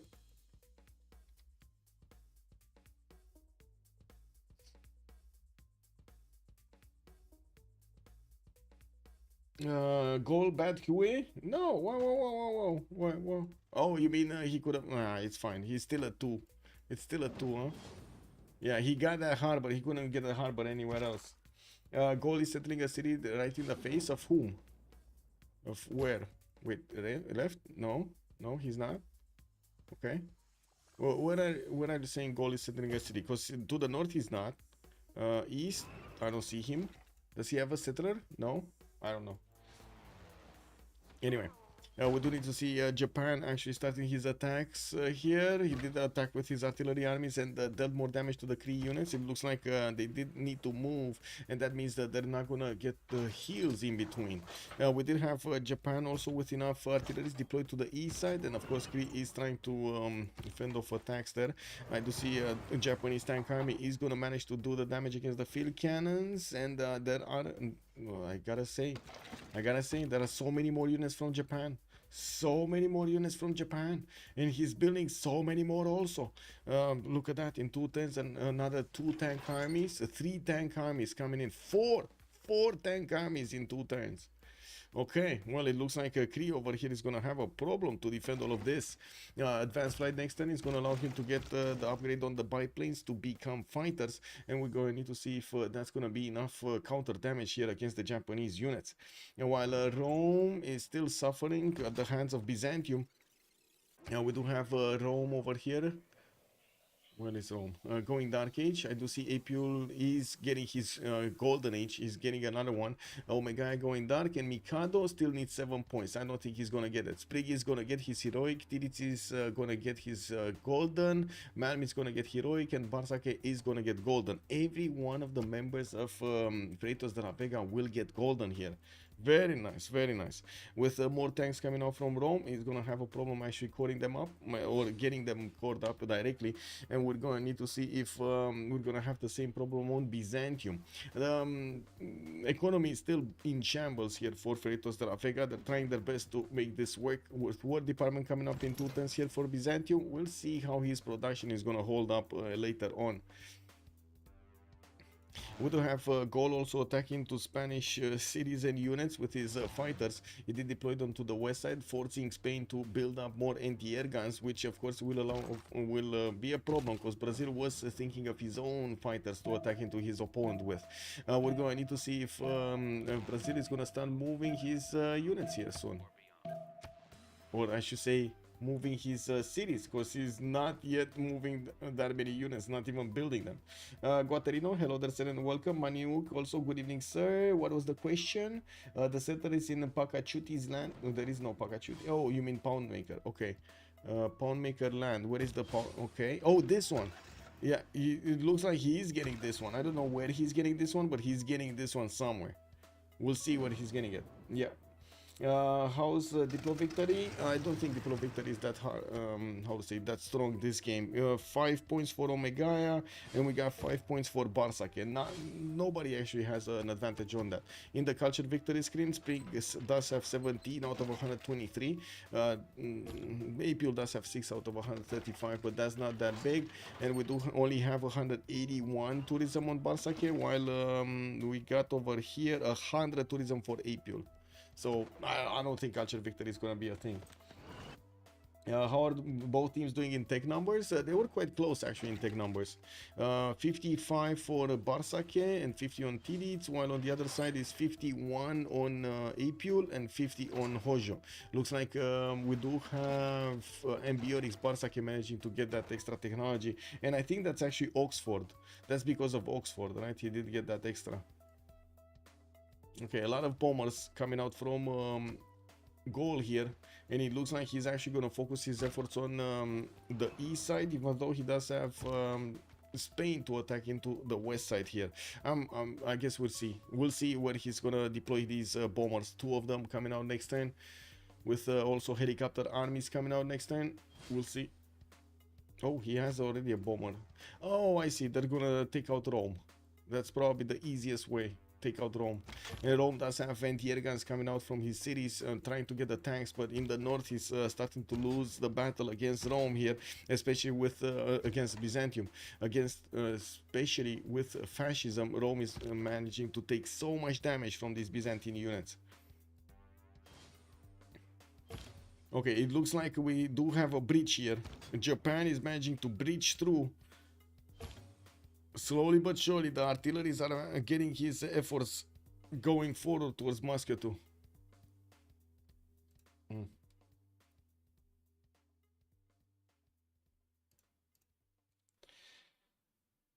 For more text is huge, yes.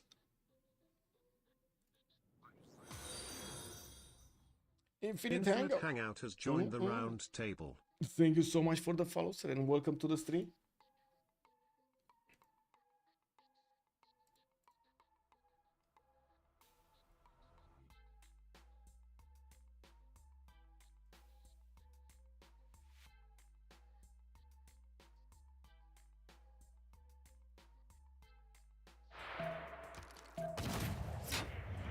Okay, counter-attack from Creep, but it looks like he lost a lot of strength on one of the tank armies, and we're gonna have a pause of 2 minutes. So let's actually get this going. Okay, be right back, 2 minutes.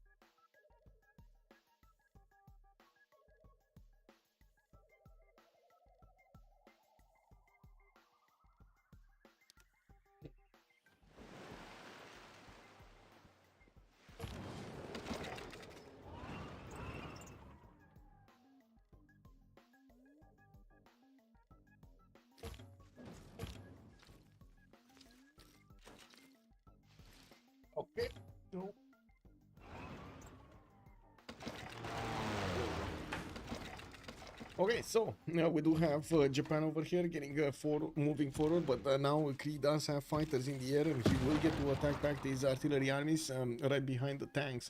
This is going to cause quite a bit of a problem for Japan's attack. We do see some Babylonian also fighters starting to get closer to the Kree cities being deployed across the seas here.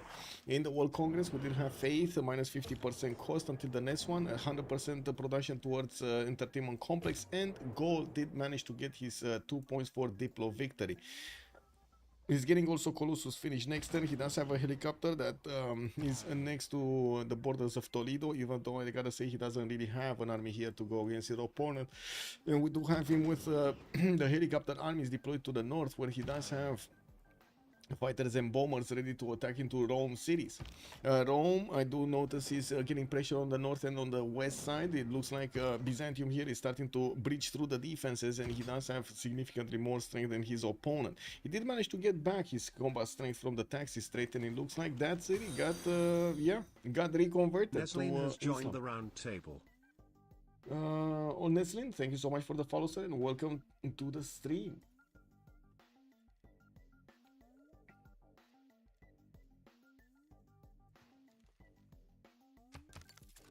Okay, a lot of tank armies just pumped out of Japan's encampments, and we do see them all being sent towards the front line here, immediately getting their position. Even though the Kree tank army defense is quite strong, we do need to see anti-air guns coming in or planes being deployed here from Japan, because otherwise he's gonna probably lose a lot of his artilleries. In the meantime, we do have him attacking into Moscow's defenses, trying to get that wall down, and of course he can do it with so many artilleries from 3 tiles out using the balloon. Where is the balloon though? Wait, there is no balloon. There was a balloon. There is no more balloon. Oh my god. There is a balloon from Babylon though. Who popped the balloon? Somebody popped the balloon. I'm so sorry. It is what it is. Somebody popped the actual balloon of Japan. I'm sorry. It is what it is. It was a loud noise. You know, it happened. Gold moving his city over here to the east. It looks like he's securing it with one of those. I'm actually very interested to know what is he gonna do with it. Is he gonna try to get bombs like nukes? I do see him getting nuclear fission in one and fascism in one, so he might actually get bombs. 134 production city doesn't really give me a lot of confidence that he's gonna get it quickly though. It's gonna take a while. Also, there is a drone. Oh, there is a drone. There is a drone. Yeah, there is a drone. I was totally like focusing on balloons, and I totally forgot that there is a drone also for the extra. Yeah. Drone. Okay. Okay, well, that's one plane down. Japan just lost a tank as well. Byzantium managing to wrap around Arpinum, and I do have to say there is an artillery army finally arriving on the front line. He's gonna start shutting down that city center, while his tanks are gonna need to keep away the Roman units from doing the defense. We do have Rome deploying west side, a few more tanks, and of course trying to core them up or meet them up if he has that ability. He's gonna get it in 7 turns. Sprig also getting advanced flight next turn. TD is getting chemistry, fascism in 2, and I do see he does have a few tanks, and he's deploying fighters in the face of Spain, though it does seem like Spain is not going to allow his opponent to actually do enough damage to take out any unit here.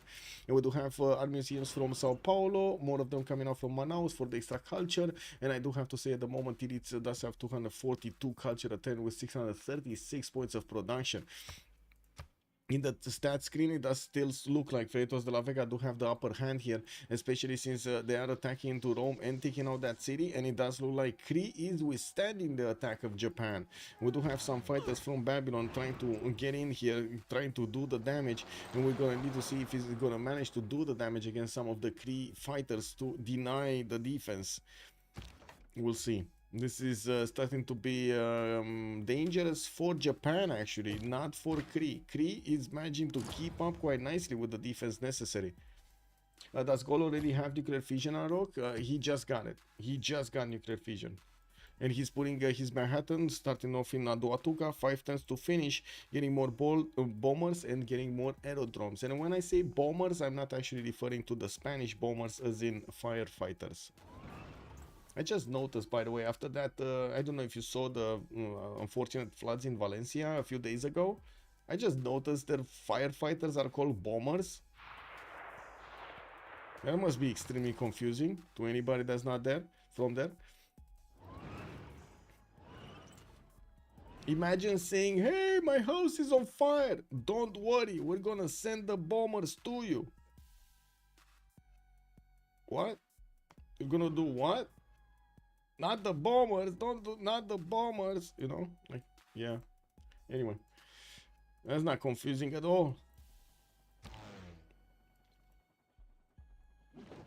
Bomberos, yeah, exactly. Bomberos, the firefighters. Shadia, good evening, sir, and welcome.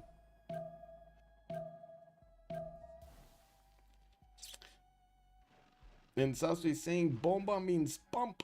Pump it up. Yeah. Water pump.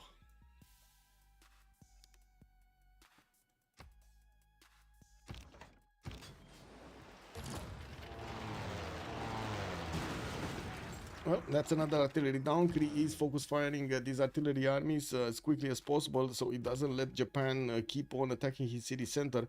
And I do see Japan doesn't really have a way to attack into the tanks of Kree anymore, even with his amazing number of artilleries. We do see Rome trying to get a safety settled between Babylon and Japan. Babylon is going to need to start flexing his defense on the left side because Rome is dying to Byzantium slowly.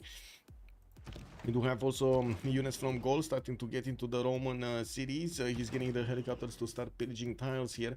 And of course, we're going to see how quickly Gaul can actually do the attack with bombers against the cities of Rome. I do notice he's going to benefit from 2 bombers in Ratumakos, a third one coming out next turn.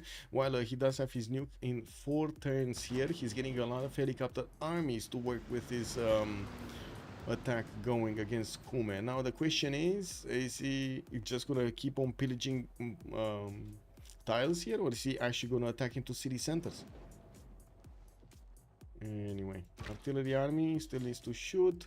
We do need another artillery army for Byzantium though. Another 2 probably would be ideal. And he's getting another one in 2 turns from Adrianople, and I do notice Sprig is down to 95 faith a turn. He doesn't actually make any meaningful faith to buy those units out with faith with GMC. We do have also Shaidia. Thank you so much for the follow. The round table. Brief resume of religions. There we go, sir. We got Byzantium feed the world, lay ministry with defender of the faith, Zen meditation on Japan with crusade. Spain did get the Jesuit education and tithe, and I do see Brazil did go for stewardship and the religious community. I do have to say Brazil only got it so he can give the taxes straight to his ally over here, to Byzantium, so he doesn't actually benefit from it in his cities. We do have Brazil also putting a few more fighters on the front line, but still does not have the opportunity to do the damage against the Spanish units. Multiple air guns are available for Spain to use on the defense, and the only thing that they could do is maybe attack into steel wall encampments to get some extra experience from, and that's about it. That's, you know, the extent of the damage.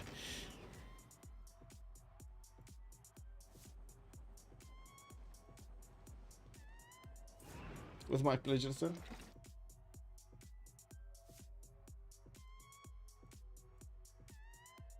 Also, Red, hello there, sir, and welcome. AJF, good evening, sir, and welcome on YouTube. Seems like a GG, Rome dead and Spain dead for sure. Whoa, you think Spain is... Well, I guess, to be honest, yeah, there's not really much helping out Spain over there withstand the damage, no? There isn't that much. With nukes coming in, bombers and fighters, and also I'm pretty sure GDR soon coming around. We'll see how this develops. Spain did suffer getting his science and the culture up. He's on 156 and 61, while TDT is 377 and 300. It's just a matter of time until Spain is gonna feel the pressure. We do have helicopter army starting to pillage the tiles of Rome here, slowly but surely extracting most of the wealth of that empire, while I do see Byzantium is taking out Arpinum. That's the first city that has fallen from Rome. We do have Babylonian fighters also about to start hitting those artilleries. I'm pretty sure he's gonna need to focus down the artilleries here if he wants to slow down the attack of Byzantium against Rome. Let's see here. Did we have another tile? So Japan, wow, Japan just lost another artillery. Kek. I guess those are replaceable losses, but man, oh man, that's a problem. He can't get next to the tile of Moscow, next to the city of Moscow, because of the fighter screen of 3. You do see these 4 fighters are actually blocking the movement of the Japanese units until we're gonna have how to say Babylon here getting enough fighters to fight off the Kree defenses. There's nothing gonna be moving on this front line. As in, yeah, they're gonna keep shooting each other, they're gonna keep taking out units from each other, but they're not actually gonna take cities down. Maybe goal is too powerful considering a real historical context, but maybe that's part of what makes the Civ6 fun. Yeah. Goal also has a backup in science victory if required. True. Also, so Arcane are more or less gonna lose this game, sadly. Yeah, it does look like Freritos de la Vega are banking on their advantages here, and they did manage to seem a little better than their opponents. We do have Gold that needs to make the moves 3 times for Manhattan Project, and we'll see how much production he has in his cities for the nukes afterwards. Also interesting, last era they had an advantage because of the gold. Yeah, this era it looks like with multiple reformed coinages available for Freritos de la Vega, they're managing to get the gold per turn they need to upkeep everything and of course upgrade everything. Mikado, for example, is starting to lose gold after he was getting a lot of it. He did build up such a big military to go against Kree, and it doesn't look like there is gonna be a good payoff from this maneuver. Omega minus gold per turn. Krudlov is only on 71, and I do see Apul is 873, getting the gold for every one of his teammates there.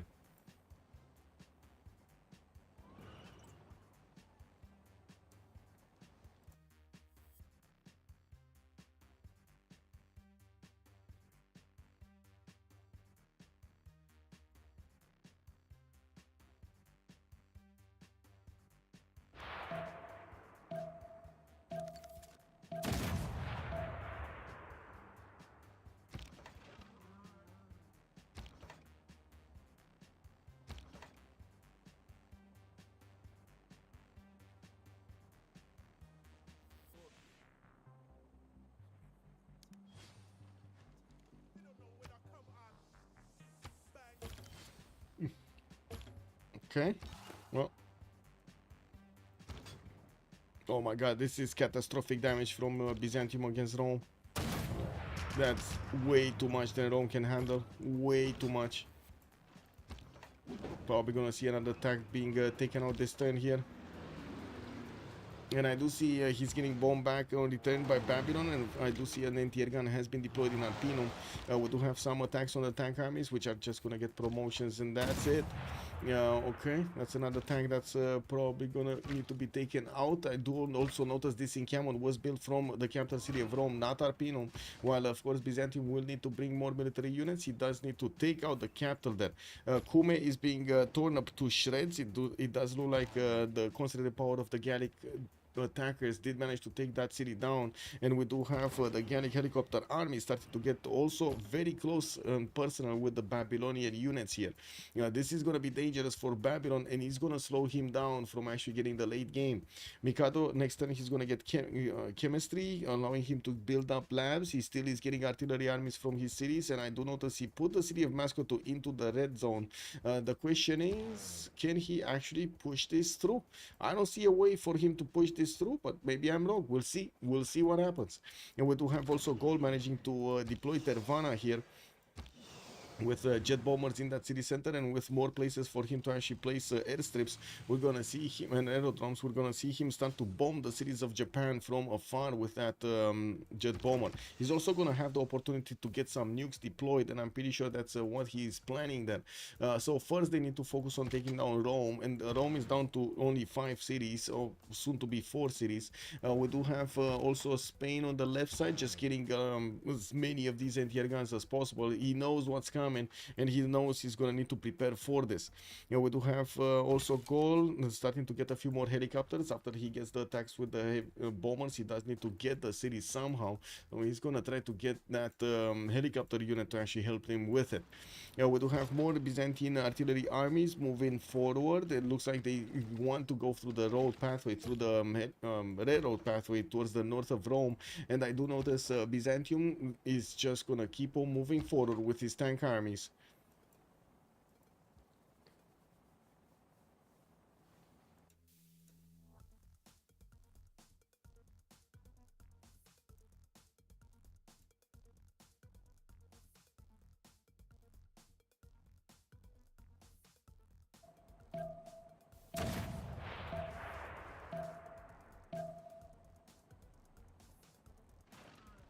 Is this gonna be a Byzantine city or is this gonna be a Gallic city? That's my question here. I don't see Gol is finishing up his aerodromes and did upgrade a lot of jet bombers. I'm actually looking to see what cities are is he gonna target here. Is he gonna go for some Babylonian cities which do have battleship defending them, or is he gonna keep on attacking into Rome cities until they're taken down entirely? He does need to do the damage against Antium, for example. And of course, we do have in the North Byzantium also getting bombers out. It looks like he doesn't really care about the Babylonian fighters next to him. He does have anti-air guns defending his units here. And he did manage to wrap around the city of Rome. And that's a GG right there.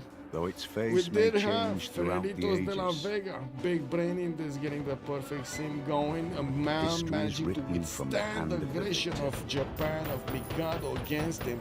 We did have also on the other side of the planet Spain lashing out over there. Oh my guy against his opponent. your against his actions next this door neighbor, day, Brazil, but it was still Tiri's for Brazil managing to you lash ensure out our and pushing back. He got the air force in the glorious air tomorrow. and didn't manage to do anything. With Gold managing to get to his bombs and deploying jet bombers everywhere, it was time. They knew CC came in. They did call out the Celestial Concord. Let's actually take a quick pick on the post-game chat and see what they have to say over here. Let me wait for them. Okay, there we go. By the way, if you don't know, we got this going on by the announcement of business now. The revenge of the DLV, yeah. Revenge. Arcane did try extremely hard. Yes, yes, we gotta give him to them. We gotta give it to them. It was close. It felt close. We're gonna need to wait for them to get into the same channel. They're still doing their own private talks over there.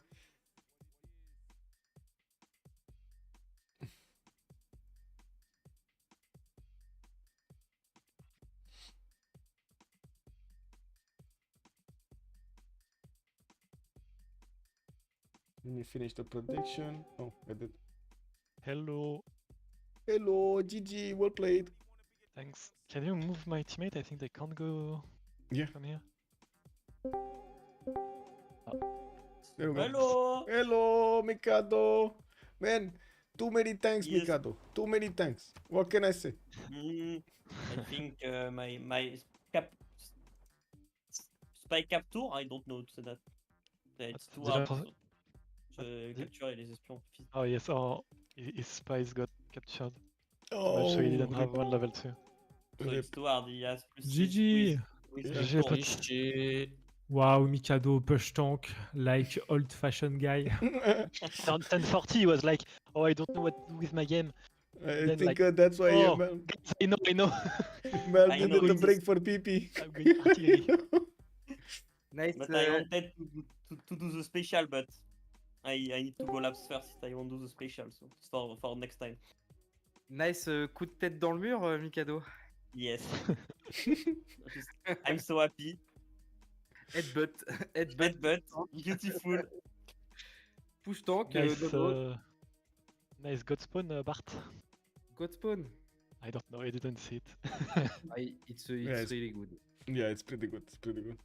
I mean, it could be way better, but it's good. I Uh, think you- it's better than you because you are coastal. Yeah, I can't go settle. Yeah, but I think your Coliseum is a bit irreling you, no? No, it's good. I have Arena. I have like 5 jobs. Magnus City. No, it's really good. Like the city can not really settle Right. good cities fast. I think yeah. I don't know. I mean, it denies you. It gives me. It was good amenities. because I had really good colo and really fast. Really. I think it's fine on Babylon. If you don't have it, the turn you have it. Yeah, I know. I was checking. Return your arena, your projects. But all my spies die, so I can't push I it. can't. Like, I can't. While your spies only took my money. Gold was definitely an issue on Freritos de la Vega also. Oh my god, man. Only Barca. I can't believe my eyes that gold was making the most gold in the game. Like usually gold is the one that's taking gold from everybody. Not in the game. I was doing Yeah, way but more gold than him. I know the situation. Like our draft is a bit of gamble because we don't have a lot of way to make gold. So if I'm freezing near Kree, I'm like it's my duty to go hub right after, like when I can. Yeah. And we got big forest fire on Brazil, but fully RL. Oh, a big forest fire. Big No, but Roraima. no. The forest fire was awful. Oh, Yeah, like my second city went from 5 pop to 1, and stay stuck at 1 pop for like 5 turns, something like this. Yeah, but you got like 10 tiles improved, man. Yeah, but the improvement is shit, no, Michael. You only get Yeah, +1, +1. I was thinking if that's worth it or Shit. not because you lost so much at the beginning and it slowed you down to get anything district discount. Yeah. I managed to keep the forest fire in my capital by in my second city by swapping tiles. Oh, I see. Oh, that's nice. Okay, that's cool actually. yeah. What a good player. Yeah. Thinking about his citizens in the capital, but totally not caring about the second city. I mean, they were lost. They were lost anyway. Yeah. Yeah. Into the fire. Launched into the fire. Yeah. Like the meme. Everything is fine. Oula. But Mikado wanted to do rocket artillery. He didn't even reach it. No. How But much I have points? a land. How much points Omega was missing for second I golden? just forgot to buy the galley because of your push. I was focused on the cursor, up knight, and all, and I just forgot to buy the galley. And like 30 seconds before the end I'm- of the turn, I asked, "Is everyone okay?" And he didn't yes, answer. but I was like I focused on the war. Yeah. Didn't hear the call. It's totally just my bad. I was supposed to get the golden. Noob. But even with the golden, I'm literally I have less heals than you, even with your forest fire that IRL you. So my spawn is bad. It's your first pick, no? Yes, but unlucky. Yeah, I'm alone with Spain, which is kind Yeah, of not sad. bad. And I'm not convinced about my spawn. I was wondering at the end of the game if the map was balanced.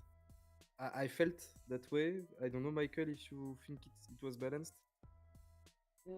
The position and I spawns. didn't really see that big of an issue. The only thing was indeed the Spain was 1 versus 3, but so was Cree 1 versus 3, no?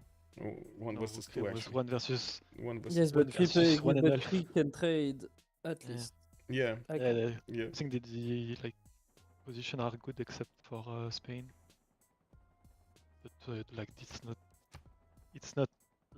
it's not what you used to do when we play each other. Like it's not that big of a difference compared to previous game, I think. It's not hard to be honest. But you did Oxford so fast, Bartsake so good. Big Bartsake backpack. I got like my teammates boost everything. Yeah, I know. I know. When square ringing,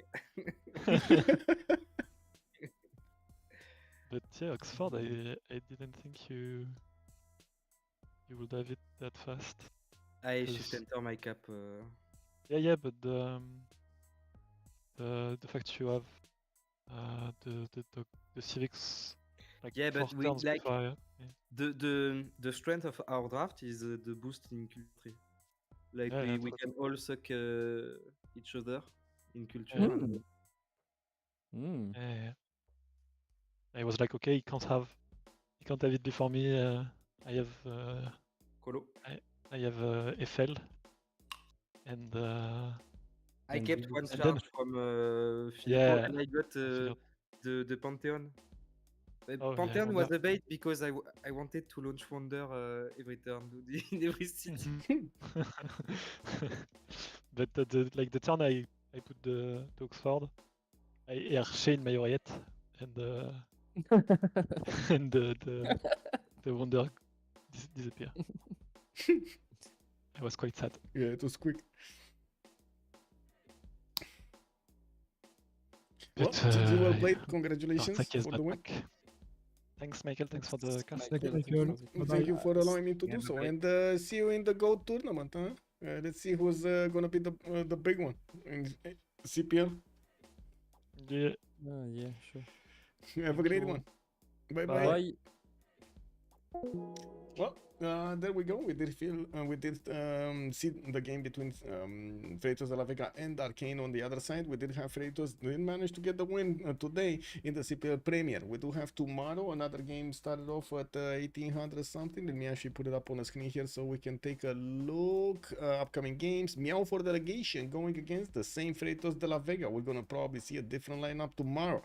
1830 GMT does mean 1 hour earlier than we started today. We're also going to need to take a look on the game on Sunday, and of course in the meantime let's take a look at the GOAT tournament. Don't forget to register if you do have the rank tag on CPL, and in the meantime get ready to get one so you can get into the tournament. Have a great evening everybody, and thank you so much for the support of the stream. Much appreciated also for the follows, for the for the follows, for the subs, for the bits, and of course for your amazing support over here on the stream. Much appreciated also for the gifts to others. I do also want to thank you for the likes on YouTube, and I do hope we're gonna see each other in the next movies, also in the next streams tomorrow 1830 GMT. Have a great evening everybody, and hope to see you next time. Bye bye.